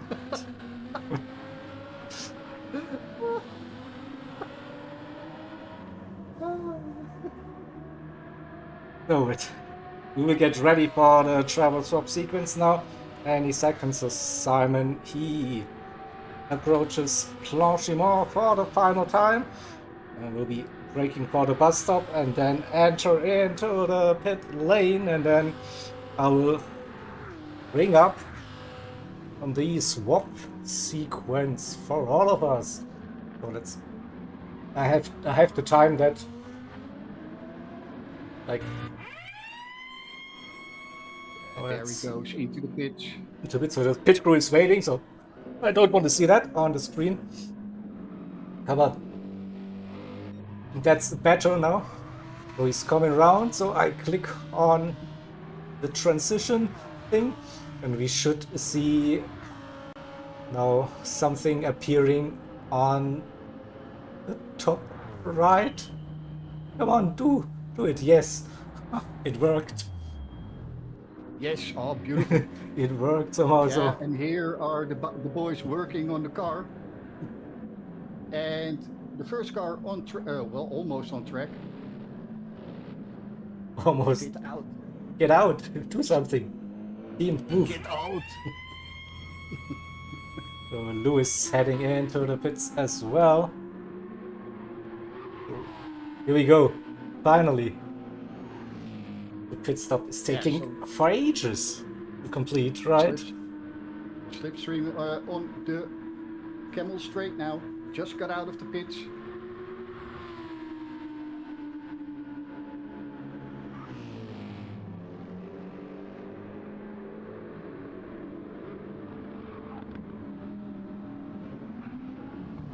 So does this mean I'm taking over now, Jaeger? Yeah, we Because will. you're getting No, really no. quiet Yeah, now. yeah. I'm. It's again multitasking Jaeger in the background. So I will.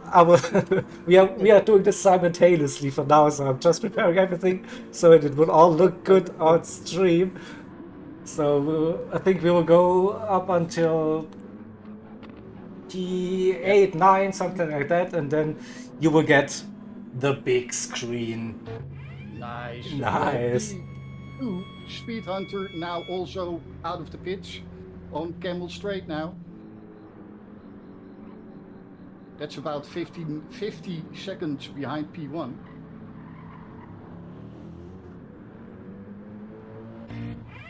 And it looks like P3, yeah, P3 is also in the pits. We also, yeah, we got a couple of them already. P3 is getting out of the pits now also. P8 coming into the pits, so we're waiting for P10, P11, roughly waiting for a minute or so, and then we have this covered. Yeah, Honor now on Camel Straight. Rijsku on the pit exit. Eric's Slim also pit exit. Gritenko. Wow, I'm gonna butcher a lot of names today. Of course, you have to. It is. It's my job. So I'm going to go big screen now for you, and I will bring up your race sounds as well. So here we go. Thanks, Jager, for doing this amazing job again, and for sharing your beautiful, what I read,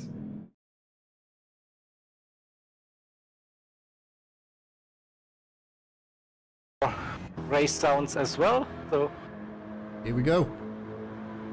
Thanks, Jager, for doing this amazing job again, and for sharing your beautiful, what I read, your beautiful German porno voice. So amazing. Here we go. P7 also on track. P8, that's Stig Zander, and P7 is Timloer. Then we got Cross also on track in P9. So we already got a lot of drivers on track. it looks like the transition is done. Yeah, nice. Nice, yeah. It says commentary by @B Racing 1. So Whoop, the stage is yours. Whoop, whoop, here we go. Have fun. I'm going to eat something now, have a little rest. Be back with you after this stint. So no escaping today. Absolutely not. Sadly for you. Nope. I'm happy. Have a good meal and see you later, mate. See you later. So now also out of the pitch is P10 Rieslan. I'm gonna make it short, Rieslan, because if I'm going for the whole name, I will butcher it all the way. So we got 10 cars on track at the moment. Slipstream P1, 42 seconds in front of the man in P2, Speed Hunter. And it looks like he's really hunting down Slipstream. Got a bit of pace over on Slipstream, it looks like. He's gaining a bit. That's really nice. And in P3 we got Honor. 38 seconds down on Speed Hunter. Rijsku, 22 seconds down on P3. But in his Slipstream we got Arix Slim. Let's get on board with Arix. Yeah, look at that, how close that is. That's really nice. After 4 hours of racing, that we got a battle within a second. So can Arix Slim get a bit closer to make some moves?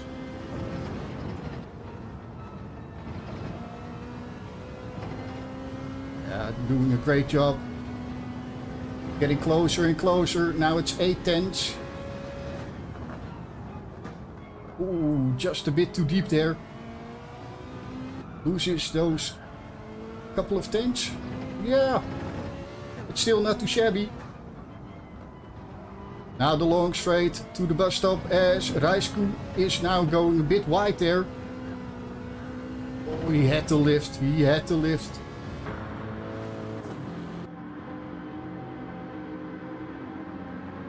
Let's see, can he get closer and closer until the bus stop, setting it up for Camel Straight. What I should do,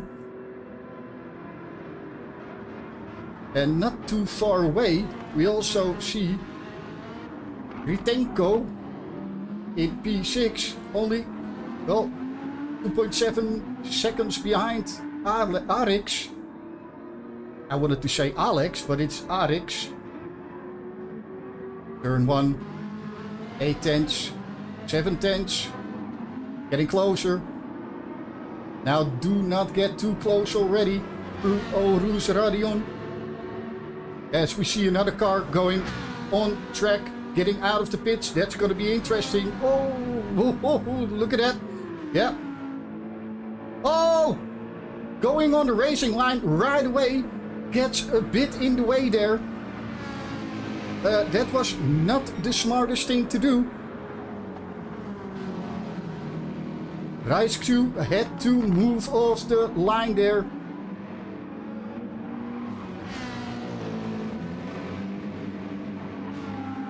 Yeah, who is that, by the way? Cannot see. Let's go for a real quickie. Yeah, that's P14. Yeah, not really smart from Costa. Going, straight away on the racing line after getting out of the pits. But now we got all the cars on track. But we're gonna stay with the battle for P4 for a moment. We will check how everybody's doing behind in a moment. Yeah, P14 is keeping the pace up. Can keep up with the boys in front. So let's see.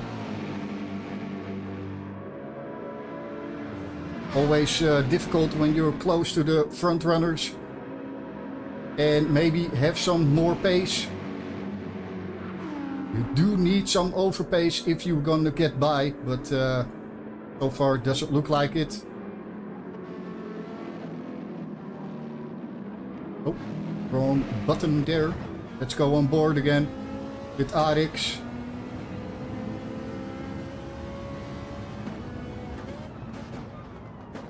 To the first corner. Let's get a good run, Arix, so you can make a move there.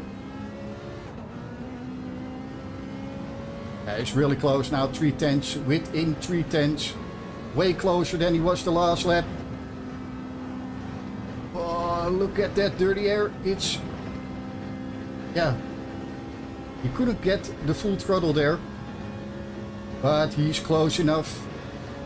Goes to the outside there. Let's see. Good defensive move by Raikkonen. Raikkonen goes a bit too deep there, but Arix has to slot in behind and wait for another lap, I guess. As we go, look to the back of the field a bit. Gritken is P6, Tim Loer P7, Stig Sander P8, Cross P9, Riesland P10, TCR Sonic, look at that, P11, Beetlejuice P12, Incredible in P13 and Costa in P14. But we're going back to the battle, of course. You can understand there's a battle on track, we're going to follow it. Arix still behind. Trying to get away, to get past, but so far, no luck. Again, on board. I will not make that overtake right here, for sure.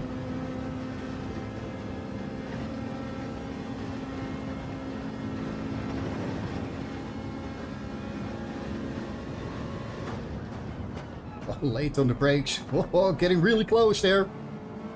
Nice, nice, nice, nice. Bus stop chicane. Get out of the slip. Don't get too close. That's what goes through my mind every time. Oh, just a little love tap on the rear there. He's again within 0.3 of a second.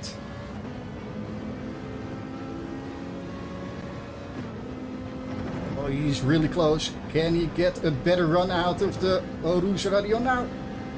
Well, I think so. But the inside will be for Rijsku again. Or not. He's leaving that gap open there. Oh, no, not gonna make it. Oh, almost. And look at that. P14 is keeping up because of, yeah. Oh, here he comes. Arex on the inside there. If it doesn't work on Camel Straight, we're gonna make it work in a couple of corners later. Beautiful. Oh, and P14 is also looking there.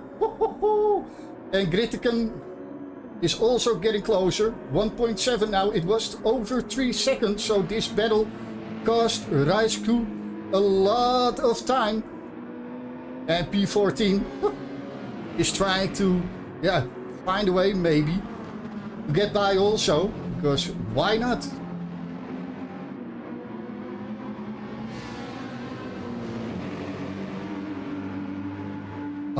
That's beautiful to see, man. If P14 can do the same lap times as P5 can, let's see, P5 is at the moment doing 2.17s and 2.18s. P14 2.17, that's what I mean. So there is a possibility that P14 can get by and then unlap himself on P5. As long as he does it with, yeah, a clean mind, you know, don't do anything stupid. But as you can see, Gritteken is really getting closer now.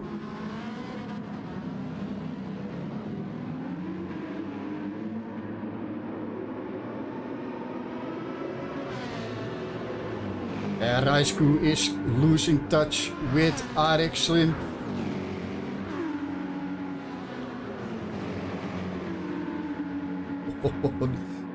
Let's see if the Mercedes is going to make a move here.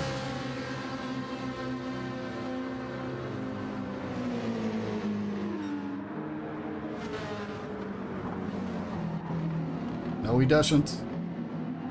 Okay, let's go through the field. Slipstream. Yeah, he is losing time. Lost a couple of seconds to Speed Hunter, but still 40 seconds. Speed Hunter 42 seconds in front of Honor. So the top 3 is actually, yeah, pretty much, well, I'm not gonna say it. Not gonna do accommodator curse. Honor with a nice lap at the moment. And then we got Arex Slim, of course. Now 1.8 second from Rijsku. And oh, look at Gritteken. What the? Gritteken. Wow, that's a beautiful name. That's a beautiful name. Giri Tekeno. Yeah, sure, that's gonna break my mind. That's gonna break everything in my head. But the Audi is catching the guys in front, especially Rijsku. And Rijsku, yeah, he's getting hunted down by that Mercedes also. He cannot get rid of that Merc.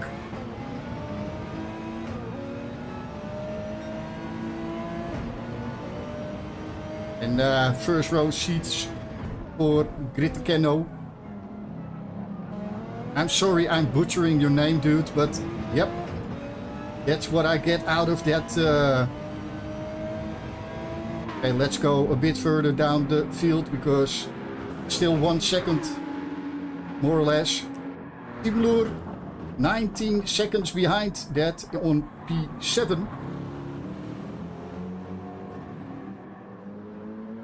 The BMW, nice colors by the way. Stick Sander, 18 seconds behind. Timur on P8.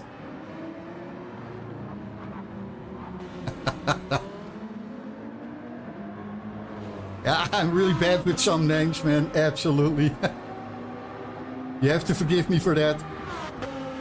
Yeah, then we got Cross in P9, 24 seconds behind Stick. Another BMW.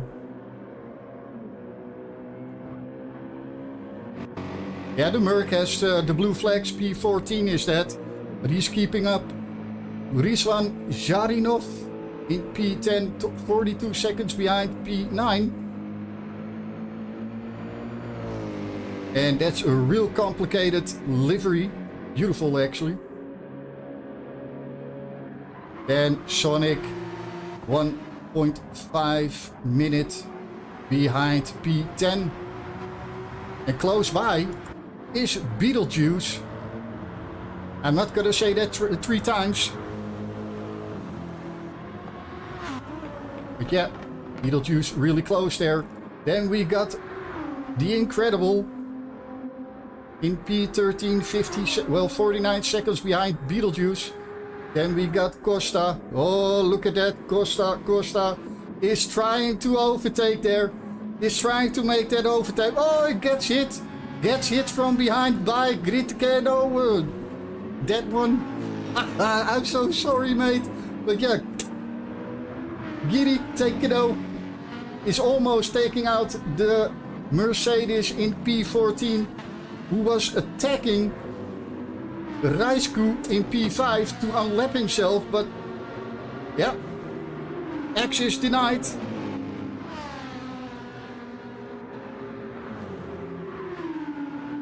Oh, is he driving on controller even? That is some good pace on the controller if he's on the controller. But at the moment, closest battle on the field. I want to see where was Sonic again, because that was also pretty close to each other. That's P11.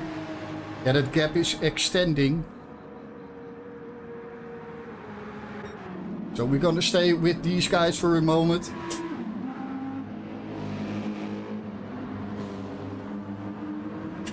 Yeah, Massimiliano. Oh, Massimiliano. I'm really sorry, but I really cannot pronounce that name. Giri Tekeno. I'm trying, but I'm gonna butcher that name throughout the whole stint. But he is hunting down Raisku.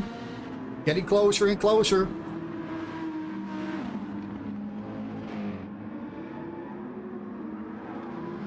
Go, go, go, BMW, Giri, Tekeno.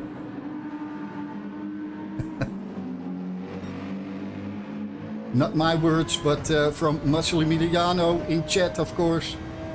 I'm not biased.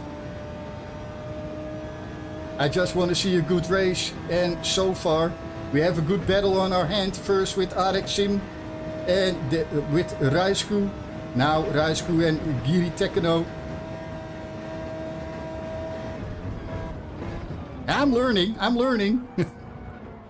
Just have to say it 10 times and maybe it stick.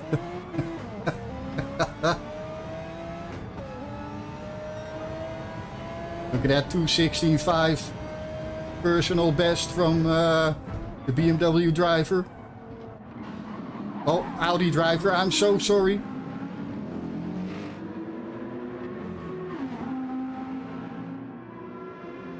I was looking at the car in front. Here we go, through Rouge Radion. It's 4/10. That's not gonna be enough for sure.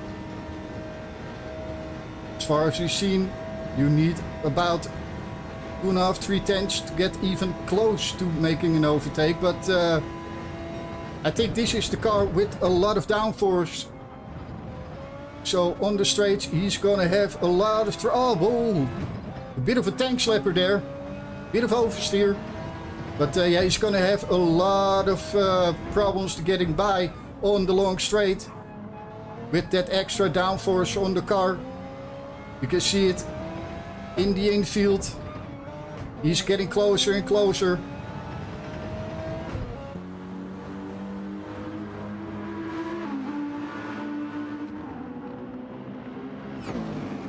And maybe he can do some sort of dive bomb.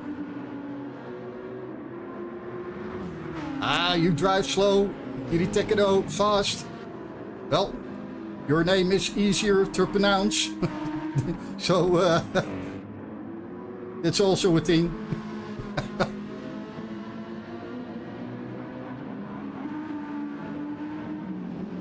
He's really getting closer and closer. It's now within 3/10. Oh, and look at that. Not the best exit there from Giri Tekano. Losing a lot of time. Lost about 3/10 there. Only on the exit.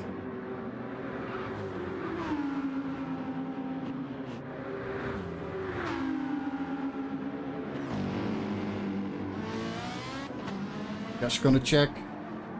Yeah, that's still... Yeah, that gap is building. So we're gonna stay here for just a while longer.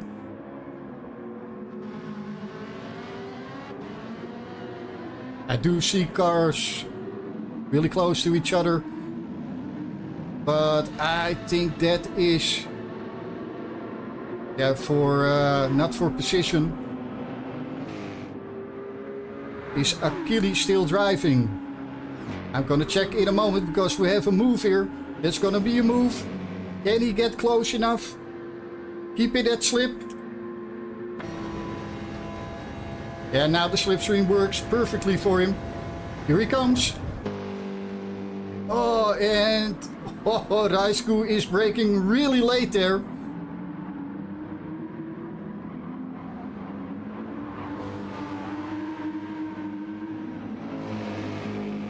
Then we look at the slipstream for a little. You mean an onboard? You want to have an onboard? That's what you mean.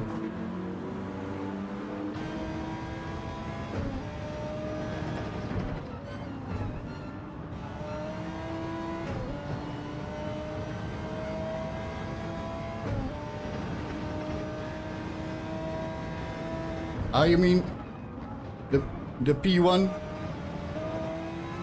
We're gonna check P1 in a moment. I'm actually, when there's a battle on our hand, I am looking at the battle and not so at drivers with about 40 seconds between them. So yeah, we're gonna check it in a moment. If we're going to the infield. Okay, here we go. 39 seconds. The gap to between P1 and P2. That's a big gap. Still no move from the Audi. And the Merc is getting closer again. The Merc in P14 is getting closer again.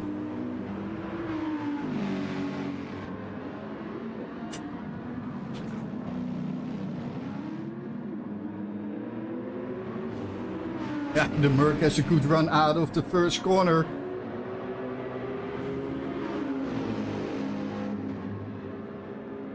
So P14, no problem, Lewis, no problem. Here comes the Merc, look at that. For sure he's going for it. No, bump draft, no, he's going for the move. Here we go. And that's not for position, but trying to unlap himself. Oh, making a bit of a mess of it. Overshot the corner there. But, yeah, he made the move stick. Now he is in the way of Gritekeno.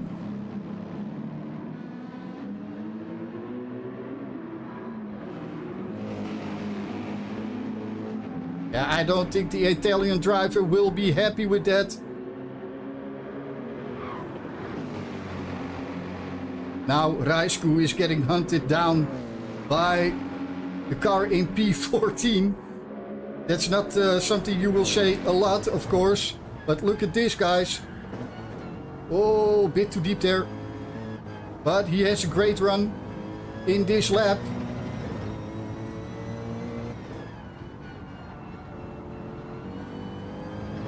For sure he's going for it in the bus stop chicane. He's not waiting for anything. Here we go. And remember, this guy is, well, at least a lap down.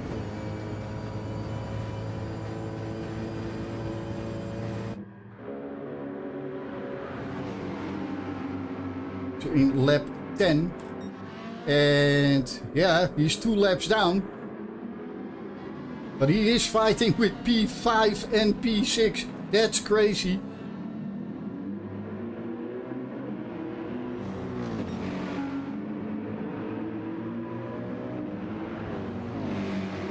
Both lapping same pace, P1 and 2.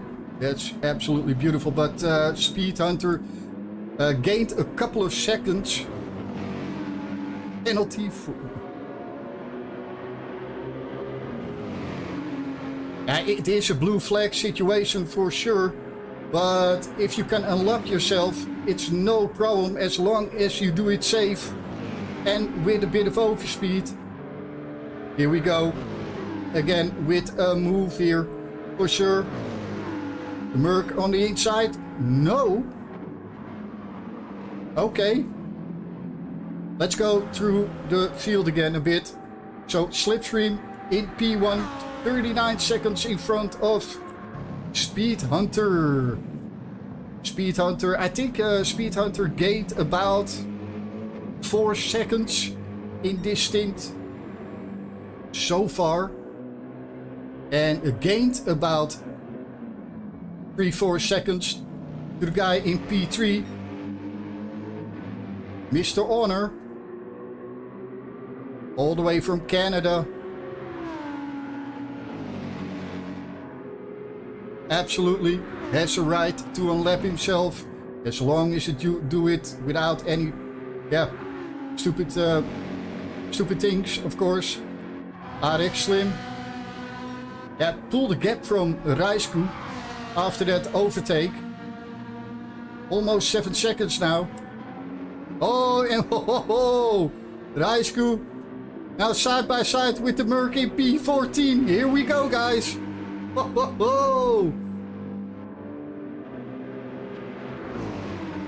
Yeah, that's gonna be beautiful. Oh, the Merc is going wide there, but he still got it. He's making that move. Oh, yeah. Oh, and the Audi Criticano tried to make everything from that, but didn't work out. Let's see if we can get a replay of that. Look at that. Oh, the Audi just sends it on the inside, but didn't make it. A little bit of contact there, but that was okay. But the Merc now with a bit of a gap there, and now here we go. Here we go. No. Oh, that's not a good run through Rouge Radion. Absolutely not.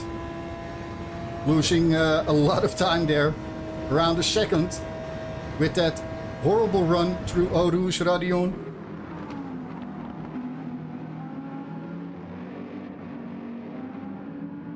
So, yep. Imlor now in P7, of course. 18.5 seconds behind P6. Got some traffic there, but that shouldn't be a problem. 21 seconds behind. Imlor is Stig Sander. 2 minutes and 40 seconds, more or less, behind P1.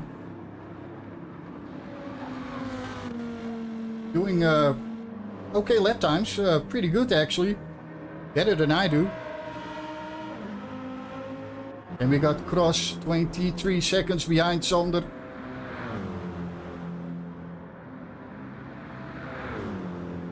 Look at that, man. 17s all around. Fastest lap at the moment to 2 minutes and 15 seconds. And 4/10. Unbelievable, some pace, but we got, of course, a BOP designed by Philo, and the setups are made by the drivers themselves, as far as I know. So yeah, we can see a lot of amazing lap times, of course. And we got Rislan Sharinov in P10, 41 seconds behind Cross. The moment doing his best sector.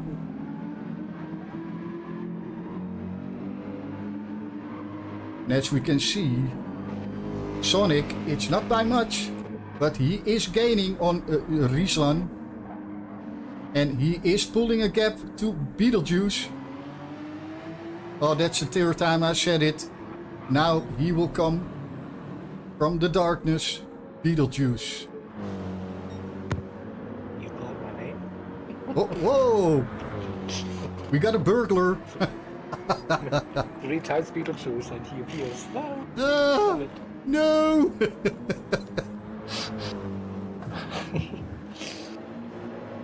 You had a good meal? Interesting race. A quick one. All good. Nice, nice. To the racing action. Yes. Yeah, we got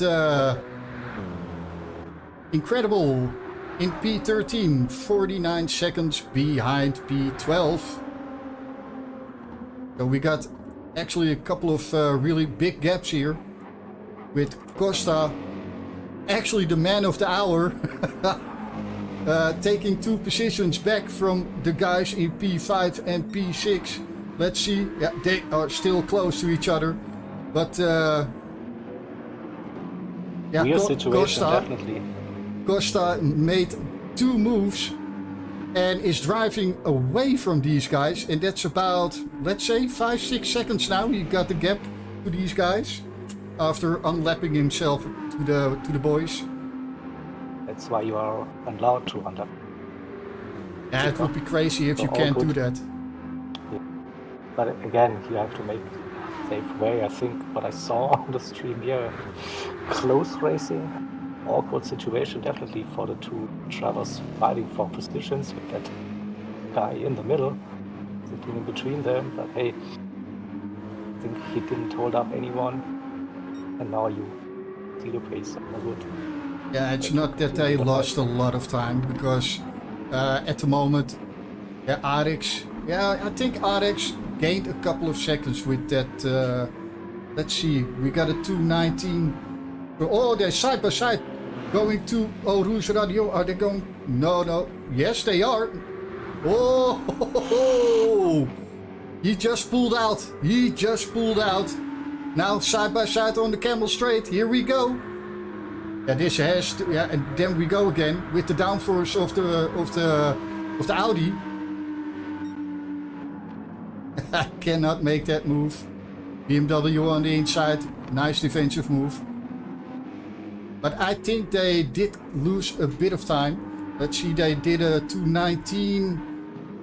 Yeah, Raisku did a 2:19, so he lost a bit of time with getting into a fight with Costa in P14. But yeah, you can see Costa has a lot more pace. He's really pulling a gap to these guys, so yeah, I can understand why he did it.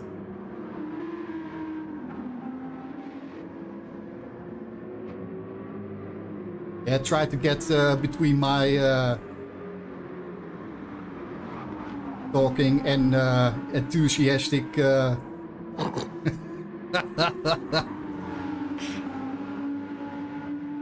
here we go again. Gritkano again trying, but on the infield he is really fast, but he is really lacking on the straight. I think maybe let's say 20% of less downforce would have been better for making some moves on the straight. That's the story of this race so far for the team. Every stint, I feel like they're sitting behind this BMW, trying to find a way fast. And it's so Yeah. frustrating that you at some point you're like, okay, F it, I'm going to do it. And then it's going to be, in tears. It's actually, oh, here he comes on the inside, turn one. Oh, got, almost got his nose cut off there. But when the Merc was in P14 was fighting with Raisku to get by, Grit and Kano tried to make the most of it in the bus stop chicane. And there was a bit of contact, and that's what I'm a bit afraid of. That it's gonna be a move like that. Like, oh man, come on. I know exactly what you mean. Yeah, it's about 45 minutes. I'm behind you, so F it, I'm going to do it now. Break later than late. And yeah. But we're gonna see. Maybe I'm wrong. Yeah. I also have a bit of a soft spot for the Tavernello team. They're running that Audi. 2 or 3 drivers they have joined my DTM series recently.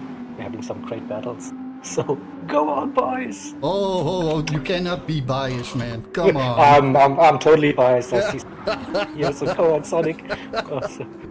Also, I have 2 CLR-Ray Racing teams, so I'm totally biased in this one. It's so bad. About it. That's so bad. But I can't do anything. They have to race, so I know there is. I think it's Beetlejuice.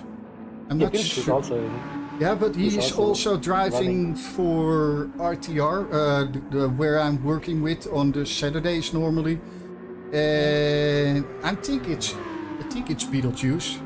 He's doing another endurance race soon with the guys from RTR. So yeah, I could be a bit biased, but I'm not.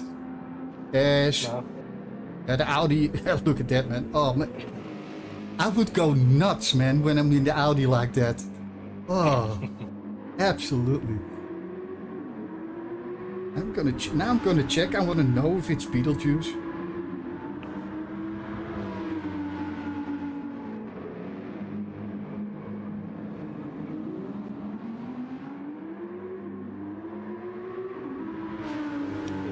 don't hear that name that often.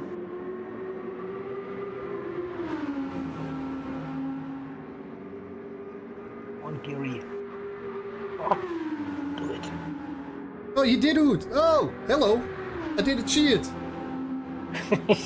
Now, I'm watching on my phone if I can see where the message was, but now the beamer is behind. I did set a replay so we can check it, but the beamer on the outside now, oh, he's not gonna make it, and that's downforce from the Audi, but that was finally the move he wanted, and now he can drive away in the midfield, getting that second 1.2 second gap between him and Raisku. Let's see if we are... Remember that. No. This was the move. The move. Let's see if we can get a bit further behind. Oh, it's already done. Jaeger, why didn't you pull my hair? The issue is because I'm basically 10 to 15 seconds behind when I see it on the stream. So, I can't predict the future. Oh, I still have to work on unlocking that skill, but it's tough. Indeed, yeah. But I just missed it. I'm just on the exit somewhere. I'm sorry, guys. I'm sorry. We saw it live. When you were away. We saw that. Yeah, well, I want to see it also. I saw the build-up. I saw the tension. I saw everything, and then I miss it. Oh. Yeah. Okay, watching the stream back. Watched back later, exactly.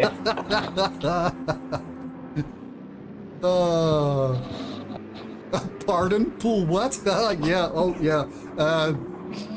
Simon, I get told a lot that I'm saying stupid stuff, like, do you even know what you're saying?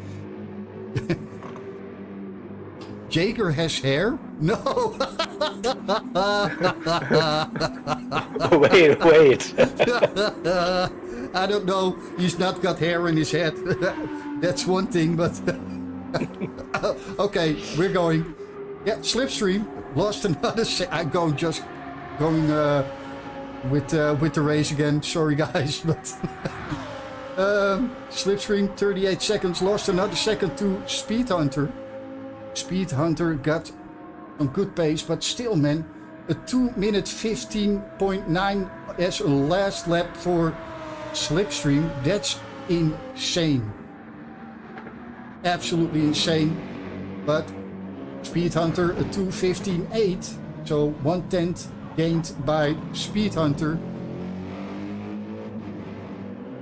But they are both pulling a gap to Honor in P3, who's got a 2:16 flat as lap 18, his previous lap. Visual Racer, loving the Dutch accent. Greetings from Friesland. Lekker man, lekker man. Friesland, boppen jongen. Sorry, just a bit of Dutch there. Actually, No one could tell. it was actually a bit of Fries. That's the north side of Holland. They got their own thing there. Their own national anthem, even. So yeah. Whoa. Yeah. Don't tell anybody, but they're a bit crazy. But see, guys, every day is a learning day. And Absolutely. totally. You're never too old to learn. No. And then we got Alex Slim in P4. He really pulled the gap after he got by Rijsku. He really pulled the gap. It's now 17.5 seconds. So yeah, did a really good job there to get by Rijsku.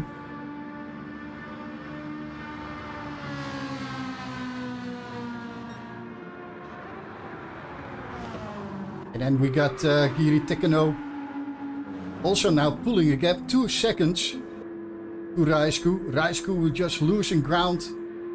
But, you know, that's the beautiful thing about endurance racing.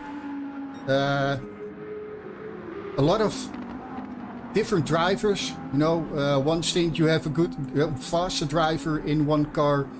And the next stint a bit slower, driver like me, you know.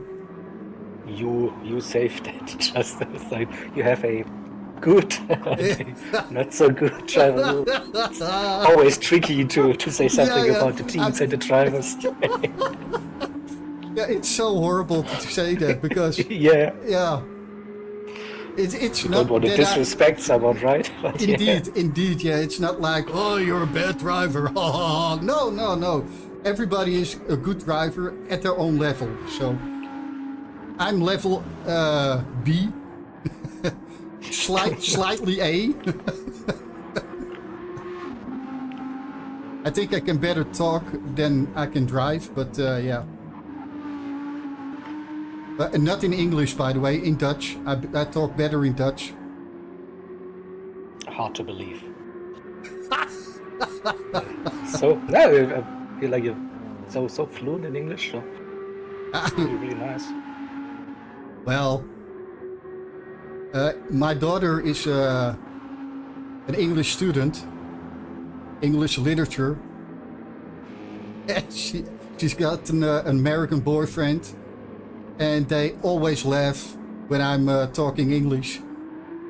They call it houtje touwtje Engels. That's Dinglish actually, Dutch English. Same in Germany. English as well. For you it's Donglish. Yeah. Oh, I'm so sorry, mate. So where is that mute button? Wait a second. Oh my god. I don't know why I'm got a vest on because I'm getting warm. Okay, here we go. Rijsku can keep up now. It's just the straights. Actually, he's gaining time again. But Grit Kano isn't driving away from him. But Timur, yeah, doing his own thing. Yeah, Tim, yeah. Let's see, 217s. Yeah, 217s, 216.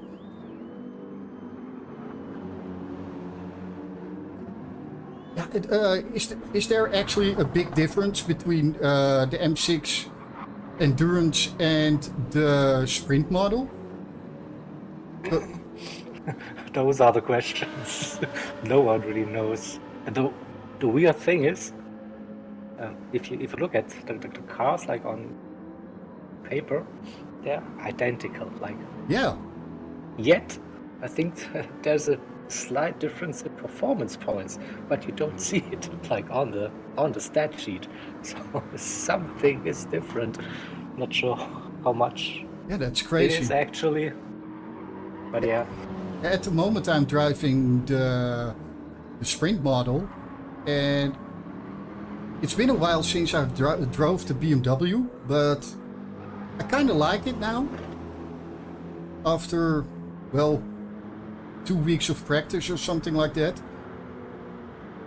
It's a tricky car on the throttle when on the exit of turns, especially on the exit of hairpins and stuff like that. Yeah, first, second gear is Yeah, really really deadly. tricky. This Yeah. car, yeah.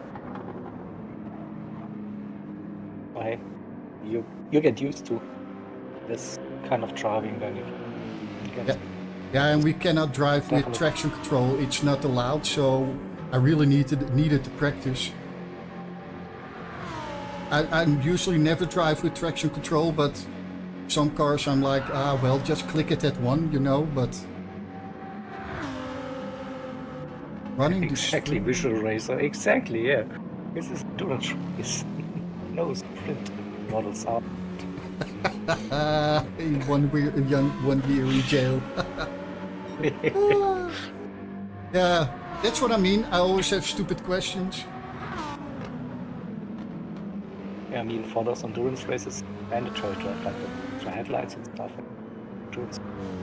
That's the performance points, of course. Yeah, exactly. The extra endurance headlights, line, yeah, the extra Yeah, headlight. Yeah. That's about a kilo. That's a, Oh yeah. Yeah, so Cross in P9. At the moment they are all in their own race. And the lap times are pretty steady actually. I always try to keep my lap times within half a second. And as far as I can see, they are doing just about that. And should we check the tires, by the way? Yeah, let's see. Well, about 25% for slipstream. So, yeah, no problems there on the mediums. Same for Speed Hunter, also on the mediums. Is there a tire? I'm so sorry, but I didn't see that because I was so busy with other stuff. Oh, I'm so embarrassed. I'm so sorry, Jaeger. no, there is no mandatory tire to use. So it's open. So it was actually interesting to see, especially at the Nürburgring where we had it. We had an Audi, I think, was set up mediums instead of soft. Better performance, the open tuning and mediums went for that. For this one, most of the teams are actually using the mediums now after physics updates and the tire model change. So barely anyone running tires because with a soft tire, 2-hour stint, you need to pit twice. We saw in the earlier stints that the mediums can get away with just pitting in this hour stint. That's why medium tire is race tire of choice. I must say, with the update with the tires, it's even the hard tire. I'm gonna say something stupid again, but even the hard tire is better. It's not the best, but it's better, in my opinion, because Usually I was like, nope, I don't want to use it.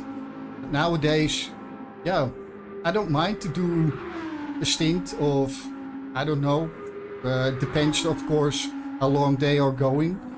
But I don't mind to use the hard tires that much lately. But before the update, I was like, I don't even want to look at them.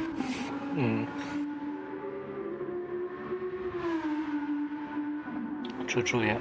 So yeah, we think starting lap 26, 27, we should see the first round of pit stop.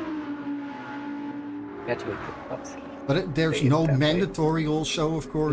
No. It's just a pit stop. You have all available.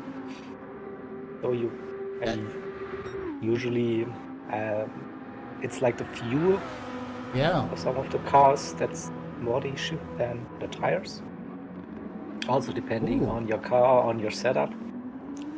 And it So looks we like. saw it Yeah, sorry, mate. for the Sorry. Ferrari P4, the ERF racing team. They seems to be very fuel efficient at Ferrari. Every stint they gained massively doing fuel saving abilities. They have to put that much fuel for the second part, and so they gained 10 seconds during the pit stop just because of that. So interesting. Yeah. Oh, by the way, Speed Hunter had an incident. He's got some damage. Let's see if we can get that back on screen. No, just too late. I saw it in chat. But P2 with an incident, bit of damage at the front. Let's see what his lap time is. Yeah, if it's he's going to the pitch now. Box. I think that's just okay. Now, lap 24. I think you can stretch it like a stint. Just in time for the pitch, indeed. But lost quite some time there. And if you got some damage on the front, it has to be a bit of an awkward angle that you hit a wall or something. So Yeah, maybe also hit the bollard at name we had previous stint, and then just kiss Gary there. I don't know. Front, yeah, very unusual. Tree. yeah, the cars these days are really fragile. Okay, I see he lost 12 seconds. He is now also losing P2 for the moment. Getting out of the pitch now again. Where is RX Sim? RX Slim now getting through turn 1, so that wouldn't be a problem, or would it? Here comes RX Sim. The bottom of our Rouge Radion. Speed Hunter now getting out of the pitch. Just in time, but still. RX has the speed. Speed Hunter still has to build up the speed. But he's safe, he is safe. So P3 now, Speed Hunter after the first pit stop. I guess it's really a full tank until the end. Yeah, that should be. Well, 30 laps. Well, no, not 30 laps. It's about 24 laps 29. now. Yeah. -1. Okay. Yeah, it's -1 indeed.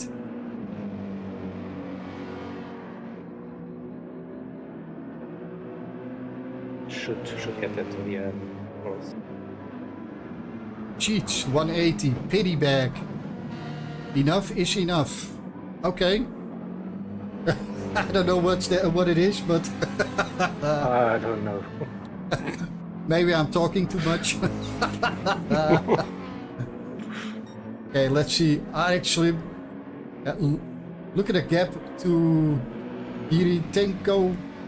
21 seconds now. Unbelievable. I'm trying to get through the field now. Let's have a look. These boys we have seen a lot during the race. Timur P7, 10 seconds in front, 33 behind. Stig Sander, 33 in front, 10 behind. And what's going on here? Not much. I thought I saw 2 cars really close to each other, but they are not. Give it a rest. He really doesn't like me, Cheech, I guess. What did you do to annoy? I don't know. I don't even know. I don't even know the guy. We're halfway through the race and he's had enough of me. Yeah. You're gonna have a bad time. I'm coming back tomorrow morning, so 2 more stints of B racing. Yes. Okay, so we got Rislan in P10. Yeah, Sonic isn't catching up anymore. Sonic caught up 3 seconds, but after that, it's status quo. But Sonic does extend his gap to Beetlejuice. Oh man, I love the Porsche pre-update. Post-update, not so much anymore. Finally, I found my car in the game. And Then the they physics change destroyed came it. and bye-bye. Probably not as bad as the McLaren 650 in Group 3, right? That has been nerfed to death. Pre-update, I tried it and I didn't even like it then, so... Okay. Oh, it's incredible. Into the pitch now. P13 into the pitch. I think he still could have done a couple of... Oh, he got... No, that's his box time, I guess, the 2:25. I was like, how is that lap time so low, or so high, I must say. But yeah, second TCT pit stop. no. Yeah, interesting. Still within the pit stop window, but early again, yeah. Yeah, it's really early, yeah. He's got around 30% of fuel left, 30 liters. Here he goes, Costa. Costa getting by. 25% of fuel left. And we have seen Costa doing some awesome battling as Slipstream also gets into the pitch. Come on, Costa, we had a great race yesterday. Come on. So many troubles in here. In Unbelievable, my yeah. bubble. Let's go. Ooh, who was that with? Okay, no, that was somebody else. Timur was well in the pitch. P7 also in the pitch. Here he comes. Bit of refueling for Slipstream. I love it when the refueling goes slow. I just... Yeah? Yeah, I did a competition where they put the fueling speed at 20 or something. I don't know, the highest. And I Yeah, was... the highest is 20, yeah. Yeah, I was like, why? Why? You just ruin every strategy, because I like to fuel save a bit. Not too much, but a bit. So you can get some advantage. That's more in it, yeah. Yeah, because I had more or less the same pace as the boys around me. So with a bit of fuel saving, you know, getting a couple of seconds, they get in front. I love that, but they ruined that. So yeah, thanks for that. Slipstream out of the pitch. Honor now, let's see, 1 minute and 9 seconds behind. 6, 5. We're gonna wait to the end of the straight. But actually we should look at Speed Hunter, because Speed Hunter also made a pit stop. Honor Wait. still has to make that pit stop. Okay.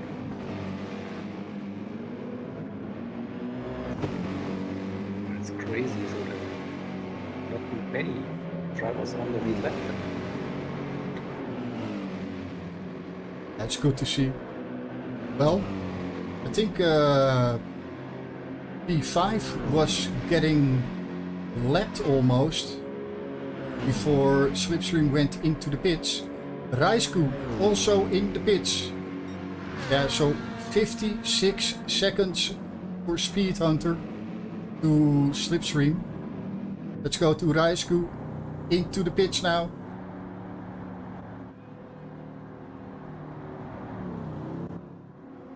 Oh, I love that mute button. Oh, finally could use it. You didn't want to hear that? Oh.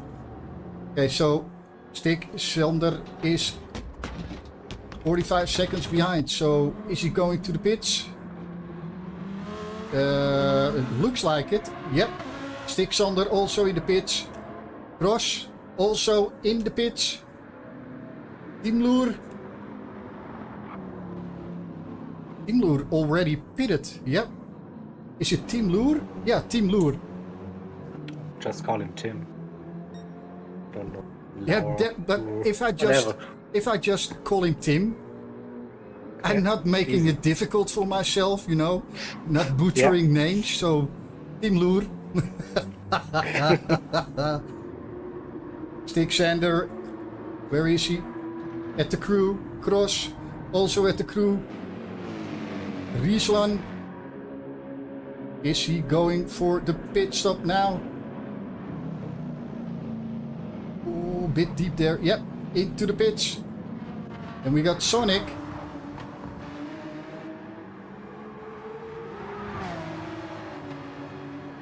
Let's see, P7, P8. Sander out of the pits. Go, go, go. Ross also released by the pit crew. Riesland still getting into the pits. Sonic. Where is Sonic going?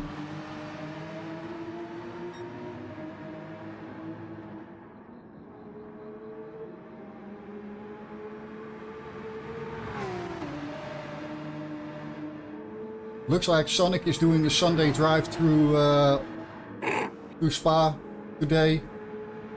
I expected a bit more from a TCR driver, but okay, you know. Blame it on Hodgson. He had damage in the first stint. Oh! Ooh! Yeah. So now I know I do not choose Hodgson as my teammate. Let's see. Riesland, yeah, going out of the pitch now. Sonic, yeah, still has to make that pit stop. Oh, look at that. Two guys right behind each other. I hate this pit exit, by the way. I always get a penalty. Always. Good thing is we turned it off for this event. Really? Oh, yeah. Beautiful. Beautiful. I'm sitting here with an open bottle for 5 minutes trying to get a sip in, and I'm just talking and talking and talking. Let's see. Drink. I can't. Stay hydrated. Yeah, that's my problem always. But look, I want to check, by the way, because Riesland is now right behind the Ferrari. Yeah. Ferrari in P5. So let's see. Slipstream, yeah. Pulling a gap again. Look at that. Honor, still no pit stop. But he has to make a pit stop this lap. He's almost out of fuel. This is going to be his final lap. Just squeezing everything out of the car. I said that as well a couple of times. Then they did another lap and another lap. I was like, what is going on? Oh, we we summoned Hodgson. Yeah, Oh. I wanted to say it, but you were talking. I was like, oh, just shut up for a minute. But hi, Hodgson. Love you, mate. I don't know why I'm waving because you cannot see me, but hi. Oh my god. Oh, wait, maybe. Where is it? Oh, too much emojis, too much. No, please leave that, thank you. Too much emojis, I couldn't find it. I wanted to find the waving hand, but yep.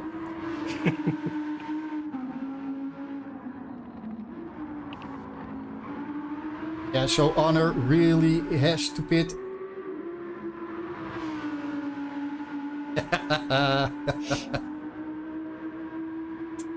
And the funny thing is, I say that about you, Hodgson, but I have been invited to do the 24 hours on the Noordschleife on ACC.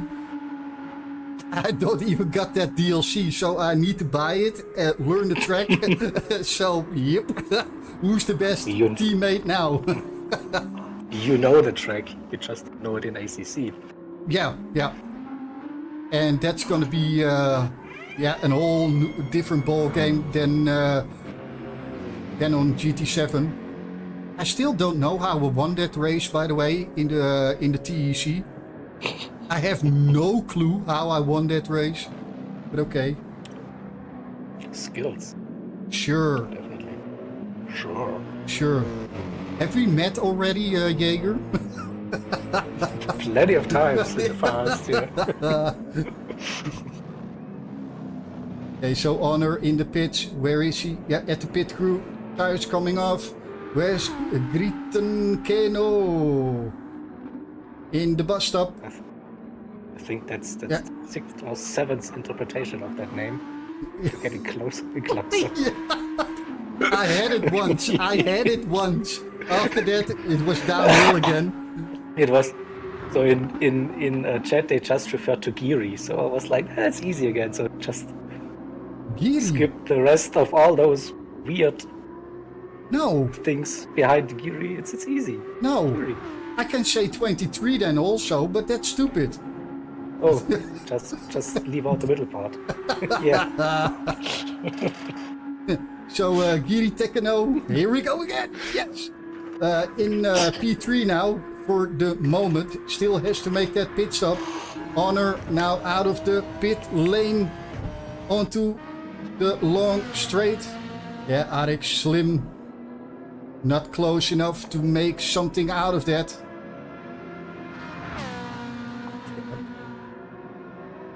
Wait to my stint next. Oh, okay. Let's go Speed Hunter. Good pace. Slipstream. Oh, damage. Slipstream with damage in the pitch. Can we see that? Are we too late? Oh, we are already too late. Yeah, too bad you only can go, what is it, 18 seconds back. But yeah, this is the moment for Speed Hunter to get closer.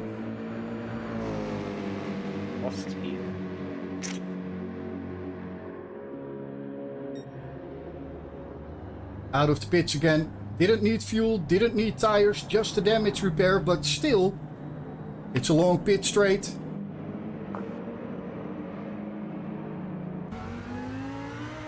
Where is Speed Hunter now through turn 1? Yeah, that's it was around, well, it says 35 seconds, but it was more. Will go down.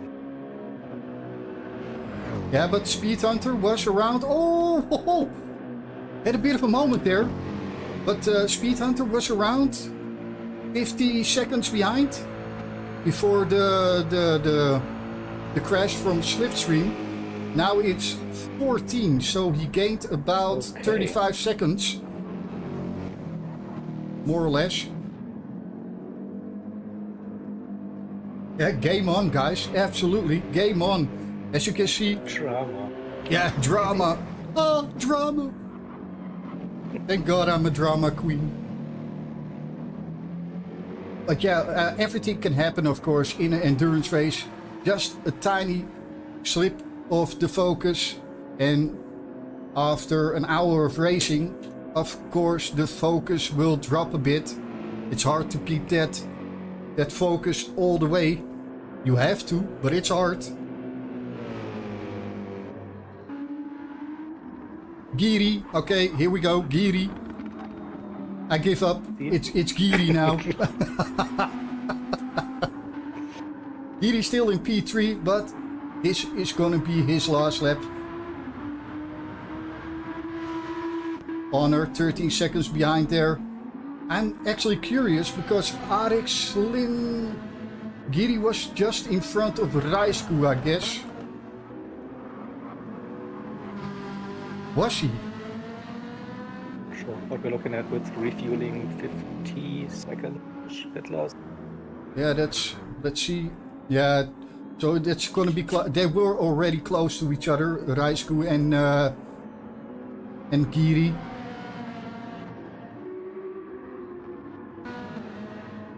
Maybe Giri did the good thing, staying out longer, less fuel. Let's see, let's keep an eye on him. Yeah, less fuel to take in, and the lap times are pretty good, 2:17s. So no complaints there. Yep, no, going for another lap. Great balls of fire, beautiful. Here we go. Yeah, and Raisku is doing 2:17s now also.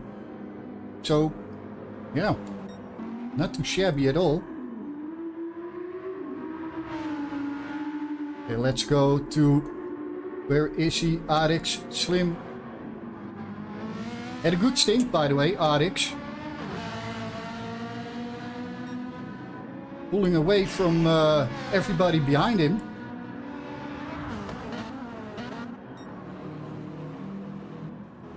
Team Lure, oh, I'm just checking, but Team Lure is, as you call him, Tim, is now actually 3 seconds from Raisku. So, and I cannot see what happened there, but that gap was way bigger. I see no damage whatsoever. 2:17, yeah. Nothing strange, but as far as I know, the gap was a lot bigger, so that should be the refueling, I guess. Yeah, look at the pit stop at 3:07. BMW and 3:07. The other BMW. Tim. Yeah, BMW and a BMW. Damn it! Damn sure, it! Sure. I was like, shit. That didn't go to plan. 2:24 and a 3:03, and a 2:25 and a 3:07. So that's 6 seconds. Yeah, something like that. Yeah, yeah, that's what I mean. It was absolutely around 10-11 seconds somewhere. So good job from Team Lord. And that's what I mean with the fuel saving. Yeah. Can give you around 6 seconds. It is here, and This brings the top 7 on the lead lap. Yep, Okay. indeed. it is. Tim is a quick driver. He's Oh, here he goes. Hirintenko P3. in the Pitteruni. Okay. Finally. Should we watch Arix? Arix should be getting by. So let's go to Raisku. Hard to tell, right, where they will emerge. It's always... in between the Finnish drivers. He should be. Normally spoken, he should be, but... I'm not gonna guess again, because when I guess... That's why I never go to a casino, I never win. Oh, wait a minute. Wrong button. P5. He's refueling now. Still stationary. Here he comes. Raisku and Timur getting closer and closer. Timur now in 2-second range. Giri now getting out of the pits. Oh, ho, ho. Turn 1 for Raisku. Come on, full throttle there.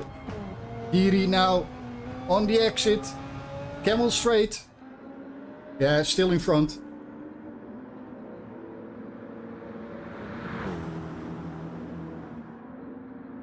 Still in front. And that's gonna be, give or take, 6 seconds. No, 7 seconds. But I think we're gonna have a battle on our hand with Raisku and Timur as it goes like this. Because Timur is just gaining at the moment. The 218 from Raisku and 217.3 and 218.1. So that's 0.8 of a second in the last lap.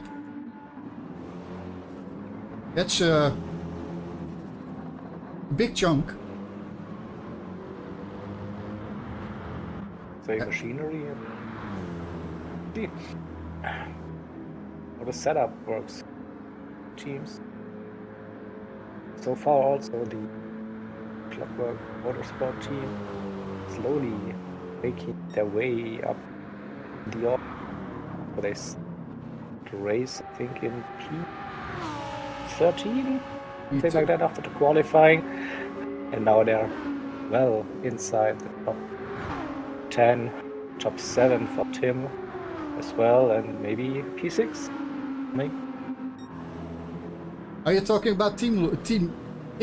Yeah, Tim is running for Clockwork Mode. Yes, yeah, sorry for that. Jaeger just throws out team names here. I think I told you already, I did not prepare too much. That's my problem always. I'm always underprepared. But everyone in chat knows what I'm talking about, so it's just you. Oh, thank God. Thank God. But look at that, 1.5 seconds now. He did a 217.3 again, and a 218.0, so that's again 0.7 gained in this, well, in the last lap. Look at that, that's all that is left of the gap between the guys. But let's go to the guys in the back also, of course. Cross in P8. BMW, I almost said BMW. That's a Dutch letter. Yeah, that's a Dutch letter of W. So sorry. Yeah. BMW in German, yeah. BMW. Oh my God. Yeah, crosses the teammate, like they're running for the same team. Just in case you wondered. Sorry, mate. I just was laughing at myself. Sorry. Oh my God. Stick Sander, P9. I'm just going. I don't care. Stick Sander in P9 is doing actually. He had another pit stop. He had in lap 32.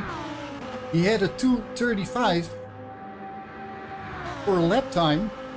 Don't think that's a pit stop. No, that's just a mistake.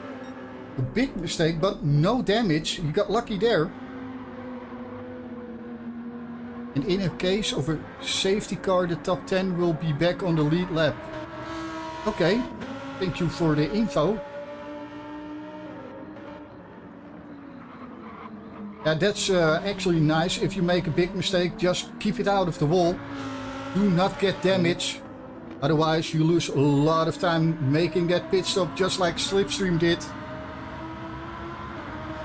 Life advice, lesson. Absolutely. Yeah, stay off the walls. Don't hit your head. Don't stub No. your toe. Rislan in P10. Also just doing his laps. I'm actually trying to get something out of the delivery, but it confuses me. Yeah. But still, I think that there has been one hell of a job to get that livery done. Because it's not ugly, it's just, you know, Creative. creative, yeah. So we can ask in chat, Mr. T, how long did it take you designing that livery? I think he gave his 5-year-old a crayon and a piece of paper. I need some inspiration. And then we got these. Oh, look at that! 3 cars really close. Who is that in the Beamer? But I'm just in time for Beetlejuice and Sonic there. Who is that? The 57 car? Oh. Let me see. We got PL11 and P12, and I think that is Honor. No, it's not. It's Speed Hunter. Speed Hunter. Right behind these guys. No. Yes. Right in front of them. The painting costs $10,000. Wow. Okay. Well, I could believe that because sometimes I'm looking at art and I'm like, really? Really? $2 million for a dot on a canvas? But okay. Ooh. Sonic a bit on the slippy stuff there. Kept it in check though. Really nice. Let's get on board with Beetlejuice. I think I already said the name about 6 times, so he's appeared 3 times already or something. Yeah. Sonic is not happy that he reappeared right behind him. As long as he doesn't appear in my bedroom this night, I'm okay with it. Yeah, so Beetlejuice now, within that second, we got some drama at the back. No, not at the moment. So we're gonna stay for a while with these guys, Sonic and Beetlejuice. And now I'm going to take something to drink. I still haven't. So, yeah, it's always the problem with me, man.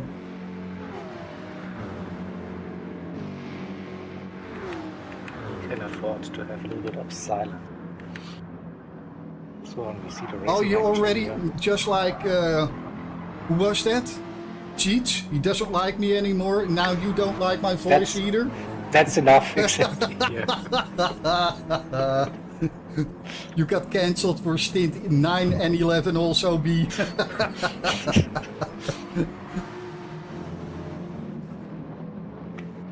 I'm gonna do a bit more quietness because I have to take my medication. Listen to the engine sound.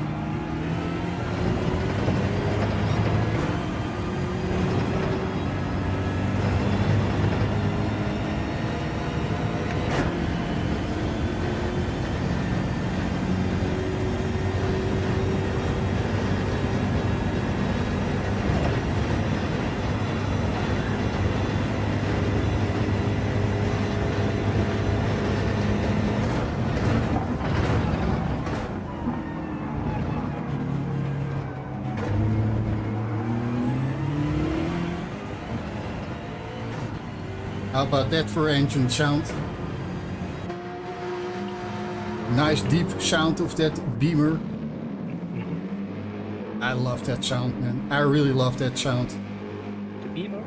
Yeah, I don't know why, but I really like the sound. It's just like an old grandma who smokes a lot, you know?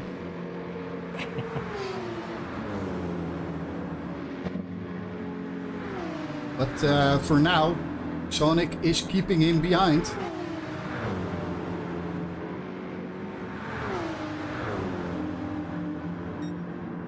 Oh, just shy of 270 kilometers an hour.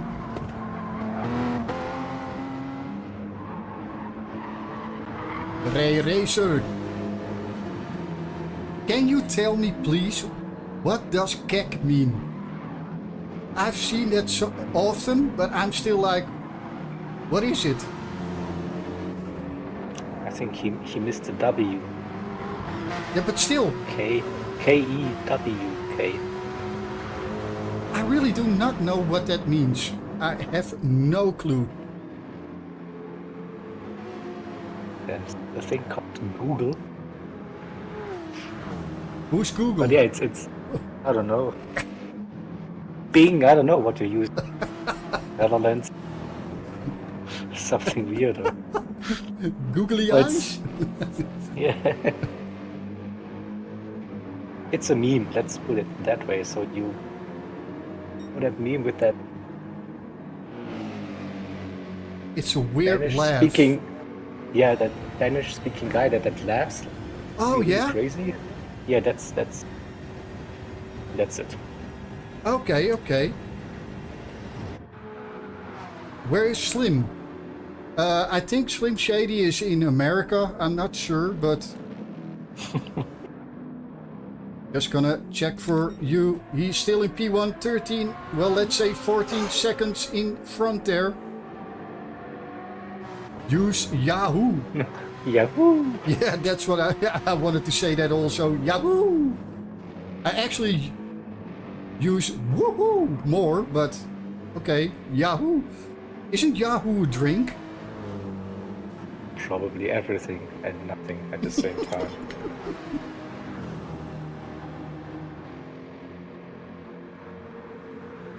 I still don't think Beetlejuice can make that move. So let's go through the field for a sec. Slipstream 14 seconds in front of Speed Hunter in P2. 48 seconds behind Speed Hunter. We got Honor. Doing a great job still. RX P4. Yeah, gained actually a position again, I think. I'm not sure. Tenko. Oh no, Giri Tenko. I should be Giri. I should be saying Giri. But P5. Racing Goo. Oh, look at that, guys. Timlur is, well, within half a second. Oh, that's fun. That's fun. Here we go. Raisku under pressure from Timur, or Tim, as everybody calls him. Timmy. Timmy! Oh, sorry. That's reflex, right? Oh, I'm so sorry. Oh. It's funny that Endurance Racing Federation, you know, just typing messages and I'm already there. It's about the 6th time already. Thank you, but I'm there.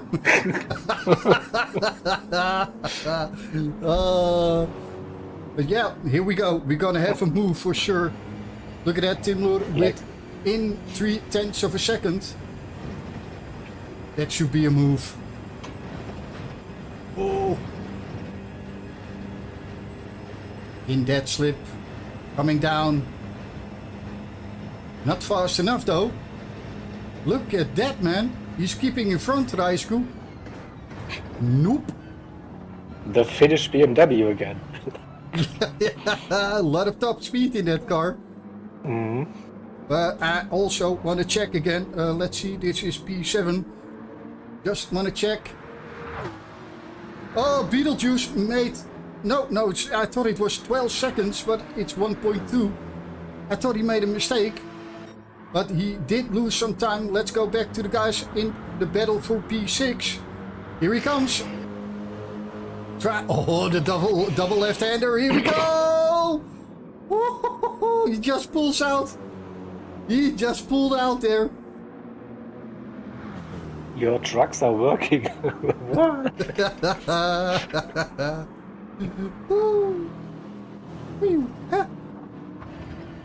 Oh, look at that, man. Look at that. So close. Good to see the guys can drive that close to each other without absolutely yeeting each other off. Come on, come on. Oh, no, I'm not biased. I actually do not know Timmy, but okay. I want to switch over in a moment for a quickie to see where Beetlejuice and Sonic are. Let's do that now. Within a second, but still, these two guys really close now.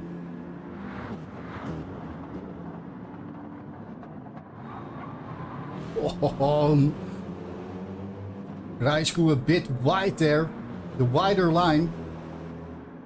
But Timur now with a good run.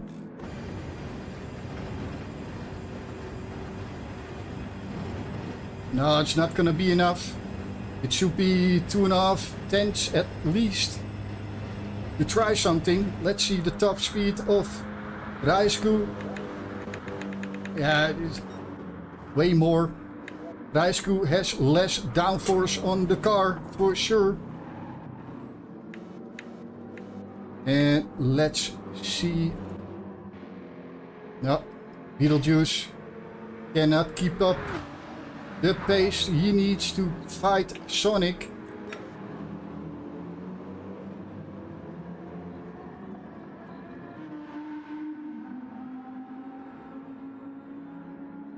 Oh, Team Lord now. Oh, look at that, man.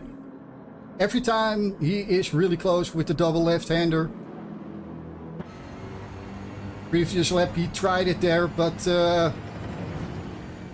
access denied by Raisku.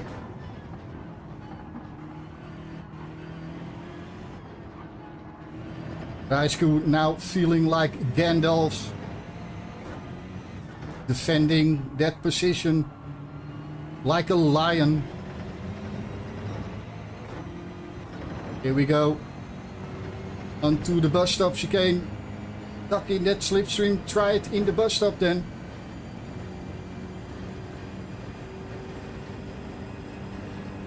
Oh, 1.5 tenths. Nope, 2 tenths. Lost a bit of time again.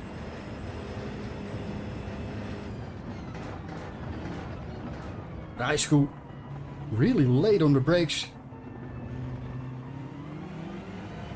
And here we go again. Back 2.5 a second, more or less. Turn 1. Again, the wider line of Raisku.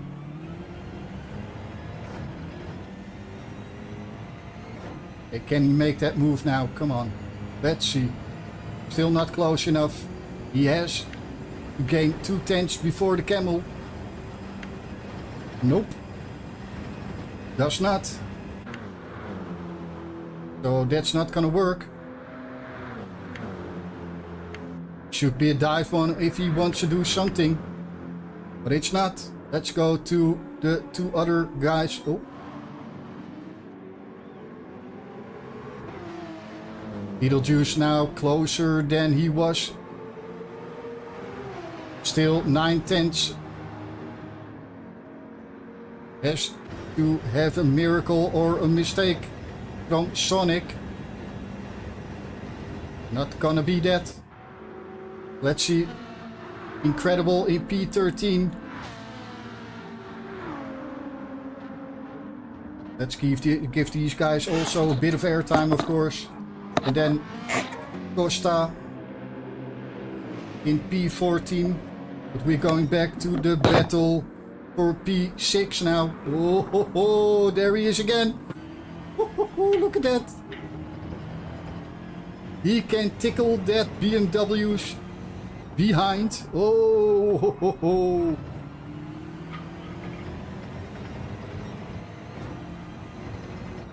For sure, Timmy is now thinking, well, wherever I can do it, I will. I need to get by this car.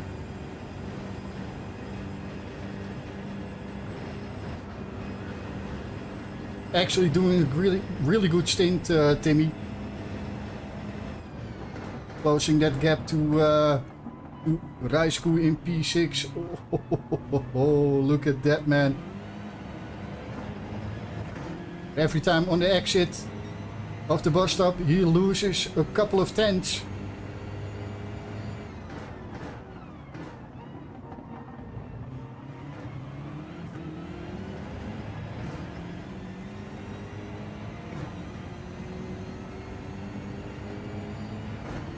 Oh, well, Jaeger, you have to sing. Simon expects a song from you. But again, half a second, that's not gonna be enough. Let's see, where is... We missed the overtake from Beetlejuice. We missed the overtake from Beetlejuice. That is too bad. Oh, Sonic, oh no, we got it on replay. Sonic makes a mistake there. Goes too deep. I think he even set a foot on the grass there. I'm not sure, but it looked like it. But a mistake from Sonic. Let's see that again. Yeah, oh yeah. Just getting a wheel on the grass. Doesn't want to get reset there, but yeah, Beetlejuice just came back and Sonic makes a mistake. Yeah, it's your fault. So Sonic had to grab some extra energy. So I have Monster Energy Zero Sugar Lewis Hamilton edition. Let's go. Wow. Wow, yeah. How expensive was so that prepared. one? 89 cents today. Is Hamilton Discount. that cheap? Yeah, maybe it's just that bad. I don't know. Actually, I was, I think a month or two ago, I was for a quick visit in Germany, and we did some shopping. And what I bought there was half the price we got in Holland. So Okay. I wished I was living a bit closer to the border. I'm going to check. Oh, look at that slipstream. Losing time to Speed Hunter at the moment, by the way. But still doing pretty good lap times, 2:16s all around. Speed Hunter a bit lower in the 2:16s at the moment. 12 seconds between them. Honor now 48 seconds behind Speed Hunter. Also mid 2:16s the last couple of laps. Arik Slim P4 also mid 2:16s the last couple of laps. Giri, I learned, just make it Giri. Giri in P5. Doing a good job. 2:17 low. Got rid of Raisu. But Raisu now in a fight with Timmy.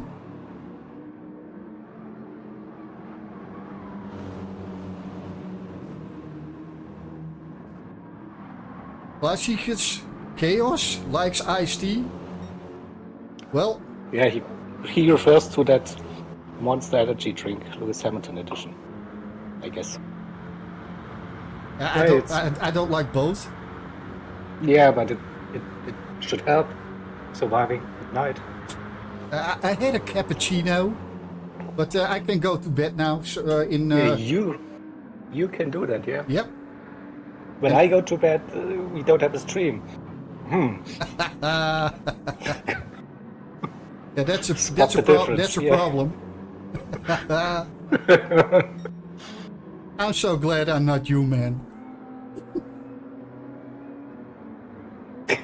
Sweet Cherry Grower. That's one beautiful name. And a hell of a question. Yeah. Well, Jaeger, go ahead. Go ahead. So, in description, there's a link to our Discord channel. If you are familiar with this, just click on it, select it to the information in it, and we can help you there.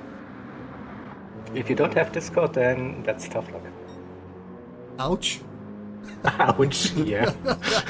That's a real German remark. Yeah. Get to the chopper, and if you can't, tough luck. Yeah. Oh, he is a cherry grower. Okay. I like myself a cherry. By the way, Francesco, why can I not drink cappuccino at this time? What is that? And by the way, it was about 2 hours ago, so it should be okay then, doesn't it? See, that was the missing part. You said you had a cappuccino, but didn't say when. Yeah, could be this morning, but yeah. yeah. But Francesco, I'm going to have a cappuccino after this, just for you.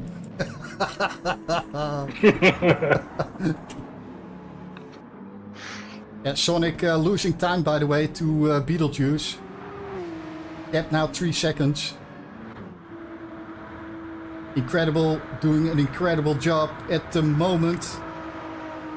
And Costa, yeah, beautiful. I must say, I think I say that quite often, but I absolutely love it when guys are running behind, you know, about 2-3 laps down, but still just keep on pushing, keep on driving.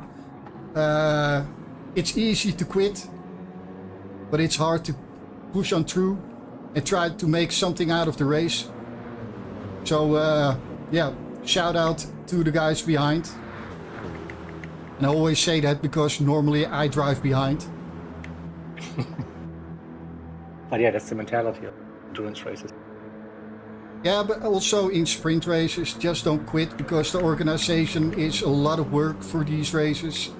And yeah, just keep on driving, keep on motoring. You never know what happens.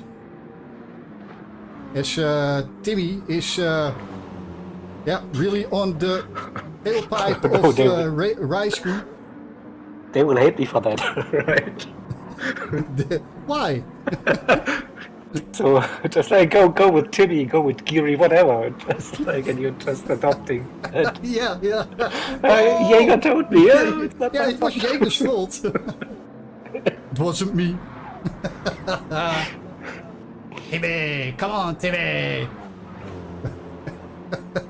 Oh man, I can. It's the same with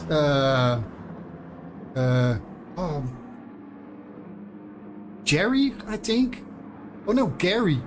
With a while ago with a show from Jeff Dunham, there was some guy in the audience named Gary or Jerry, and Peanut was like Gary or Jerry, whatever. I don't know anymore exactly, and it just sticks. And it's the same with Timmy. I always go to South Park with that. So yeah. Yeah. That's the reference. And it's the same with Jaeger. Jaeger! Yeah. I mean, yeah, there's things like when I get to watch your streams, I was like, "Beep!" Yeah. Yes, it just happens. Yeah. B. Jaeger! Be Jaeger. Oh, Yeah. That's an advice. Be Jaeger. Don't drink it, be it. be like it. Yeah.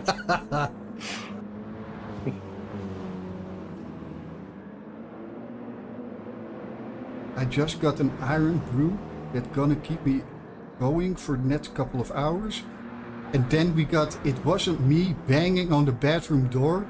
Haha, like what would an 8-year-old... What? Okay, sorry Simon, you lost me. It's getting late. Yeah, absolutely. Yeah, you can notice it with me also.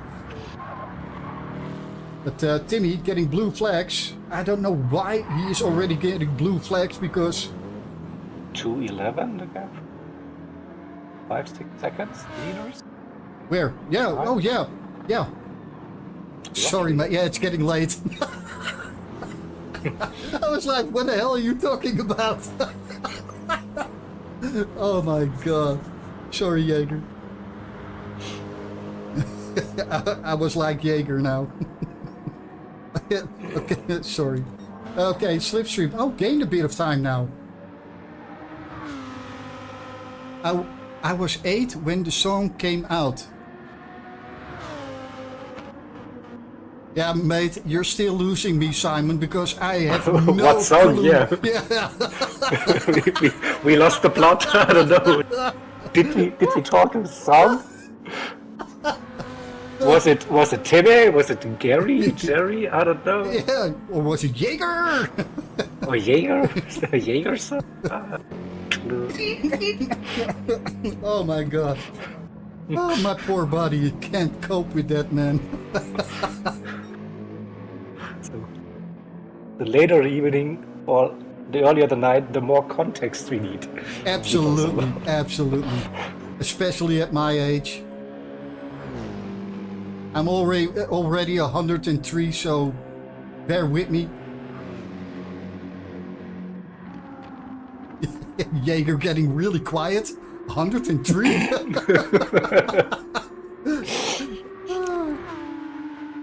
Yeah. Use my fingers just to count like what's 100? That Shaggy song you were on about, It Wasn't Me. Oh, wow. It wasn't me. Wow. Oh, okay, Wow. here we go. Wasn't that a half an hour ago? I'm not sure.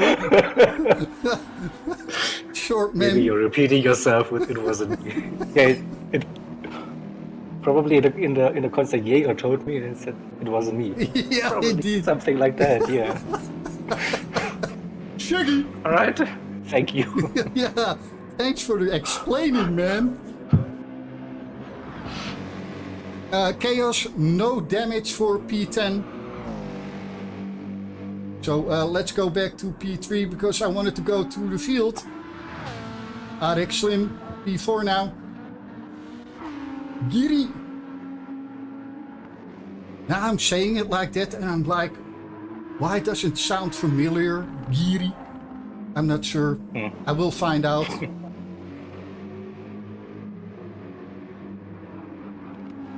Raisku P6. Tim Loer now losing a bit of time. Let's see the lap time 2:16.9 for Raisku and a 2:17.7. So that's 8/10 gained for Raisku in the previous lap. And look at that. Somebody behind. Who is that? Cannot see because we are getting in the darkness. And every time I think, yes, now I'm going to see it. I think it's Speed Hunter? No. It's Honor, I guess. No, it's not. It has to be the leader. Slipstream. I don't know.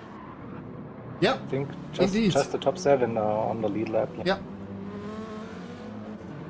So, and Slipstream, just a couple of laps to go before the driver switch. 5 laps, 50, 51. Counting my fingers, how many laps we have to go. We got 5 laps to go. Oh, look at that, man. That's Stop at 3, what? Oh.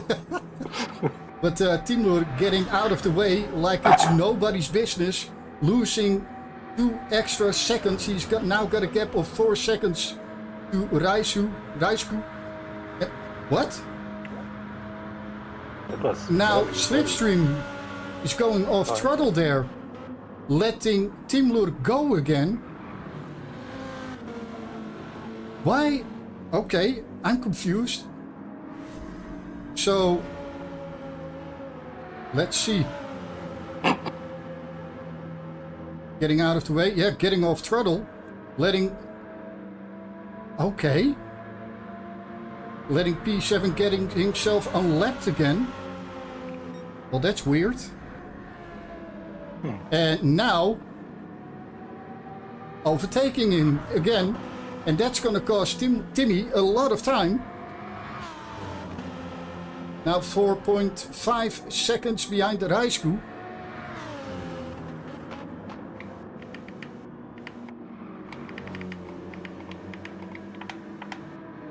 Yeah, maybe Timmy now can get into the slipstream and get closer to Raisku. Maybe to no fuel, low fuel. Well, he doesn't have a lot, but I think that should be okay. I think it should be okay. Close to 4 laps for Slipstream now. 13 seconds in front of Speed Hunter. Has got a bit more fuel, Speed Hunter. Let's see. Honor in P3. Yeah, more or less the same amount of fuel as P2. Arex. Yeah, I think it should be okay with fuel for Slipstream. It should be. Giri in P5. Look at that purple sector there. That's nice. And we got Raisku. Also purple sector. Cars are getting lighter, so Timmy now 4.5 seconds behind Raisku. Slipstream now pulling a gap. Yeah, that would be one hell of a mistake if Slipstream did underfuel. Cross in P8. 3 minutes behind P1.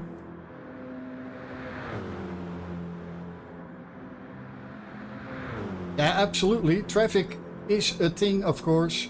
If somebody doesn't get out of the way with the blue flags. But it's also that moment that Slipstream let Timmy go again. Just getting off throttle at Camel Straight, that doesn't help. Stick Sander in P9. Is it actually Sander or Sander? I think it's Sander. He's American, right? Yeah, Sander, man. Sander. Triple X. Triple X, yeah. And then we got Rislan in P10. Yeah, I have no Russian accent whatsoever, so I cannot make anything else than Rislan out of it. And we got Beetlejuice in P11. For sure he's coming into my bedroom tonight. I've said that name too many times. And we got Sonic in P12. Just 3 seconds behind Beetlejuice. Again, I said it again. Oh, Costa! Look at that!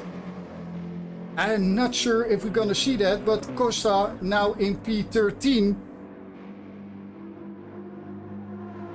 So Incredible had a moment for sure somewhere. Let's see. Look at the lap times also. Costa is doing 2:16s, even a couple of 2:15. And Incredible was in the 2:18s and in the 2:20 in lap 48. So, really sorry, we missed that. Maybe because when I saw it, I jumped on the button. No, it's already done. Yeah, sorry for that, guys. Missed that overtake. Don't do stick like that. Yeah. Why not?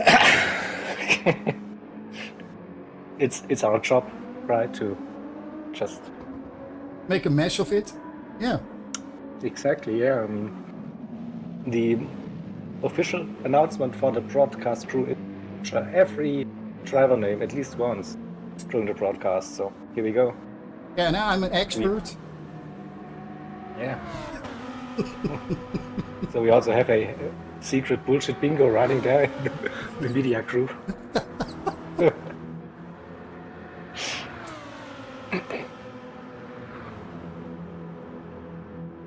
Yeah, I could go in even further, like America, you know, Sander. Actually, I must say, I see 1, 2, 3, 4 drivers from the States. Are there even more? Let's see. Let's go to 1, 2, 3. Am I crazy? Is it only 3? 1, 2, 3.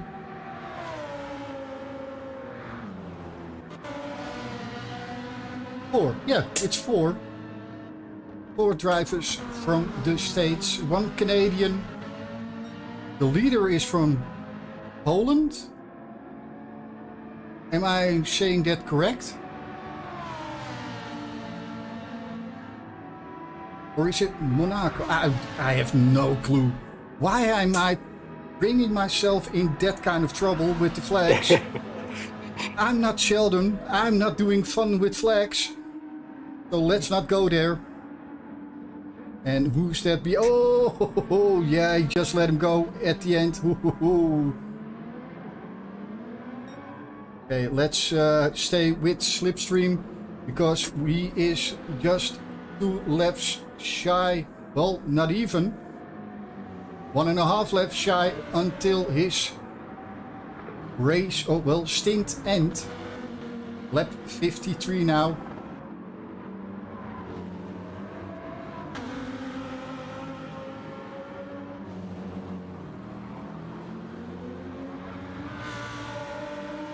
And it's really close with the fuel.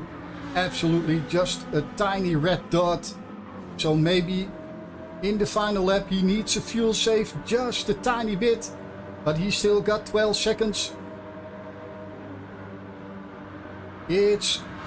yeah, 12 seconds should be enough to get still in the race lead for the stint 4.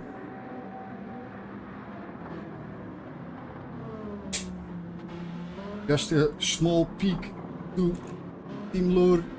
No, still 4.5 seconds there. Here we go. Final lap for Slipstream.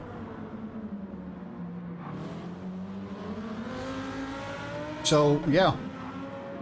My job for today is almost over. The only thing I have to do now is set my alarm. Oh, Speed Hunter. Let's see what happened there because he lost a bit of time. I think he overshot the bus stop chicane. I saw that delta going up. Something went wrong, did it? Oh, thanks. Oh, yep. Yep. As if he's parallel parking there. Losing a lot of time. But now, yeah, 8 seconds gone. So Slipstream No problemo for him. And where does Honor... still at 38 seconds to Speed Hunter. And we're getting close, guys. We are getting close to the end of this stint. Slipstream is almost out of sector 2. Almost in the last sector. Did a pretty good stint. Made one mistake. Had to make an extra pit stop for the damage.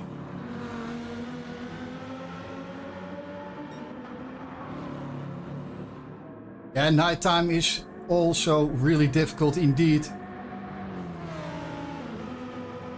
You really need to focus a bit harder. We have the long stretch now. I think the next 3 stints will be pretty dark. Absolutely. Whoa, so dark. Ugh.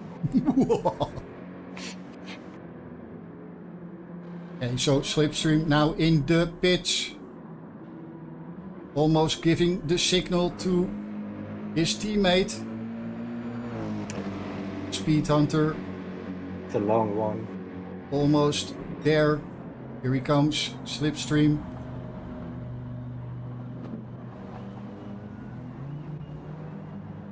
Yeah, that long pit entry. And exit, of course. Here we go. Speed Hunter also in the pitch now. Stopping his car and go for the next stint. Speed Hunter coming in the pitch, looking for his crew. Where are they? He says. And go signal for his teammate. RA Honor now in the pitch. Where's RX? RX now also getting into the pit. Honor now with 1%, same as Slipstream. Really cutting it close to the fuel limits there.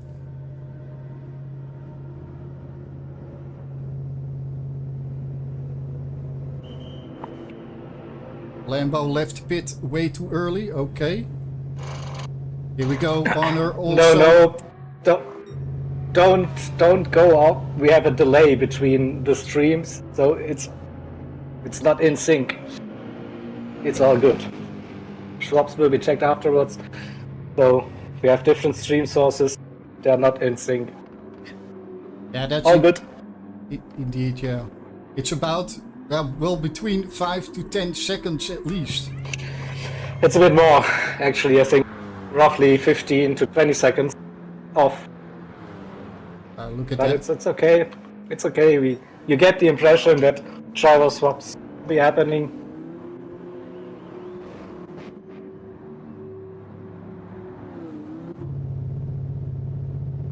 Giri now looking for his crew.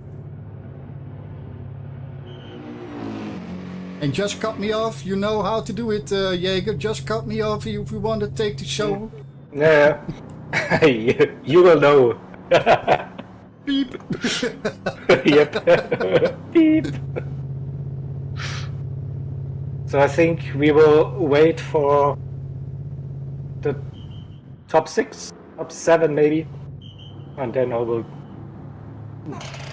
go big on my end. D7 now standing still, so yeah, I must say, Jaeger, thanks for having me again. Absolutely a big enjoyment for me, big experience also again. Nice to hear. And yeah, can't wait until the early hours of the morning. I hate.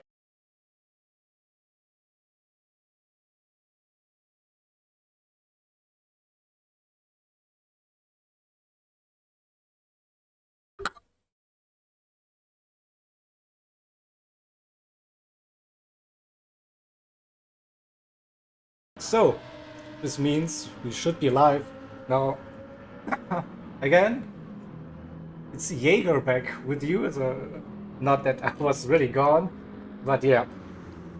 So driver swap, commentator swap executed. And now let's have an overview. What I'm happened? sorry, did you just execute me? I executed you, yeah. Okay, bye. Later, mate. He's still there, so have a good sleep and talk to you tomorrow. You. Bye, he said. Alright, so we have the 64 car leading still, and it's a good thing that we are late here in Europe and the UK. That username is not really family friendly, but here we go. Wax your strap on. Running in P1, 22 seconds the gap to Road Runner Junior Meep Meep.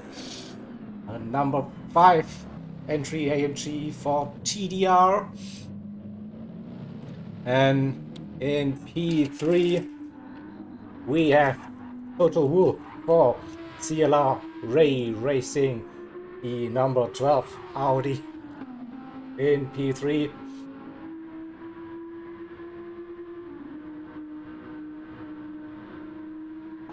In P4 we have Eric's Racing with MK. In P4, 13 seconds to get to the podium. A lovely 45 seconds to Tavernello Racing Team, our Italian friends in that Audi R8 number 6 car.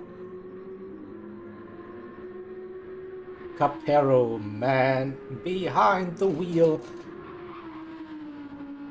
Roughly 22 seconds then to the 66 GT Finland Racers. Jay Lee driving, he was driving earlier in our support race, the Group 4 Legends, had an epic battle with Philo.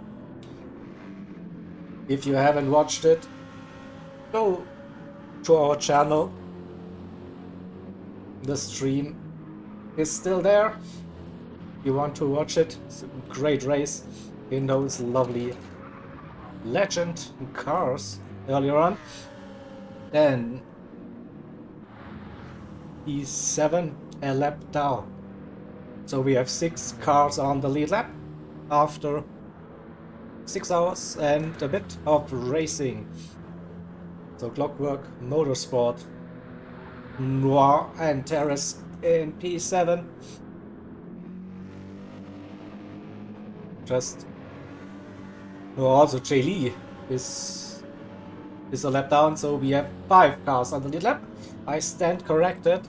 That is Sticks. I get to commentate on Sticks. Here we go. So he's also one of our members in the media crew. Also has an entertaining commentary stint. Usually he wants to have the opening stint, but due to personal commitments and also racing later on, so he's just racing today. Good luck to you. At 57, the sister car for Clockwork Motorsports. And his second stint of the event in the number 7 Sector 7 / Syndicate Racing. The combination, not sure if it's just a pure Sector 7 Racing entry this time. A 9th and Roadrunner Senior, also Meep Meep. For you, the number 4 car in P10, getting some blue flags. Out on track. We have the second entry for GT Finland Racers, the 67 car with the Razor behind the wheel for this stint, and it's Transatlantic Racing in that Porsche, the number 93 MD, the Nanias, chasing down the Finnish driver. Porsche versus BMW. The number 47, the second CLR Ray Racing entry to this event. AMG with Symphonias, also the second stint for the Belgium driver. And then in P14 we have the DC team, Max Epico. What a name, what a driver. Let's see what he can do. This time is using the medium tires. So we saw the DC team experimenting during this event so far with mediums and softs. But the softs, that they didn't last as long as they were hoping for, probably. So I think they reverted back to the medium strategy, going medium, one stop scheduled was one, and Wax not messing about for that long, already hitting those 2-minute 15s very early on. Gap 22 seconds nearly to Roadrunner Jr., number 5 car. So where was this battle, this close battle? I forgot, so we have to cycle through this grid once again to find it. So top 3, top 4. Also this was Jay Lee, 5-6 seconds the gap to Antares. Sticks, no. Camp, no. Roadrunner, no.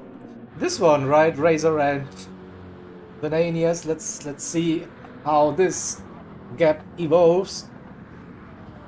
I think it was less than 2 seconds, so maybe Razor now starting to pick up the pace. Get to 17 versus a 2-minute 18. So maybe not the battle we are getting now. Maybe later during the stint as well. So yeah, so hello everyone that joined us now. So we are 6 hours and nearly 20 minutes in this 24-hour race here at Spa, presented by ERF, the Endurance Racing Federation, and it's round 4 of the GP Challenge 2024. We had the 12 hours of Bathurst for the season opener earlier this year, and we also had the Nürburgring 24 hours event for the second round. The third round we went to Monza for a sprint race. Yeah, endurance racing can also host sprint events, so we had 1-hour races at Monza. Oh, no driver swap, just flat out 1-hour racing in those Group 3 machines. So, those races just counted towards the driver points, not the team points. And you see in the overlay, you see the current teams overall standing, with TDR leading, Eric's Racing in second, and Clockwork Motorsport in P3.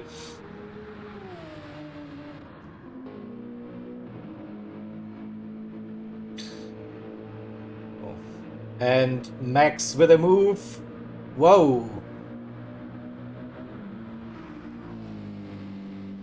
Was before Blanchiment.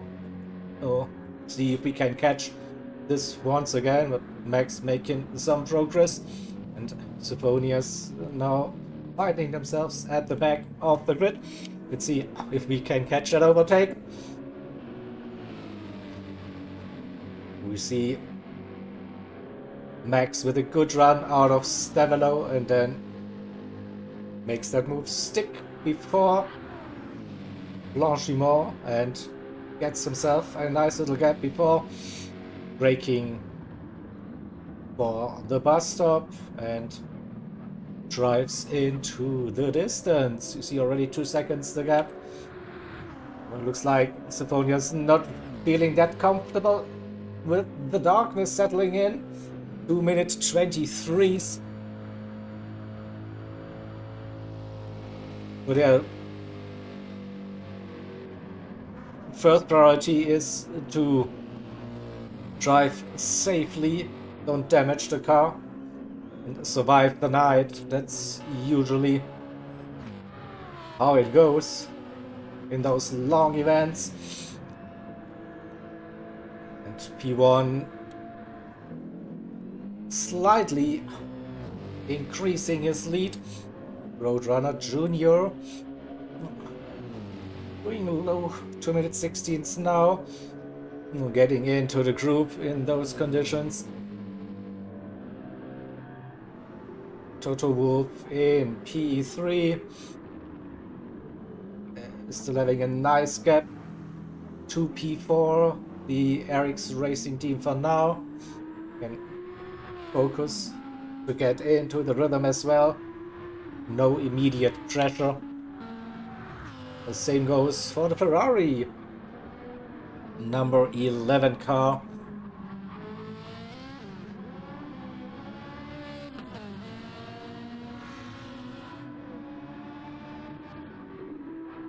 And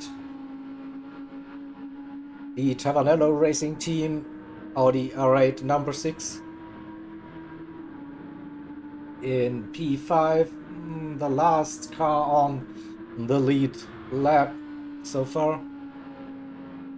Yeah, Styx TC is in the car. You won't believe it, right? Styx!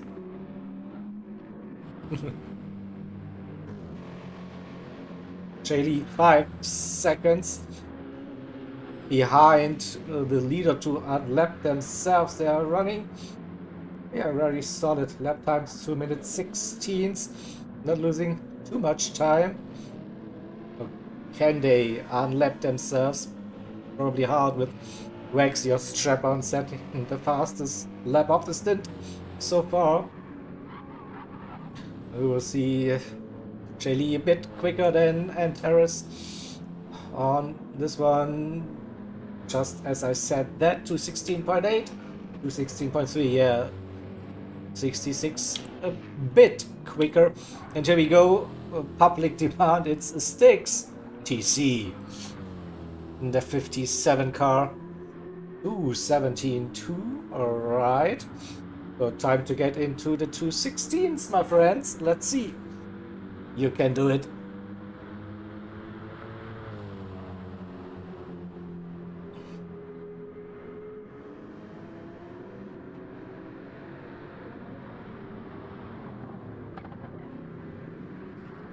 Solid run through the bus stop.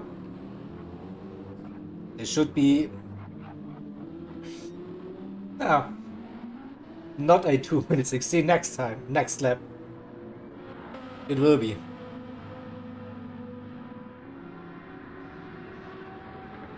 Yeah, too many sticks in this race, Simon. Yeah, I totally agree. It's the Styx cousin from down under. Yeah. You also had a stick Sander in the previous stint, or the American cousin.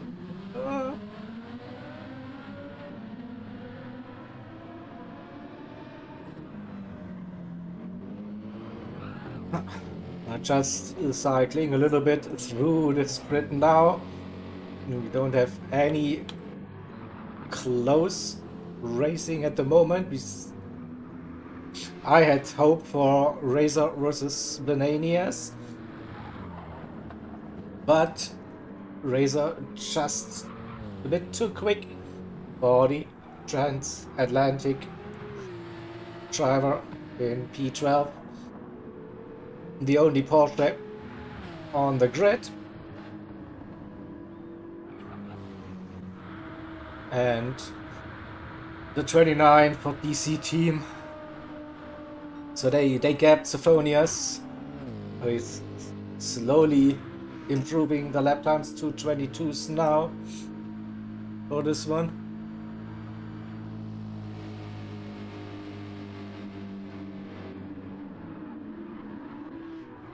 But there's also a big gap between P12 and P13 at the moment. Nearly 1 minute.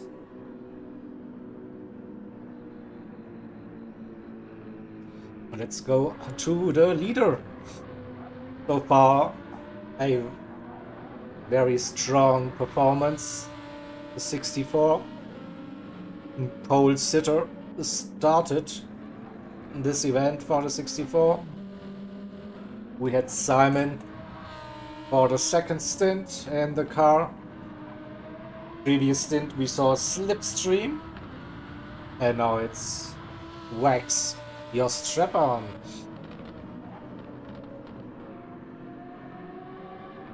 Didn't see a real drop in pace for this team. I think just a little mistake we saw in the previous stint where Slipstream got some damage, had to drive into the pits, repair it. So otherwise they would be 50 seconds ahead, roughly, I guess. Still a very comfortable lead. It is. And the car is not slowing down at all. This Lamborghini looking really, really strong, but also yesterday. Was it yesterday? It is, yeah. So on Friday, let's call it that way, on the qualifying session, Simon was the driver for the team. And in the first part of the qualifying session, we saw a 2-minute 14.1. And in the Super Pole, Simon got a 2-minute 14.4, just a couple of thousandths ahead of Dylan for CLRA Racing, number 12 car. So shootout qualifying the Super Pole and Chinese margin, but yeah, that car started on pole position, had a really good run. Pole sitter then had a nice stint. Just had to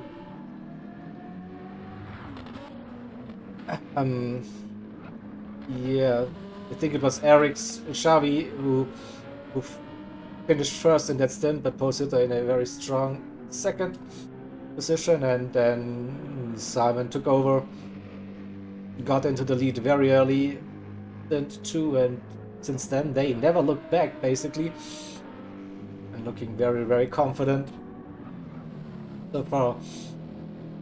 Also the number 5 entry had a bit of a rough start to the stint. I think they had the driver swap in P5, something like that, after the first stint. And then they slowly went up the order, now running very comfortably in E2. For this one, who did we see for this team? We definitely saw Lewis and Philo driving now. It's Roadrunner Jr. Who did the first stint for the team? Let me see if I can find it.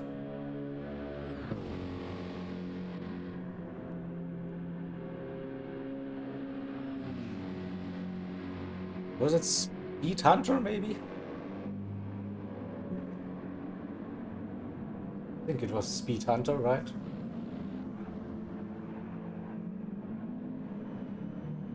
Could be. I might get confused with Philo. Philo may be running in the number 4 car. Hashtag don't quote me on that. So I need to find the spotters guide, right? I have it somewhere. Oh, I can tell you exactly.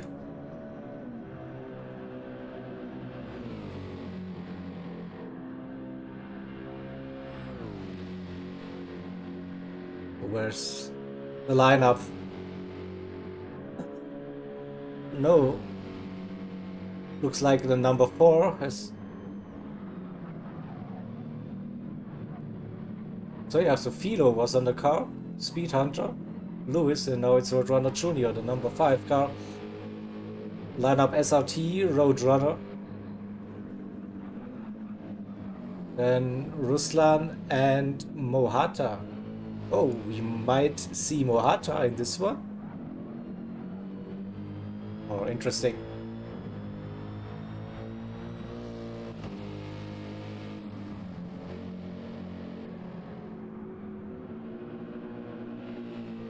There are a lot of quick drivers around here, definitely.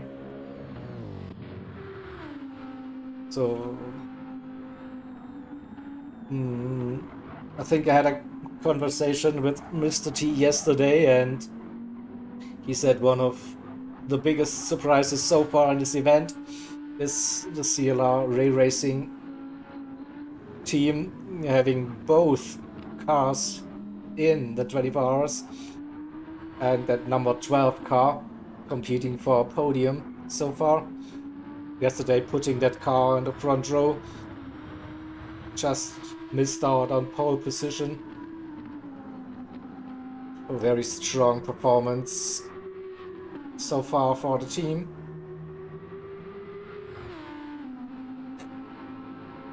And yeah, why do I say it is a achievement to be in that race at all? So you see, due to the limited spots in the lobbies, we only have 14 spots available for driving, because we need 1 spot for race director and 1 spot for the commentary for the streamers. So that leaves us with 14 spots, and we had, I don't know, 22, 23 sign-ups for this event. So we had to run a pre-qualifying session that took place previous weekend. So far, had to find those 14 teams for this event, and that's why it's a big achievement for the team to get both of their cars into this event.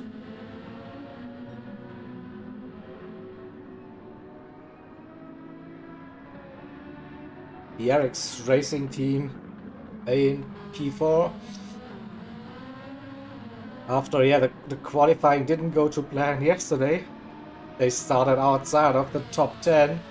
Then after a great opening stint, they were leading this race. Now just running outside of the top 3, but still somehow within striking distance. If you're like talking about endurance races, that is, so 18 seconds, not too bad at all. And then we also have the Italian team, Chavanello Racing team. They joined the ERF for the Nürburgring 24 hours and have presented a great team, a great setup for the Spa 24, running in P5 at the moment.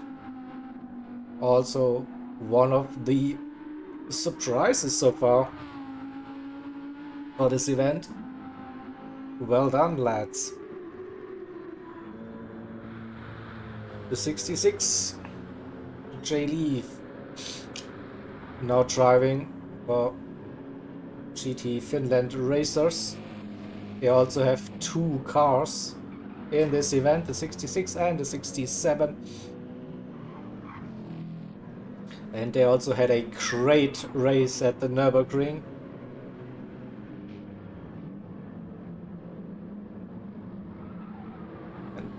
Again, looking strong. Let's see. They can move up the order a little bit towards the end of this race. There's still a long way to go. You see on the screen 17 hours, 24 minutes remaining, and the next 5, 6, maybe 8 hours, it's nighttime. So definitely not the easiest conditions.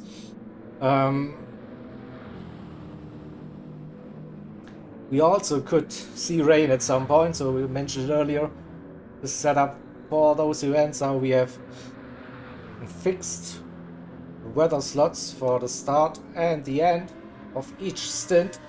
That's kind of based off real-life weather forecasts, and then the time in between those slots, it is random weather. So basically the game Gran Turismo 7 decides what weather it will be, and as Spa has dynamic weather enabled, so we can see sunny, cloudy, and also rainy conditions. We might see some rain at some point for this event. But for now, looks like a very bright sky, not many clouds. We see the stars. We see the sparks flying for the cars as well.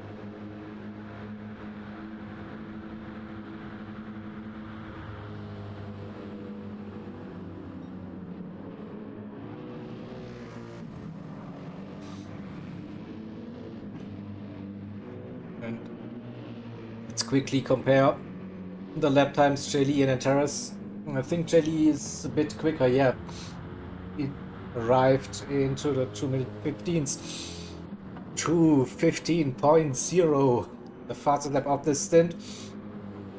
I think stint 2, where we had Lewis running, we saw a 2-minute 14 point something during the race. So not quite the fastest lap of the event so far, but I'm sorry, not far off. Definitely so we were running with Clockwork Motorsports in P7 and P8.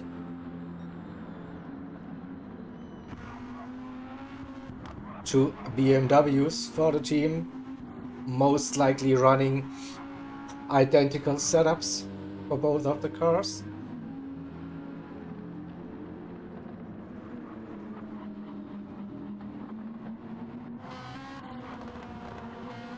And Camp in P9 for the number 7. It has a huge gap to Roadrunner in P10, a minute. That's good.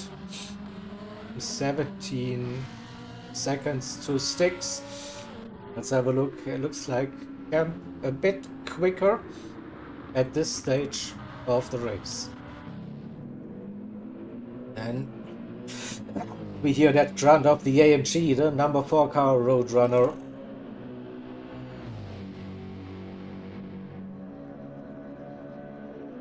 Rouge Radion, no drama, no issues. Run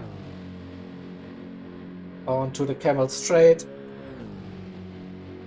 and reaching 266 kph without slipstream. That's okay. I think we saw 270 plus kph for the cars, but it's not too bad, I think. The second GT Finlanders team, the 67 sister car, in P11. Racer doing a good job. You're having some nice 2 minutes 16 lap times. Running the 93 Porsche in P12. Running 2 minutes 17, so unable to keep up with the Finnish driver ahead, but also not losing too much time in here. Max Epico in PE13 and what happened to Zephonius. Doing steady lap times at the back, but losing quite some time to Max. It was, I don't know, 10 laps ago when Max performed the overtake on Zephonius, and now nearly a minute gained. Probably a long day for the 47 car. See if they can make it work.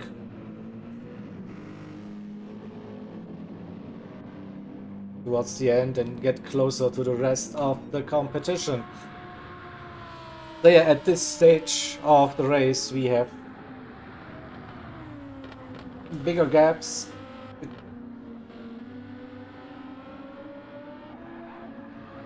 Not much wheel-to-wheel racing action happening,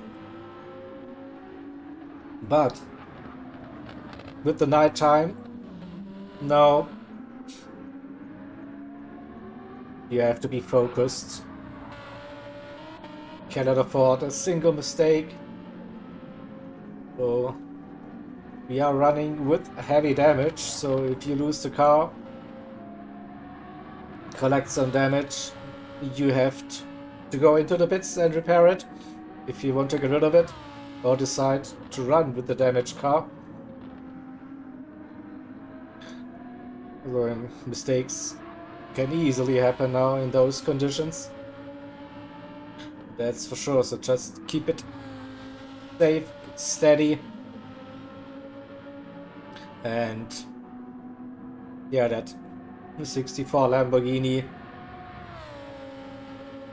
what a machine it is for this event.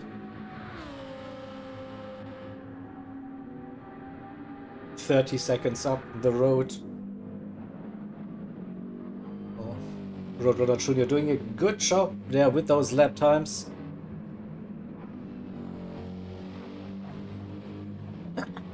Yeah, Simon, that's true. So there is a possibility of a safety car always.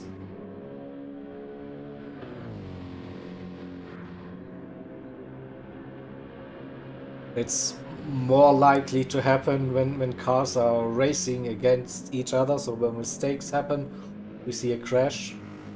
So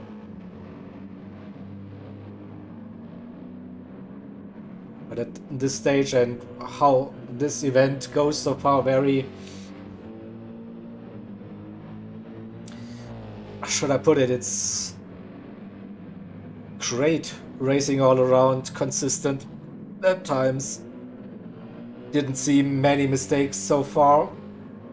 The ones we saw was not major damage, just a slight tap, a bit of aero damage, nothing major in this one. Yeah, exactly. So with, I mean, we had the interest, yeah, for 20 plus teams, so especially in those endurance events, so having 4 or 5 additional cars on the track would be so great.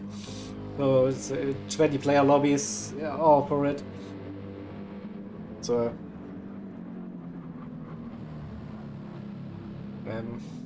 it is not what Poly Digital or Sony are willing to give us at this stage. I don't see it happening for GT7. So we'll probably have to wait for current gen only next iteration of the game to have bigger lobbies. Fingers crossed for that.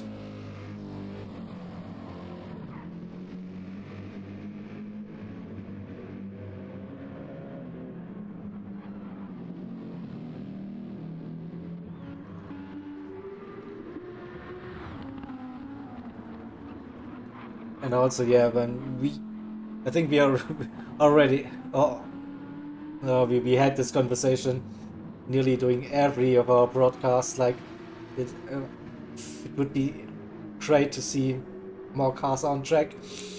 Also, we could dream like have, I don't know, 30 player lobbies. We could do multi-class events. Like it would be so good. I guess the game has the potential to run those events. Definitely. I mean, we found also a way to make endurance races work with the setup with driver swaps, which is not possible with standard game features. So with that lobby to lobby swap procedure, it still feels like a one event split into a couple of stints. So yeah, I'm not dreaming about doing in-game driver swaps, but yeah, bigger lobbies would definitely help with us.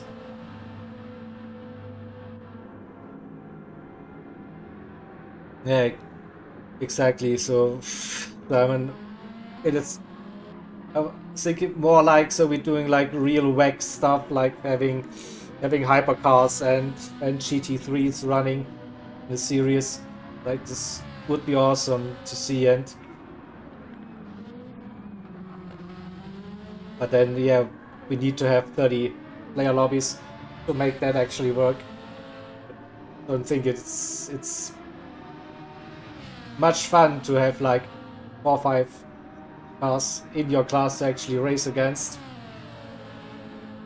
It's still fun for some leagues to do multi-class Group 1, Group 3, or Group 2, Group 4, Group 3, Group 4, whatever you can come up with. It's still some kind of experience, but like for quote-unquote serious events, you need to have bigger lobbies, that's for sure.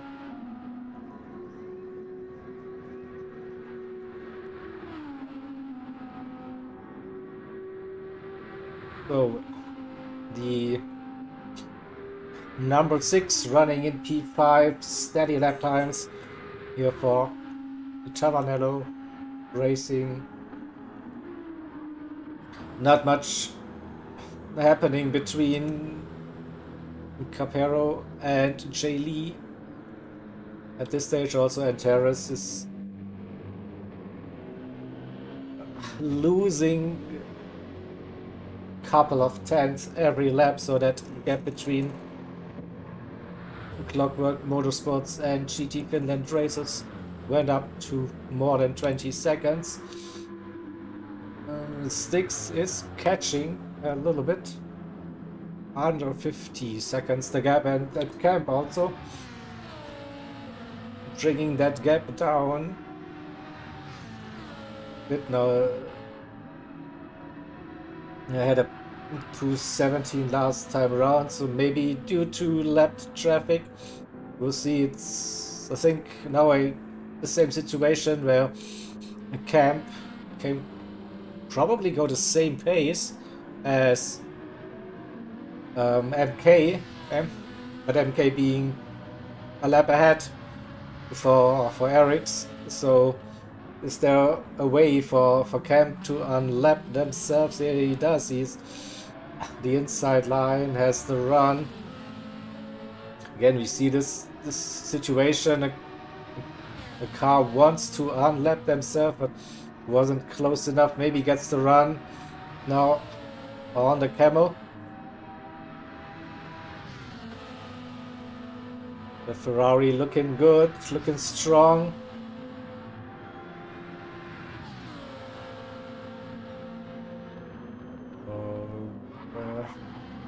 Camp a bit, I don't know, gets impatient a little bit.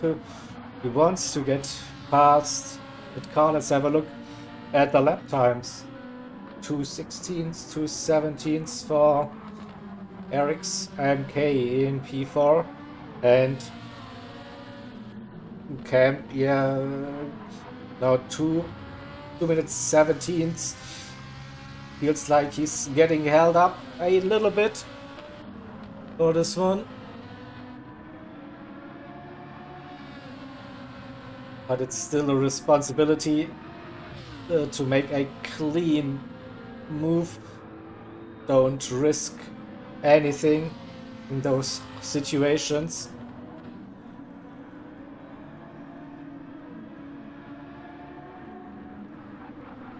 Oh, sending it down the inside now. Probably now best for Eric's MK to just let it happen. And was a bit quicker. And maybe it is the best for both of the drivers now.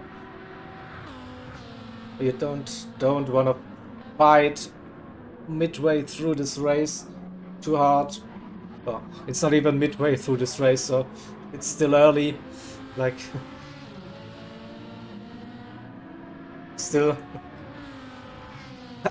2/3 of this race to go. So yeah, all good, chill, everyone. And you see that that gap is opening up that gap. So I think it was, in the end, the correct decision, Camp, to make that move. And for MK to just relax. But they have still a nice gap to P5, so it's all good at the moment. So what's happening at the front? It's still the 64 Lamborghini leading this race comfortably, 33 seconds. The gap is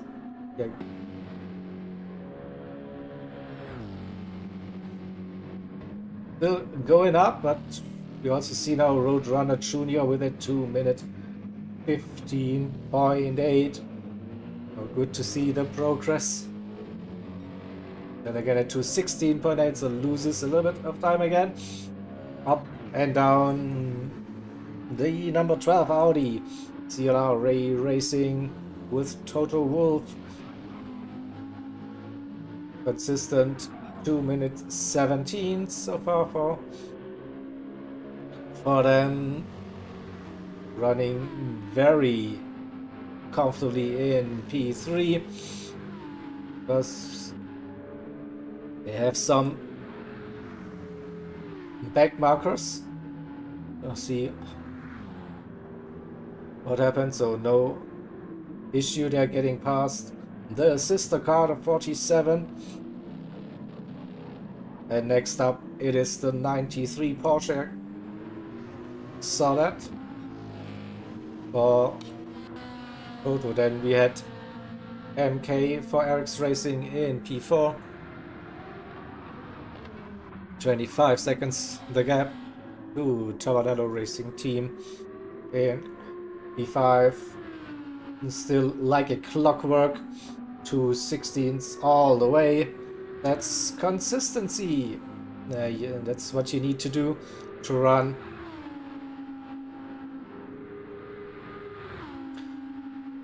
Don't go as quick as you can, just go like, I don't know, 90-95% in those events.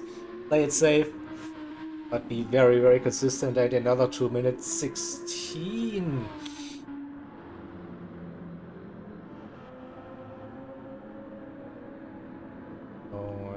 Have a look at Jay Lee for the 66 car in P6. So I still like it that 66 is running in P6. We have 666, the number of the beast. Oh no!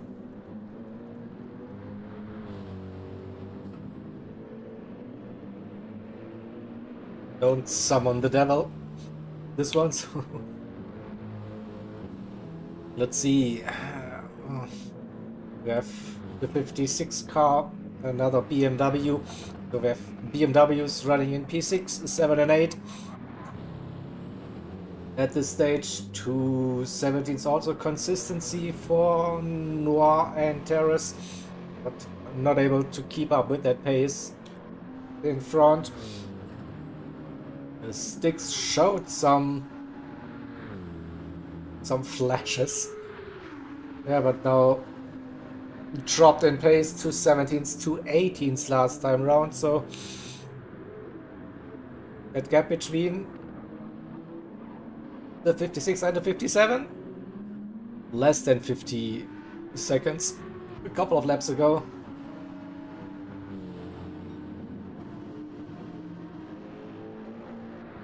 So it's actually camp now with some clean air for the moment. I see some cars there coming around La Source, maybe lap traffic again, but let's say just 15 seconds the gap to E8, so that's still within reach. And a wild drift coming out of La Source. Roadrunner for TDR, the number 4 entry, the AMG, still running in P10, and the gap to camp also very stable, roughly around the 1 minute mark at this stage. Razor has opened up that gap 17 18 seconds nearly to P12.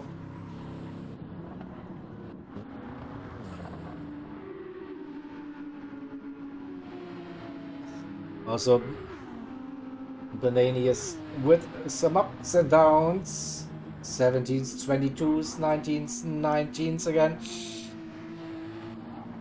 Maybe blue flags here and there to slow down.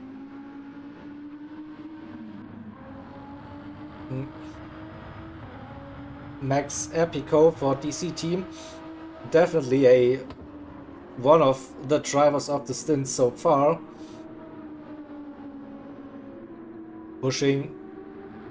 bringing that gap down to P12, started in P14, and still have Stephanias Ford at 47, AMG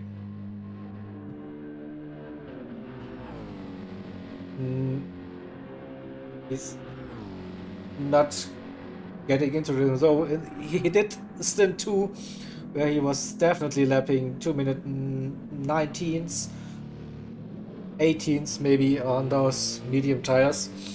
But seems like doesn't have the confidence to drive in the darkness. Reduced visibility, definitely an issue.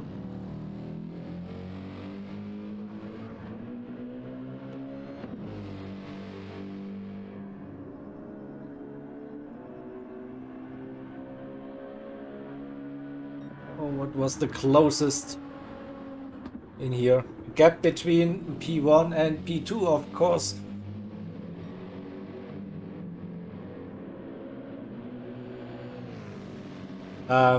Something must have happened. I think we had 30 seconds. 2 minutes 29 for Wexier Strap on lap 24. Was it? Lap 23 it was. So there was a 13-second time loss for the lead car. No damage for that Lambo, but yeah, definitely lost at least 12 seconds. So we had 33 at some point. Roadrunner Junior in P2. That's definitely helping the number 5 car at this stage. On pure pace, Roadrunner Junior couldn't keep up, but with that mistake now, and maybe this little mistake, it gets into the mind of the driver. We also see some clouds forming here. I'm not gonna say we will see rain, but let's see some rain, right? It would make it very interesting. nighttime racing, reduced visibility for some of the European drivers. It's also past midnight now in real life, so let's see, maybe getting tired at some point could be interesting. A bit of drama could always help for the viewers, for the broadcasters. We said it earlier, as long as we are not driving, we want to have some action, a little bit of drama, but the good drama, right? So drivers need to make some adjustments, but I still think those clouds are just fluffy little clouds. Don't see seem to be heavy stuff, so still a lovely day at Spa so far. No rain since the start of this event, and we are 7 hours in.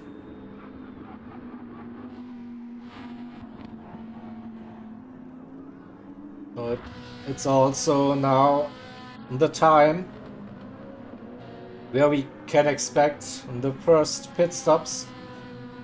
Now, based on the previous stints, lap 25 to 28, roughly the pit stop windows for most of the drivers. With the same strategy, we saw teams running up until lap 30, 31 with a big stretch.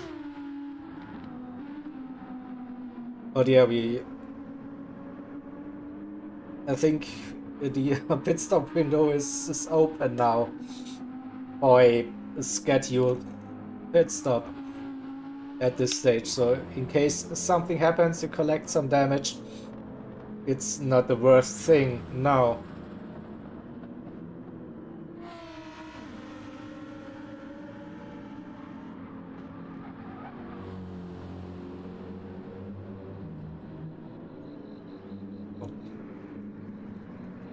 Those gaps seem to be quite stable now in the mid-pack between the three beamers.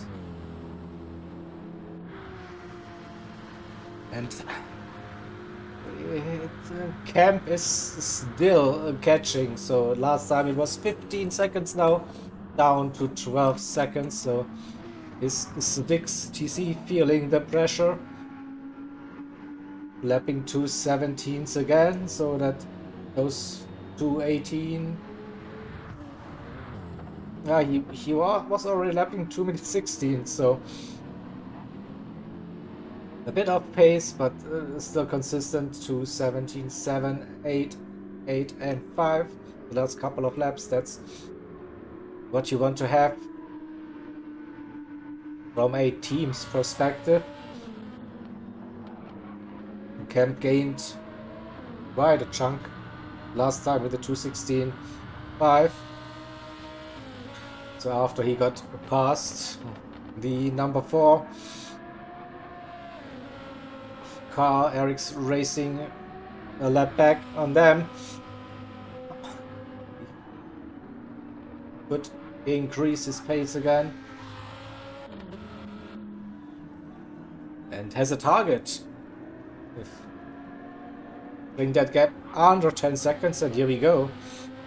Also a difference in the fuel consumption for the car, so that Lambo having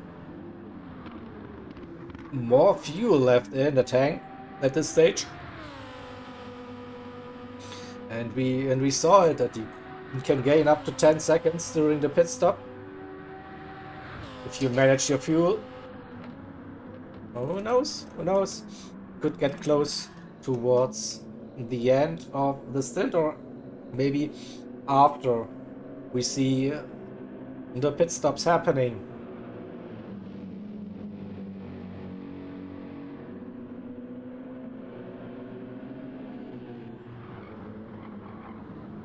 The other gaps, let's see.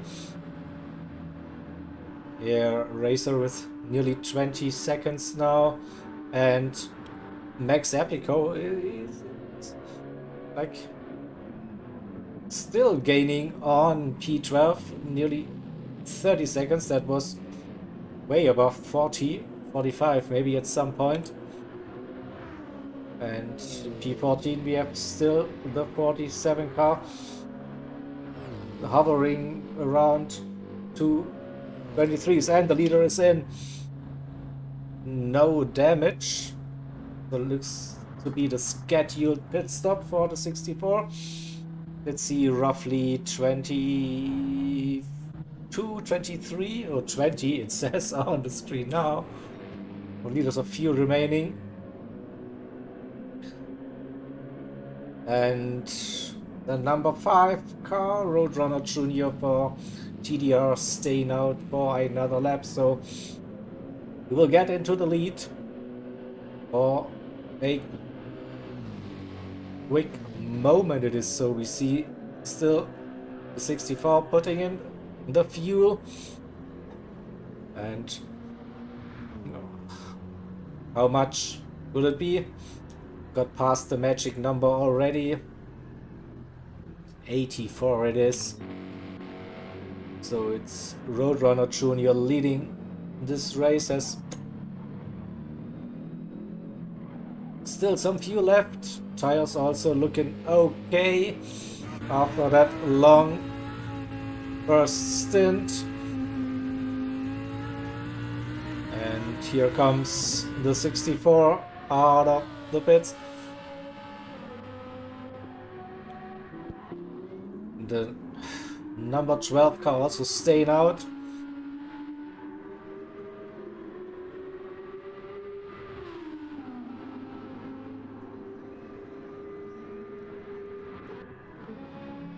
Same goes for MK, and a little bit of spoiler alert, so that fuel is looking great again on that Ferrari. So this might bring them back into the mix against the number 12 car. So the difference in fuel is quite massive. Can't tell you the exact numbers, but yeah. Again, great setup for this Ferrari with the fuel consumption. Definitely helping them. I expect the number 6 car running for a couple of laps. So we saw that in the earlier stints. Lap 30, 31, maybe 32 as well. Target lap for the pit stop for the drivers.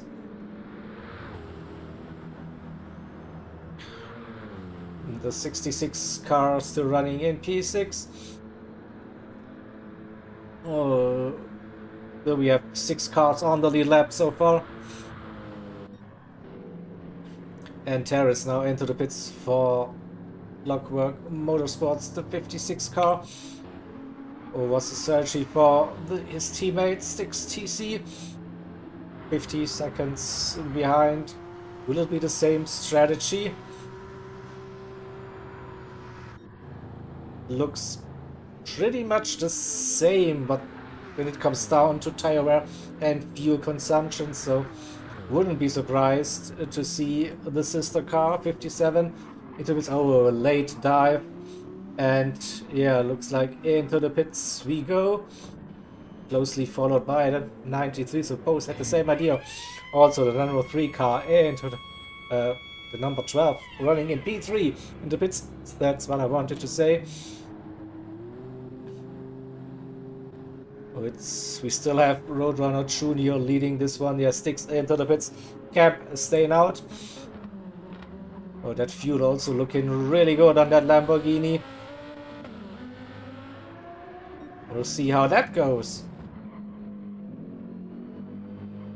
So the number 5 leading, doing 2:16s. First time lap for the 64 Lamborghini.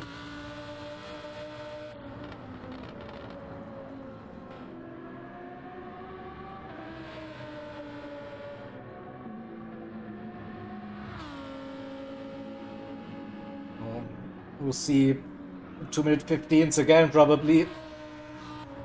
Was the baseline for wax your strap on for the entire stint. And with some fresh boots, should easily see that happen. So we see the 15.0, fastest lap 0.6 down. So looks like target time to 15 achieved. That's, of course, you need to come around Blanchimont and don't overshoot the bus stop, but that's looking good. So I probably see a mid to high 215 or 16.0. Damn it.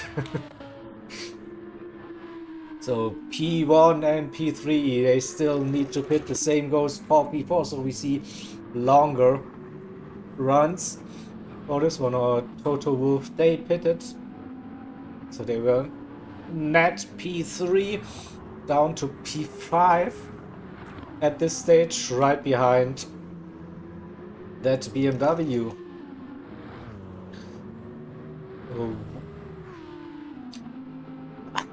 Let's say roughly 45% wear on those tires for the BMW and fresh medium tires for that Audi R8. So how much time will it cost the number 12 car running behind that 66? They will be hoping to see them pitting very soon.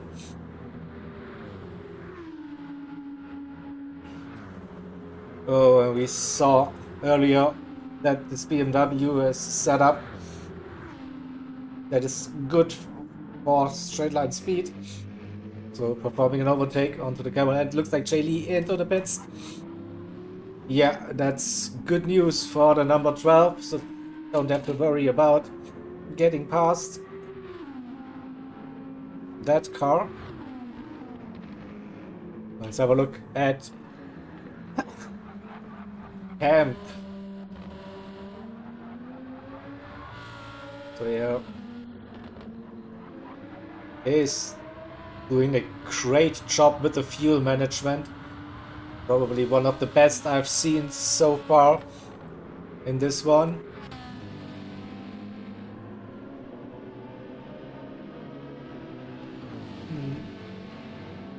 And a bit surprised to see that Eric's Ferrari in the pit that early, but it's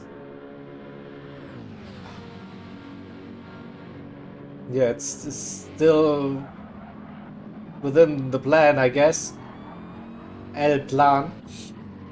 So didn't refuel as much as usual. Fresh medium tires. And didn't gain that much on the number 12 car, so I was expecting a bit more. Yeah, seems to be a bit twitchy now.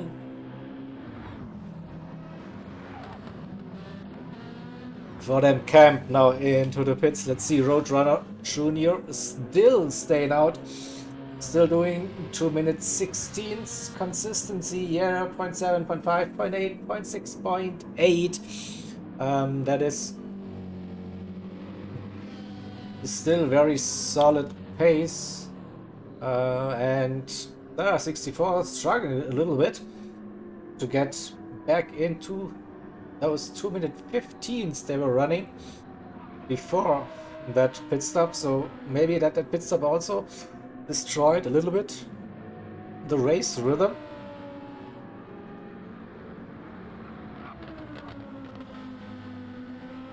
It's still very fast, don't get me wrong, but we've seen that they were doing 2 minute 15s usually during their stints, and again looks like a high 250, maybe a low 2 minutes 16 again Could also be the fact that the wind has changed, conditions have changed a little bit on the track.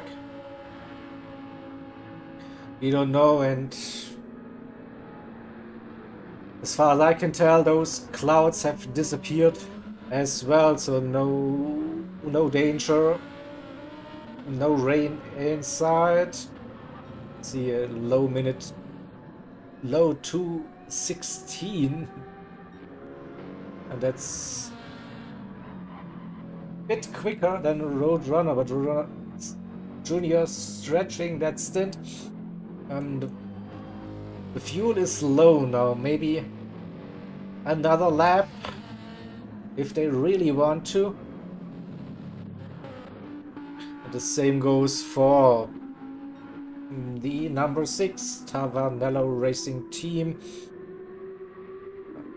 having like a set strategy, running lap 31, 32, roundabout that,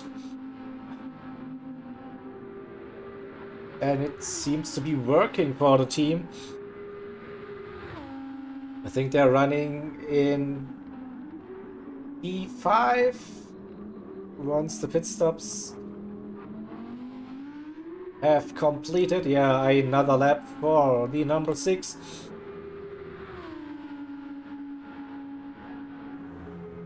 Will lose that position to Toto Wolff. What about the Eric's Racing Team, MK versus Capero? I think MK should still have the upper hand after the pit stop, but not by much.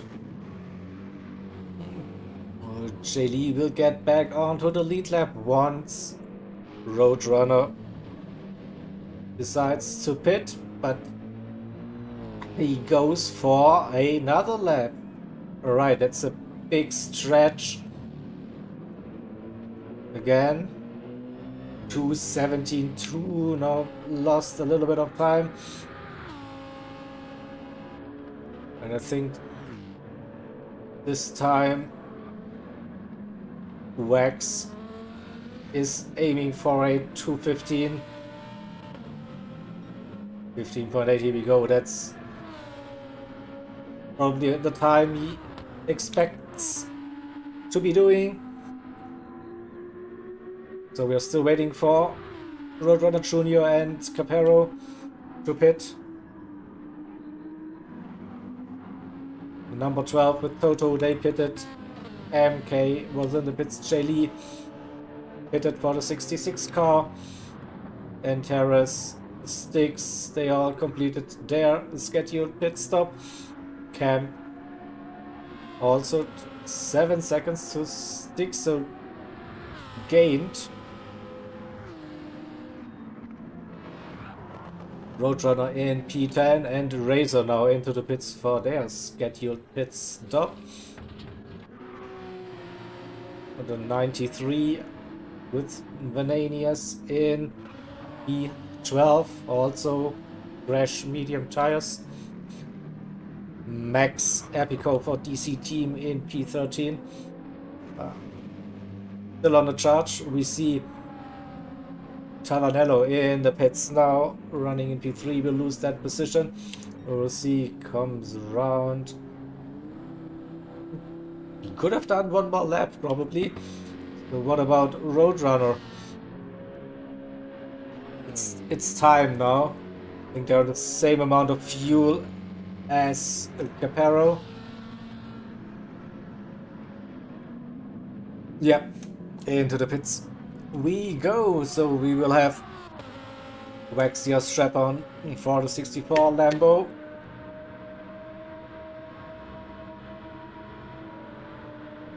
Once they come around the start finish, they will be back leading this race. So Roadrunner Jr. approaching. Pit crew is ready.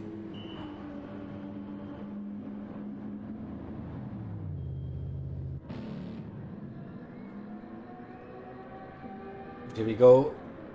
Back into the lead for the 64.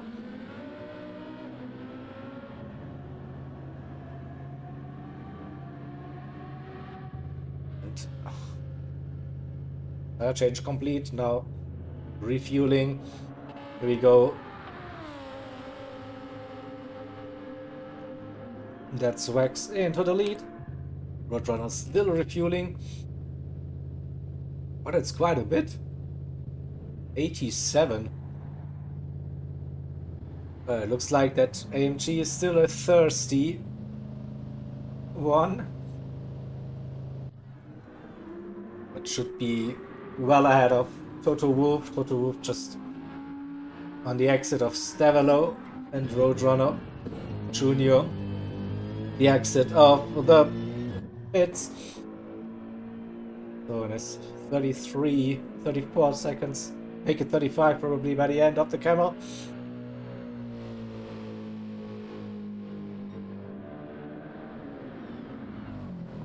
Let's wait for the number 12. What's the gap between number 2 and number 3?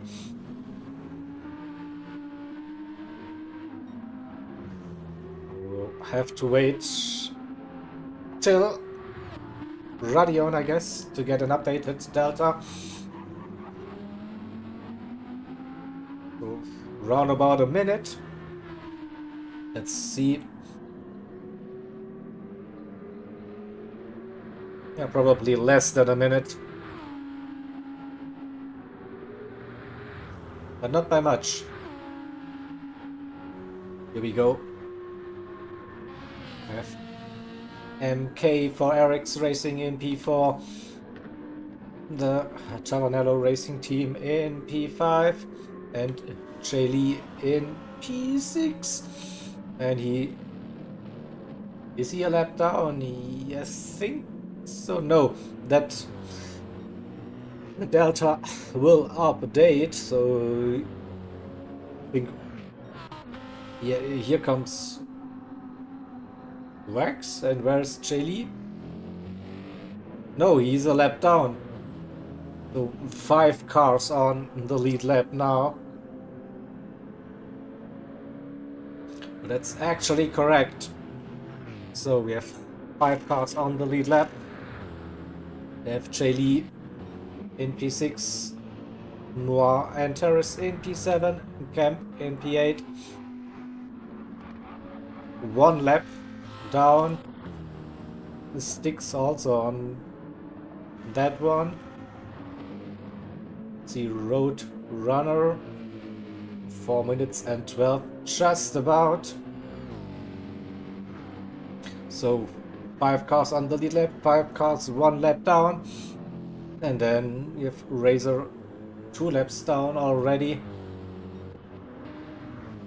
The same goes for the 93 and the 29 car and the 47.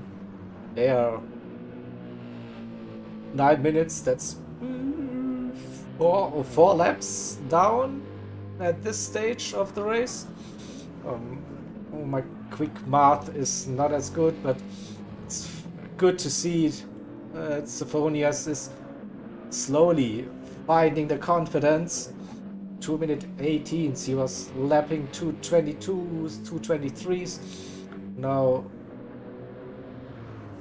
and as soon as I said it, he runs a bit wide on the exit up. Stavelo takes the escape road, rejoins the track safely, and probably gets some dirty tires. So careful through Blanchimont. Yeah, that's okay. A bit wide. Break early for the bus stop this time. And dirty tires should be gone for this one. And after 2-3 warm-up laps after the pit stop, Wax, your strap-on is back into the 2 minute 15s.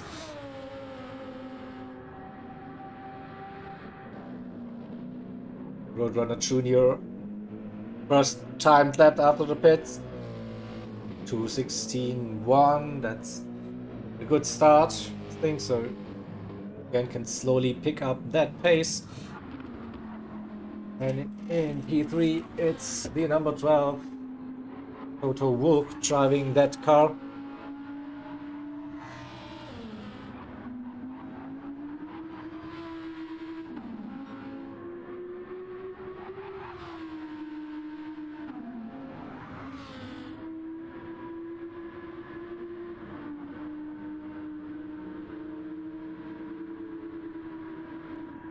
In P4, we have Eric's racing. A bit of a wiggle again, but everything under control. Nothing to worry about.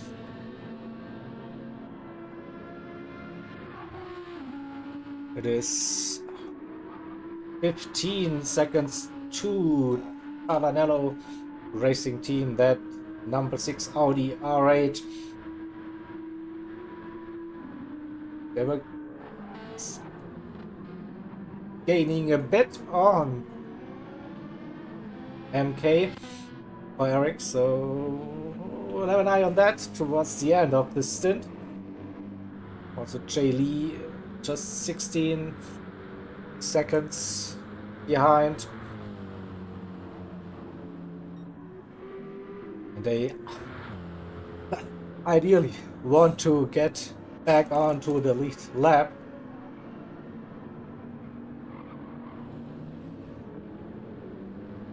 It's at 10 seconds, and it's the tough ask against the quickest driver in the stint.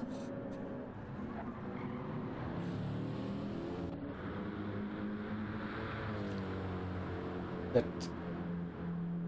definitely a nice gap to the 56 and the 57. What happened to Sticks?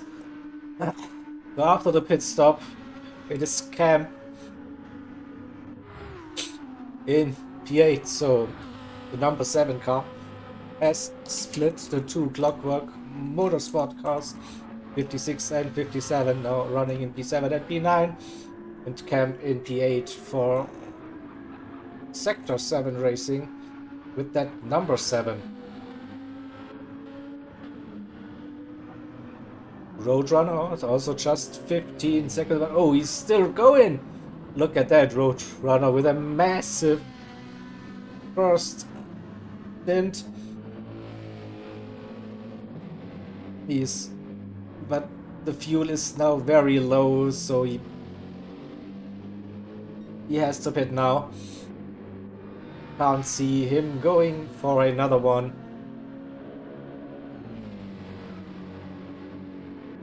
No, we will still keep that P10. The gap to Razor is big enough, 1 minute 34. So we expect Roadrunner to pit now. And here we go.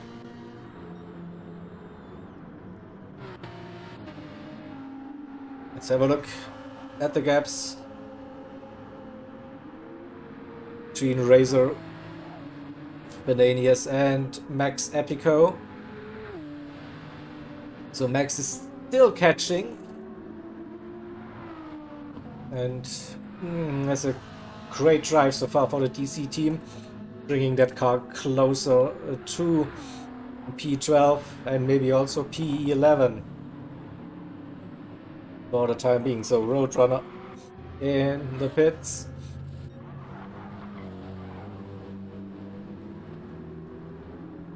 Sticks had a 2 minute 28 on lap 33. So I think that's where he lost the time and also the position to camp.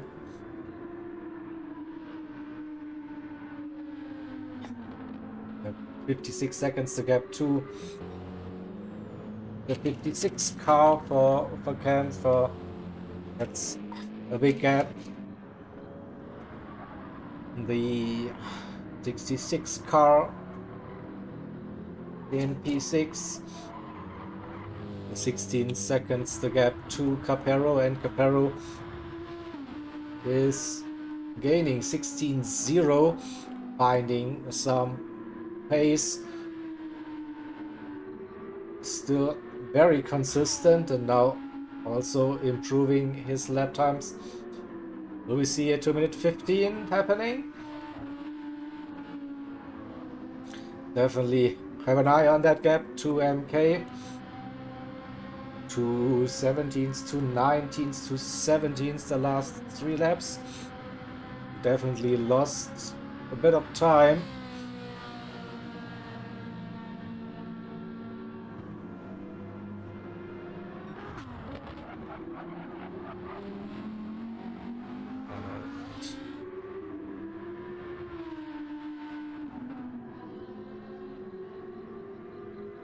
Toto Wolff should be safe. Nearly 20 seconds the gap to P4. And the top 2.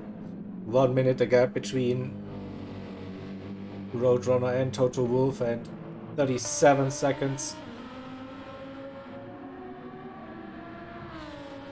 2 minutes 16.000. What a lap time.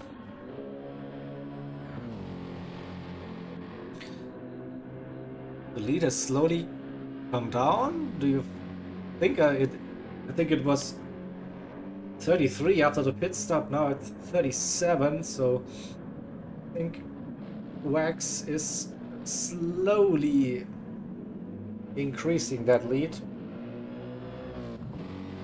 gaining a couple of tenths each lap.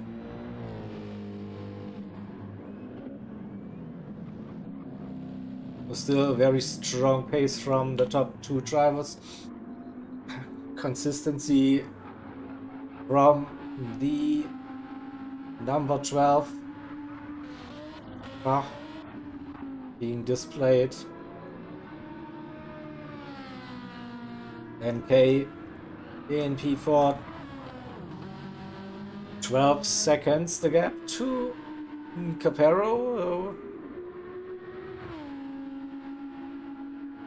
Just had to get that gap to around about 10 seconds, and it's game on for the next stint.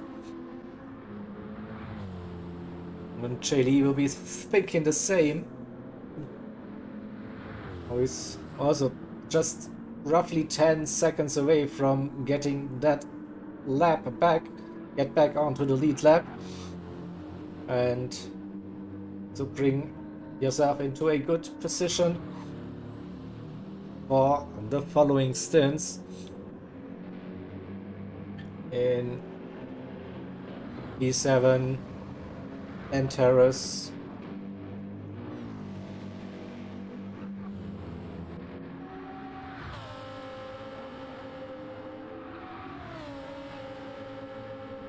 And yeah, Camp lost a little bit of time on those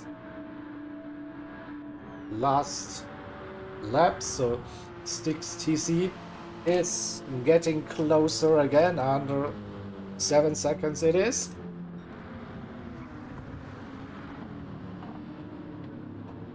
Staying within reach. Definitely Roadrunner after the pit stop. Still running in P10. That gap to P9 is big though, but also nearly 40 seconds to P11. Nothing to worry at this stage. Razor another 27 seconds to Bananias. 16.5 seconds to Max Epico. That's also, I think, your little target to bring that gap to roughly 10 seconds before the driver swap. Speaking about the driver swap, so we are not too far away.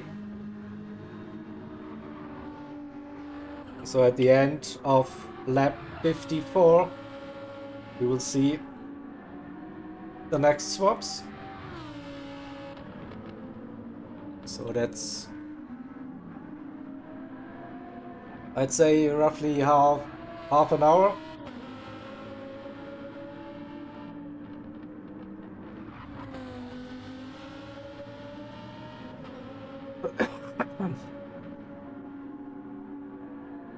That one 2 minute 18. What happened? Lost 2 seconds as a 2:17 Roadrunner, so not the best lap times so far. No, P1 is running without any damage. Probably just a poor lap. I think they will get back to, no, 270, so that's not the pace we were used to. 217.2, 218s last time round, so maybe a bit loss of concentration now during this stage of the race.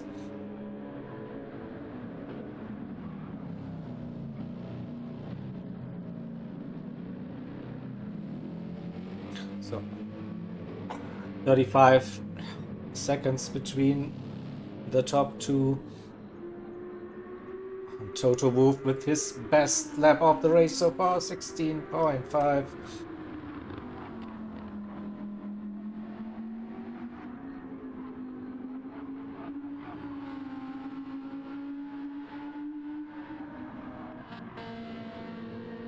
And the gap between MK and Capero close to that 10 seconds it is.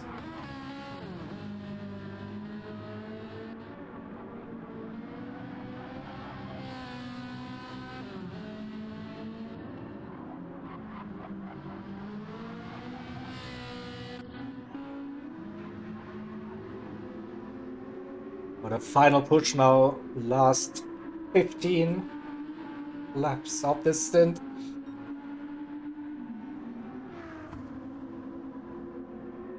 So get yourself and your team into the best position now. Those cars that are chasing. Also Jay Lee, 15.7 seconds, that is still okay. For this one, in P7, the first of the Clockwork Motorsports, and I had a little message popping up. GT45 Gaming joined me in the chat, so he will get ready for his stint. Probably. We should have the next lobby up in a couple of minutes, probably. I also just read the announcement, so it is up. So yeah, as I said, not too far until we see the next set of swaps happening. Cam, he increased the gap, was under 7, around about 6 seconds now, 7.2 again, 6 TC with a bit of traffic in front. That's the 93 car.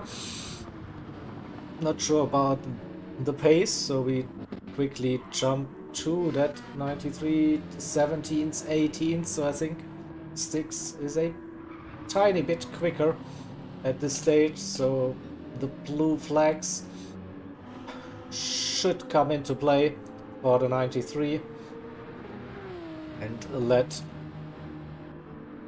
the 57 car get past, ideally before the bus stop chicane. Would be a nice opportunity.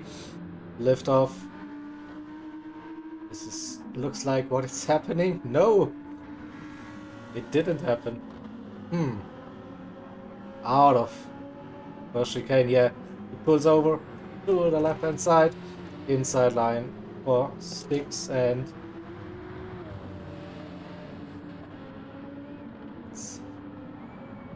Definitely a good way to do it. Max Epico in E13, that gap has come down just 13 seconds. Still this 10-second gap is still on, and oh, look at Capero, under 10 seconds, 9 and counting. Oh, MK with some ups and downs, 16s, 18s, 16s, 17s, and as we saw earlier in this stint, Capero is just a machine, doing 16s all the way, very, very consistent. The last 6 oh, we have a yellow flag situation. What happened? What happened? Yellow flagged. Who made a mistake? Oh, was it the 93? There's damage, yeah, damage for the 93. Car spun again. Can we see what happened? I pressed save replay marker. So Lecombe still looking okay. A bit on the inside and then loses it, spins it. The exit, no damage. But then what happens? Oh, he goes over the curb.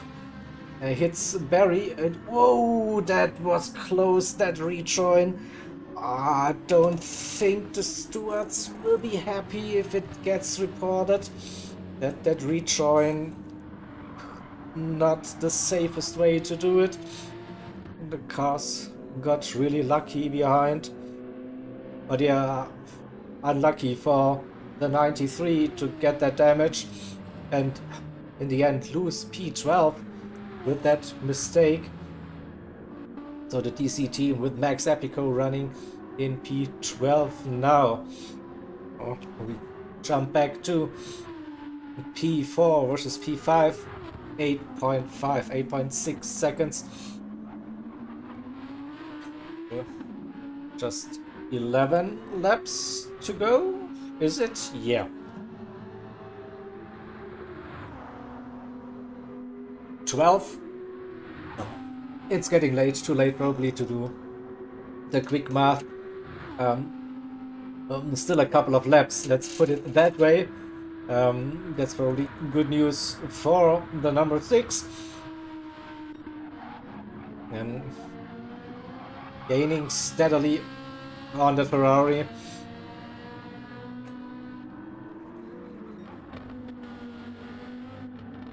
The 64 with Max at the helm.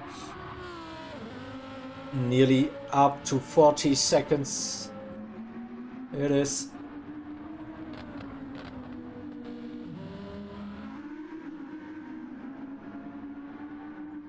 And Roadrunner Junior is still doing a good job. Running in P2, 40 seconds, it's still possible after 1/3 of the event. A minute to Toto. Again, the pleasant surprise for CLR Ray Racing continues. That number 12 car running in the top 3 on the lead lap podium.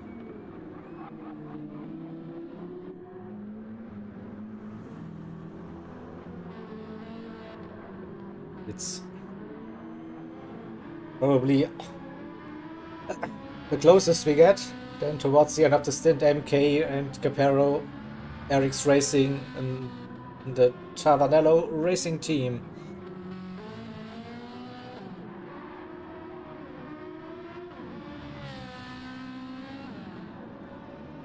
The 2 minutes 17 and the 2 minutes 17 as well, so it didn't gain that much. So an unusual slow lap for Capero. At 2/16 all the way, then lap 43. The streak is gone. Got also loose a little bit on top of Radion. Oh, maybe that farmer push is a bit too much. Still okay, just 3/10 down.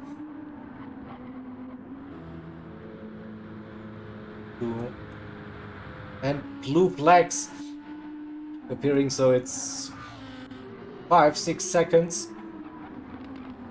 And then the leader will be right behind P5, so can they stay in front, stay on the lead lap before the driver swap? That is.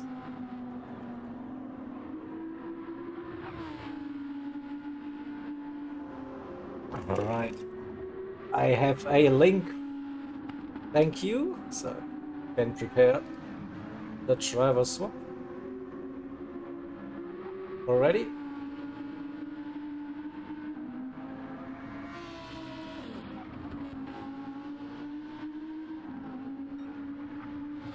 Good morning, everyone. How's we doing today? Hey.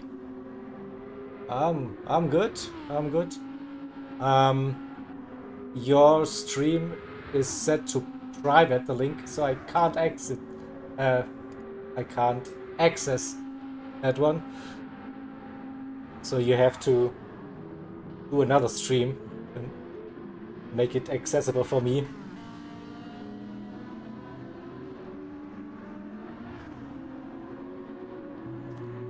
Or set the visibility to unlisted, not private. Maybe that'll help do the trick. I'm working on it. Yeah. I know we are close, but we are not that close that I can access your private streams.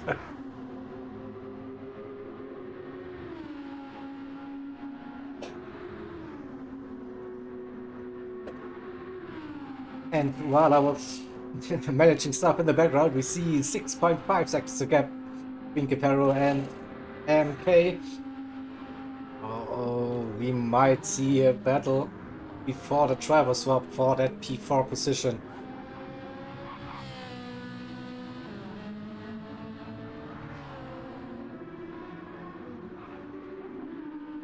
It's really pushing. Also, with that blue flags showing, and getting that extra motivation maybe to push, stay on that lead lap.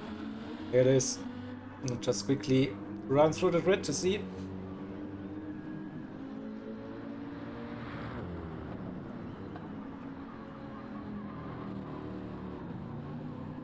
Okay, let's see if this thing works.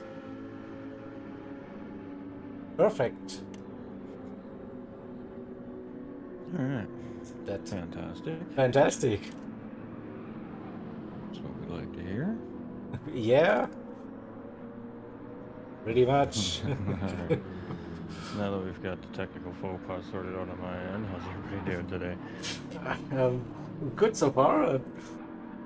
Not feeling tired at all at this stage. So fingers crossed it will stay that way for me at least.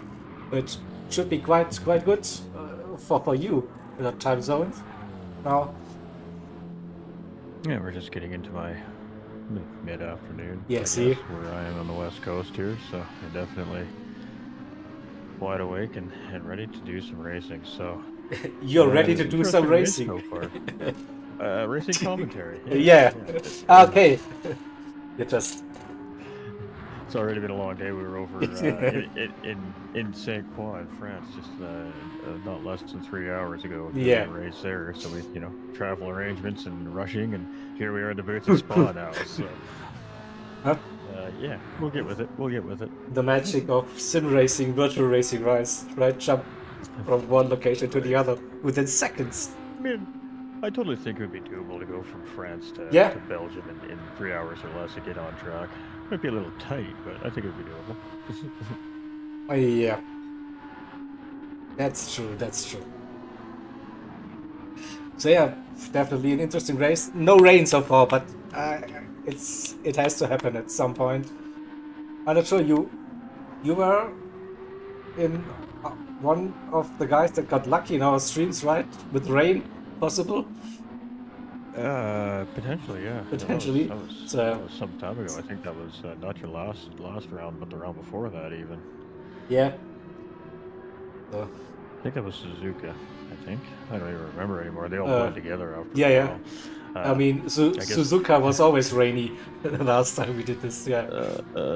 Suzuka haunts me still to this day. It does. Oh Suzuka. But yeah. The full experience doing comps and racing, right? Yeah, oh. Yeah. In the toughest conditions possible. Yeah. I mean, and we're kind of at that point in the race here at Spa where if it does choose to rain, if Mother Nature decides to play a nice mean joke on our racers here, it is really the toughest conditions in Gran Turismo 7. Playing in the dark, the track's not that well lit, and you throw in some heavy rainfall, it just completely blackens the sky above the racers. It is very hard to find visual references to get your still on point, plus of course managing the treacherous conditions. So it has definitely given me a whole new perspective as a broadcaster, that's for sure, to understand what the racers are dealing with under those conditions. So I mean, they're already under tough conditions, or in the nighttime conditions. You can't necessarily see everything they want to see, and of course these drivers now getting probably very tired behind the wheel after a couple hours, probably excited to turn over to the next driver. But some of these guys are probably in such a rhythm and locked in, they probably wish they could have 2 more hours at the same time. But maniacs. It'll be interesting to see. Interesting to see how the drivers that take over here, leading into hour number 8, continue on what the drivers before them had kind of set into place. You know, there's some gaps set in play here. We got some lap traffic in play here at times throughout the race now. You know that the teams, the drivers have definitely kind of defined their positions in the early parts of this race. Definitely, yeah. Also, nice insight here. And your experience, like being behind the mic, being behind the wheel, being like behind the scenes, managing the team, getting ready for such an event. So you have plenty of insight. You can talk about what it is to prepare a team, your drivers, for such an event. Wow, I mean, yeah.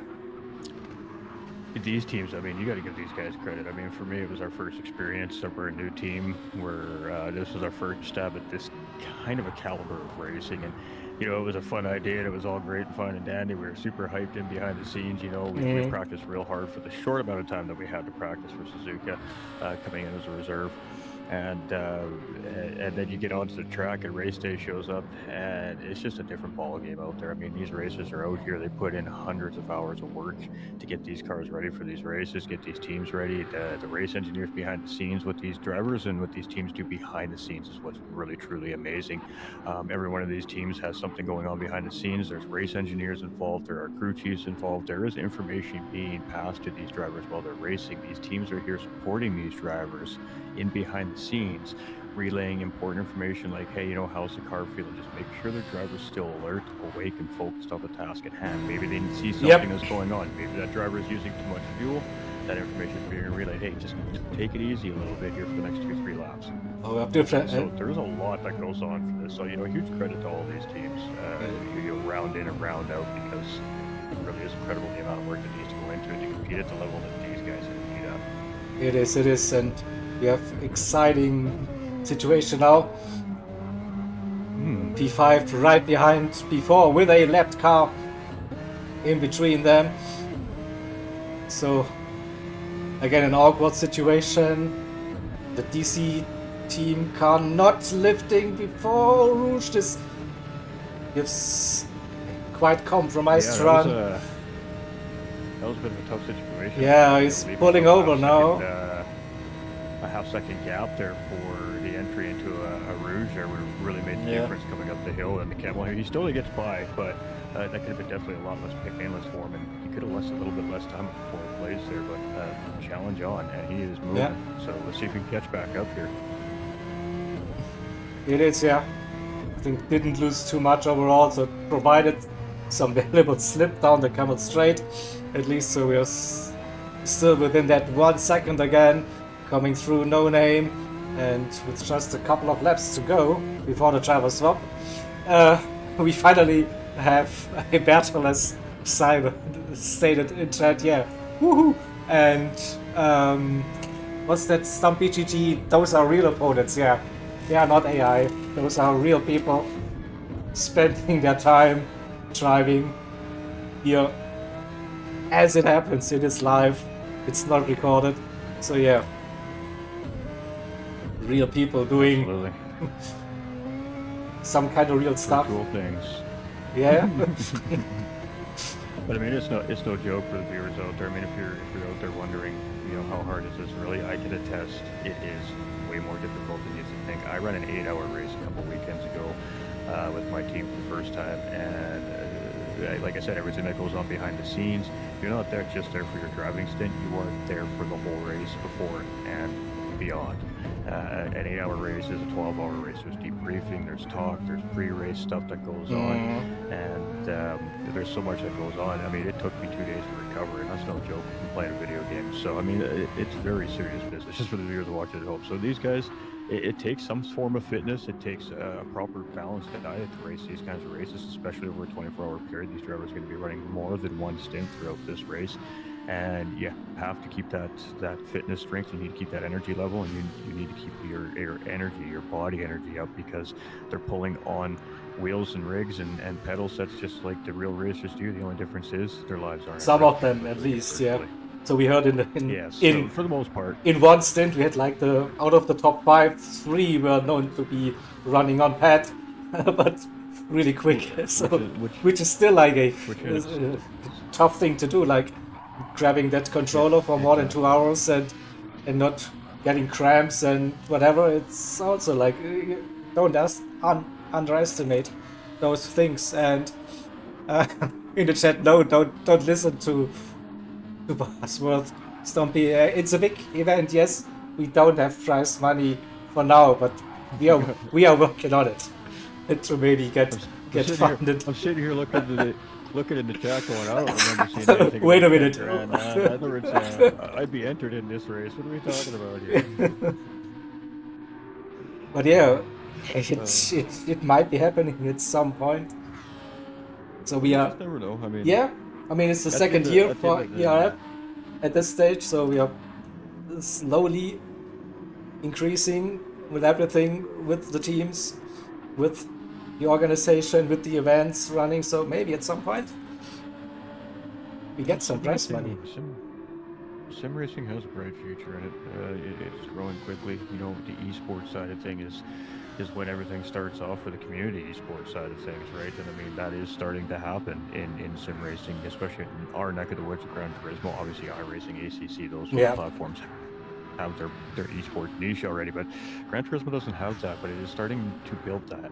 And you know, with the help of the community and help of businesses and sponsors willing to take the risk to put on events like this and put up a little bit of extra incentive for the racers, it just increases the competitive level. It draws out even more and more teams and more fast racers, and I mean, the viewers ultimately end up winning at the end of the day because they get a show.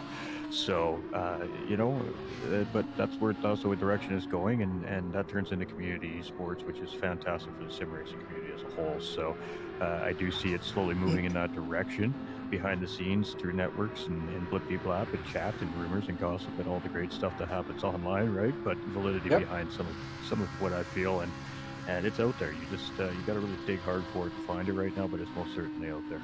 Yeah, and chat, if you know anyone that wants to sponsor us, feel free. Contact information are in the description, so feel free. But we have a battle, ladies and gentlemen, now for position P4, P5. It's a good one, the final 5 laps of this stint. And now the heat is on. And that Audi R8 looking so competitive with this setup. So yeah, it is a custom BOP based on performance points, power and weight. Open tuning, full setups available for the team, so they can make those cars work actually, compared to the stock BOP, which sometimes it's quite tough to drive those cars. But yeah, with those options, so And another thing the teams have to invest, spending time to find the best setup for the cars that also suits the different drivers. So those longer events, you have 2, 3, maybe 4 drivers competing in those longer events. It's also something you have to keep in mind. Preparation time that goes into that one. I mean, you can see it. You can see the custom BOP at work in this race. You know, you have cars that would typically, in a Gran Turismo 7 BOP setting, not be as competitive with where they are. Look at right that! now. Look at that! Field big mistake there, coming in through the chicane here. We're going to see over under here. Yeah, and can he get it done now? we also have the leader now, the 64 car. That's just, I mean, this number 6 Capero did make that move, and MK Firex had to concede that position, and now the leader is through. That was a smart move from Capero, the number 6, trying to get the slip on that camel straight, help him stay in front. Yeah, Ferrari runs up wide there on top of Radion. Now he's Dirty air? Question mark. Absolutely. You seen him let up there heading into Eau Rouge, but I think it was at that moment that that the dirty air just caught the front end there, and you could actually see the car lift a little bit, and you could just see the traction loss. He was just doing everything he could to survive up and through there. But in the end, it'll be the next highlight reel on YouTube, you know. Maybe see that replay, probably all 4 wheels in the air. Absolutely, definitely a dangerous part of the racetrack, and especially for these MR cars, going up in through Eau Rouge into La Radion there's a little bit of a bump in there through the curbing, especially there. It can really unsettle those cars. But again, the custom BOP I was touching base on, it really shows in this race because you are seeing those cars, the Lamborghinis, the Audis, the Ferraris, the MR cars are competitive here. Really, cars. In a GT7 custom GT7 BOP in-game setting, you're going to see the Mercedes, the GTRs, the Supras, the BMWs, the Vets, all the big engine cars just leading the charge here at Spa. That's just the way it is. But the custom BOP allows it for the racers to be competitive. It now comes down to each individual racer and the little tweaks they make to make the car comfortable for them. And it's game on. It's the guy or gal behind the wheel of the car at that point. Definitely another factor to those events. For this and yeah, you have the possibility to change something. So we also have I think 3 BMWs on the grid with 2 of them for the GT Finland race. So it is, so they have a different approach. Like they clearly have less downforce on their cars, which is really hard for any other car to get past on the Camel Straight for them. So it's probably a big wiggle just here from Roadrunner Jr. there in that AMG. But a good catch, good catch. Absolutely, but you know, the clock's winding down. Drivers are tired. It's dark out. Yep. Slippery. You know, and they know they've got only, you know, maybe 8-10 minutes left behind the wheel of this car, and they're handing it over. They get that well-needed make it 5 minutes for the leaders. Food in the system and just relax a little bit, because it is tough out there, especially in these nighttime conditions. Not every driver can race these nighttime conditions. It really does take drivers that are comfortable with a very low visual presence while on the racetrack. Yep. So definitely not the crucial minutes before the driver swap. So don't make any silly mistake. Don't jeopardize the race now. You see that clock on the bottom left. So the 15 in front says hours, right? It's not minutes. So but again, you know, that's a long way to go. Experience, that's where the experience of the racers comes in, and that's where the crew chiefs and the engineers and behind the scenes come into play. You know, just to be there, to be, hey, nope, yep, we're not there yet, man. We're not there yet. You know, when you're in the box, then you can start to celebrate, or whatever the case may be, right? Right now, you still got, you know, 12 and a half miles around this racetrack yet. So, yeah, I mean, that's what it's all about. And every one of these teams looks like they're definitely locked in and giving it 110% out there today. We've seen some great battles so far in this first 8 hours, that's for sure. Mm-hmm. Yeah, and plenty of racing still lying ahead for all of us. And the next 6 hours still all in dark, probably. the toughest conditions, and maybe rain at some point. I want to see it. Yeah, Jaeger he's evil. He just always wishes harm upon our Yeah, race yeah. cars here with just absolute devastating rain. But it does make things interesting without a question of a doubt for sure. And the new rain physics here in Gran Turismo 7 it can make it very challenging as well. Deciding which tire is the right tire to take depending on how much rain is falling on the racetrack. So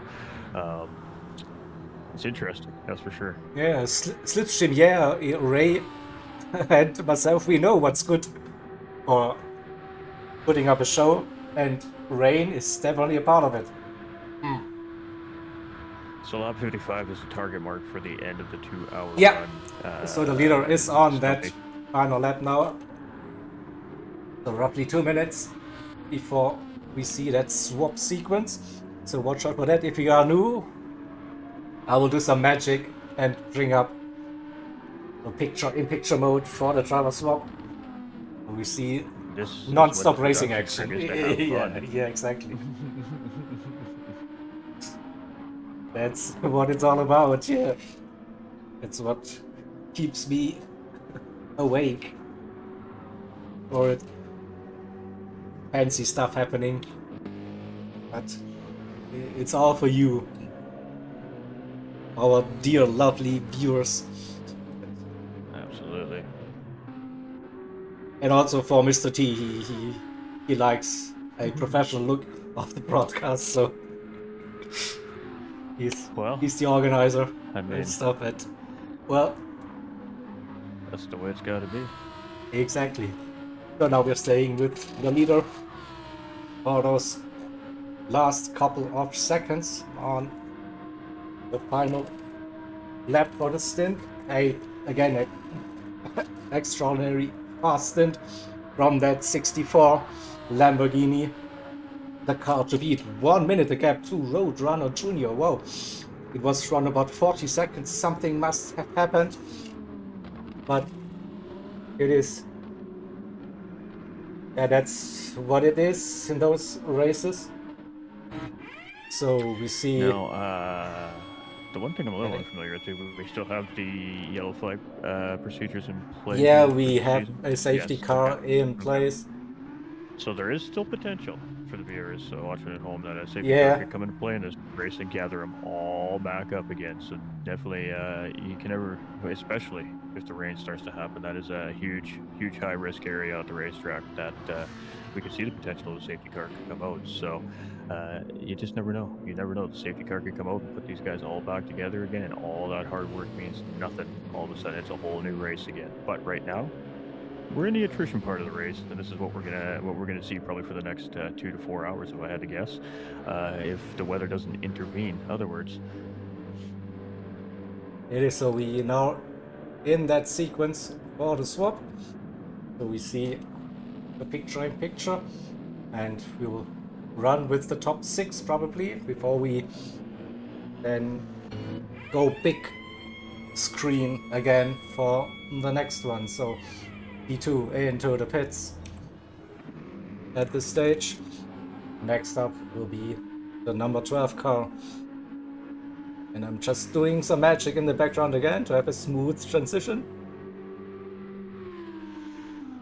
and I'm not gonna lie, I'm pretty secretly excited to see Lamborghini leading the race here right now. I very secretly love this Group 3 Lamborghini, but it's a love-hate relationship, unfortunately, between the two of us. So I am very happy to see that it is currently, right now, as it stands anyways, it's leading the charge here at Spa. It's fantastic to see. Yeah. Definitely. So where's number 3? I lost it. No. Into the pits we go for the number 12 in P3, Toto Wolff, heading it over to his teammate, whoever it may be. We will find out pretty soon. It is pole sitter coming out for our leaders here, and it's Distinct Lewis coming out right now for Mercedes. Oh, so, Lewis. Yeah, absolutely, definitely a good driver coming out here for Yep. the second place team. Gap at about a minute right now, so we'll be keeping our eye on that here. But this is a tough part right now. I mean, the drivers are fresh; they're coming onto the track. They only have the information that's been handed to them from the driver that was just in the car. They have a little bit of that to work with, but they still need to get the footing of the car and the track and the conditions underneath of them. So it's going to take 3-4 laps for these drivers to really settle in to this groove, and then we'll start to see some of these drivers try to make that push to close some of these gaps up. It is so.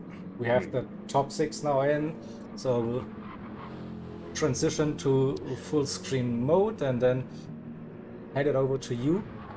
Let's see if this works again. As always, like drum roll. All right, we've got Dylan out here for in the Audi here. I don't know the team names.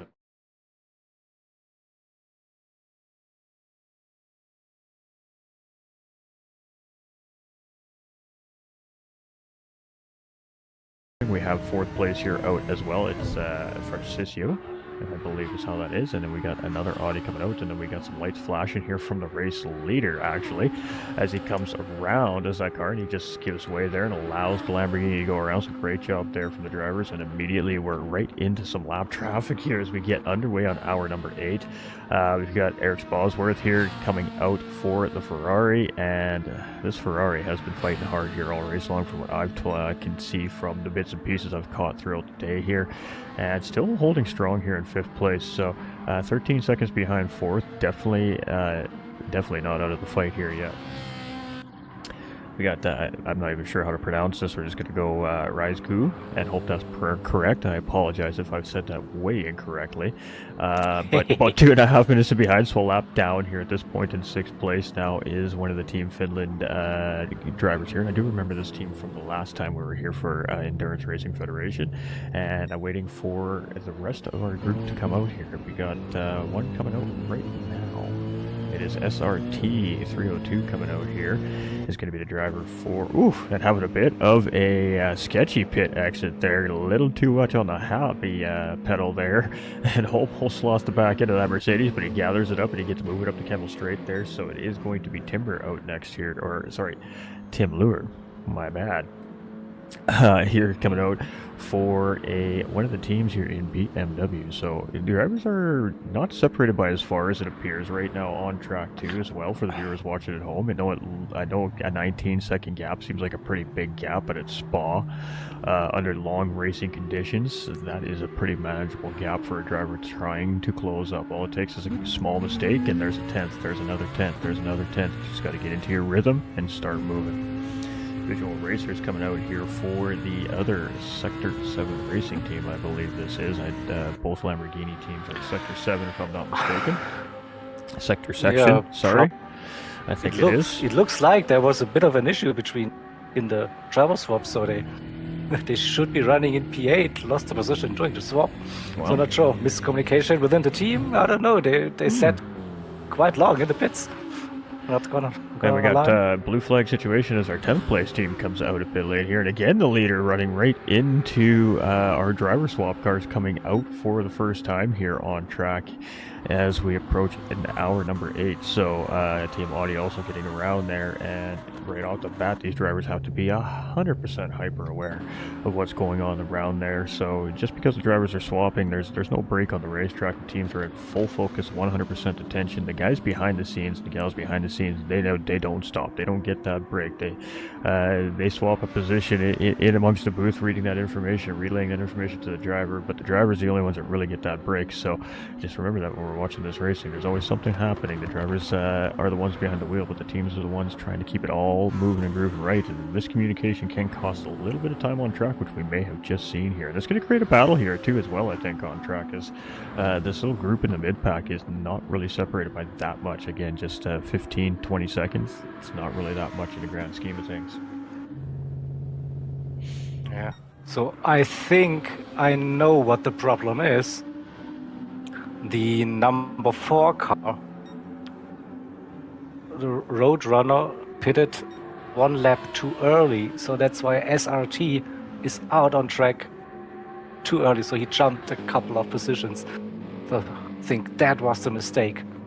Well, that'll That'll be an unfortunate mistake there, and I'm sure race control Yeah. will deal with that here and behind the scenes, and I'm sure that the team will give that time back if that's what's deemed in the next swap. So I guess we'll see what happens. Bum, bum, bum. That's why we have stewards, so that's why we have live race officials to Yeah, handle these exactly. things. So us as commentators can only speculate, sound like idiots sometimes, and let the real heroes do the work behind the scenes.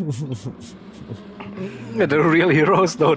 The poor souls, like they have to deal with the aftermath. Right, I know. So looks like it is fourth place just being put a lap down here by the race leader here. So the top three are only 3 cars currently remaining on the lead lap here. We got Ferrari here is about 15 seconds behind fourth place for Assisio. We've got Bosworth just only 7 seconds ahead of Razku here. Now BMW can be very strong here, it's possible. It'd be interesting to see if he can start hooking up some laps to close that gap up. Currently the Ferrari's on a little bit of a better run as we head up into our Rouge and Radion. But moving and grooving is most of the racers here. We got SRT out, and he's got a little bit of a time to make up there, but again, a little bit of a miscommunication happening there, so maybe potentially out of position. We've got Tim Lure here in 8th place. We got Visual Racer out in 9th. We've got, we're going to call it Mop, because I'm not even going to try and, that's a tongue twister waiting to happen right there. We're going to call this one Finn as well, because I don't want to mispronounce that. I really don't want to disrespect people's names, so we're just gonna hang It's it. Beetlejuice. Come on, you just have to call it. Beetlejuice, I guess. Yeah. Okay. All right. I'm down with that. Nothing's come out of my floor yet, so I think we're safe. No, lucky you. All right, we got Thomas Batty here in 12th place, the only GTR here in the grid this weekend as well. So that again in itself is surprising, and that's why I say the custom BOP work has been a fantastic job done by the race engineers in between the racing rounds to sort all this out to keep the cars competitive, because we are seeing varying the variety of cars on the grid here. It really came down to the drivers that came out to qualify and put down the best laps, because when you've got more than 14 teams registered, well, there's only spots for 14 drivers, and it is qualifying becomes ever so important all of a sudden. So we have reached the end of part 1 of the broadcast. I will switch the stream to part 2. So we'll be back probably within less than a minute. So be sure to head over to part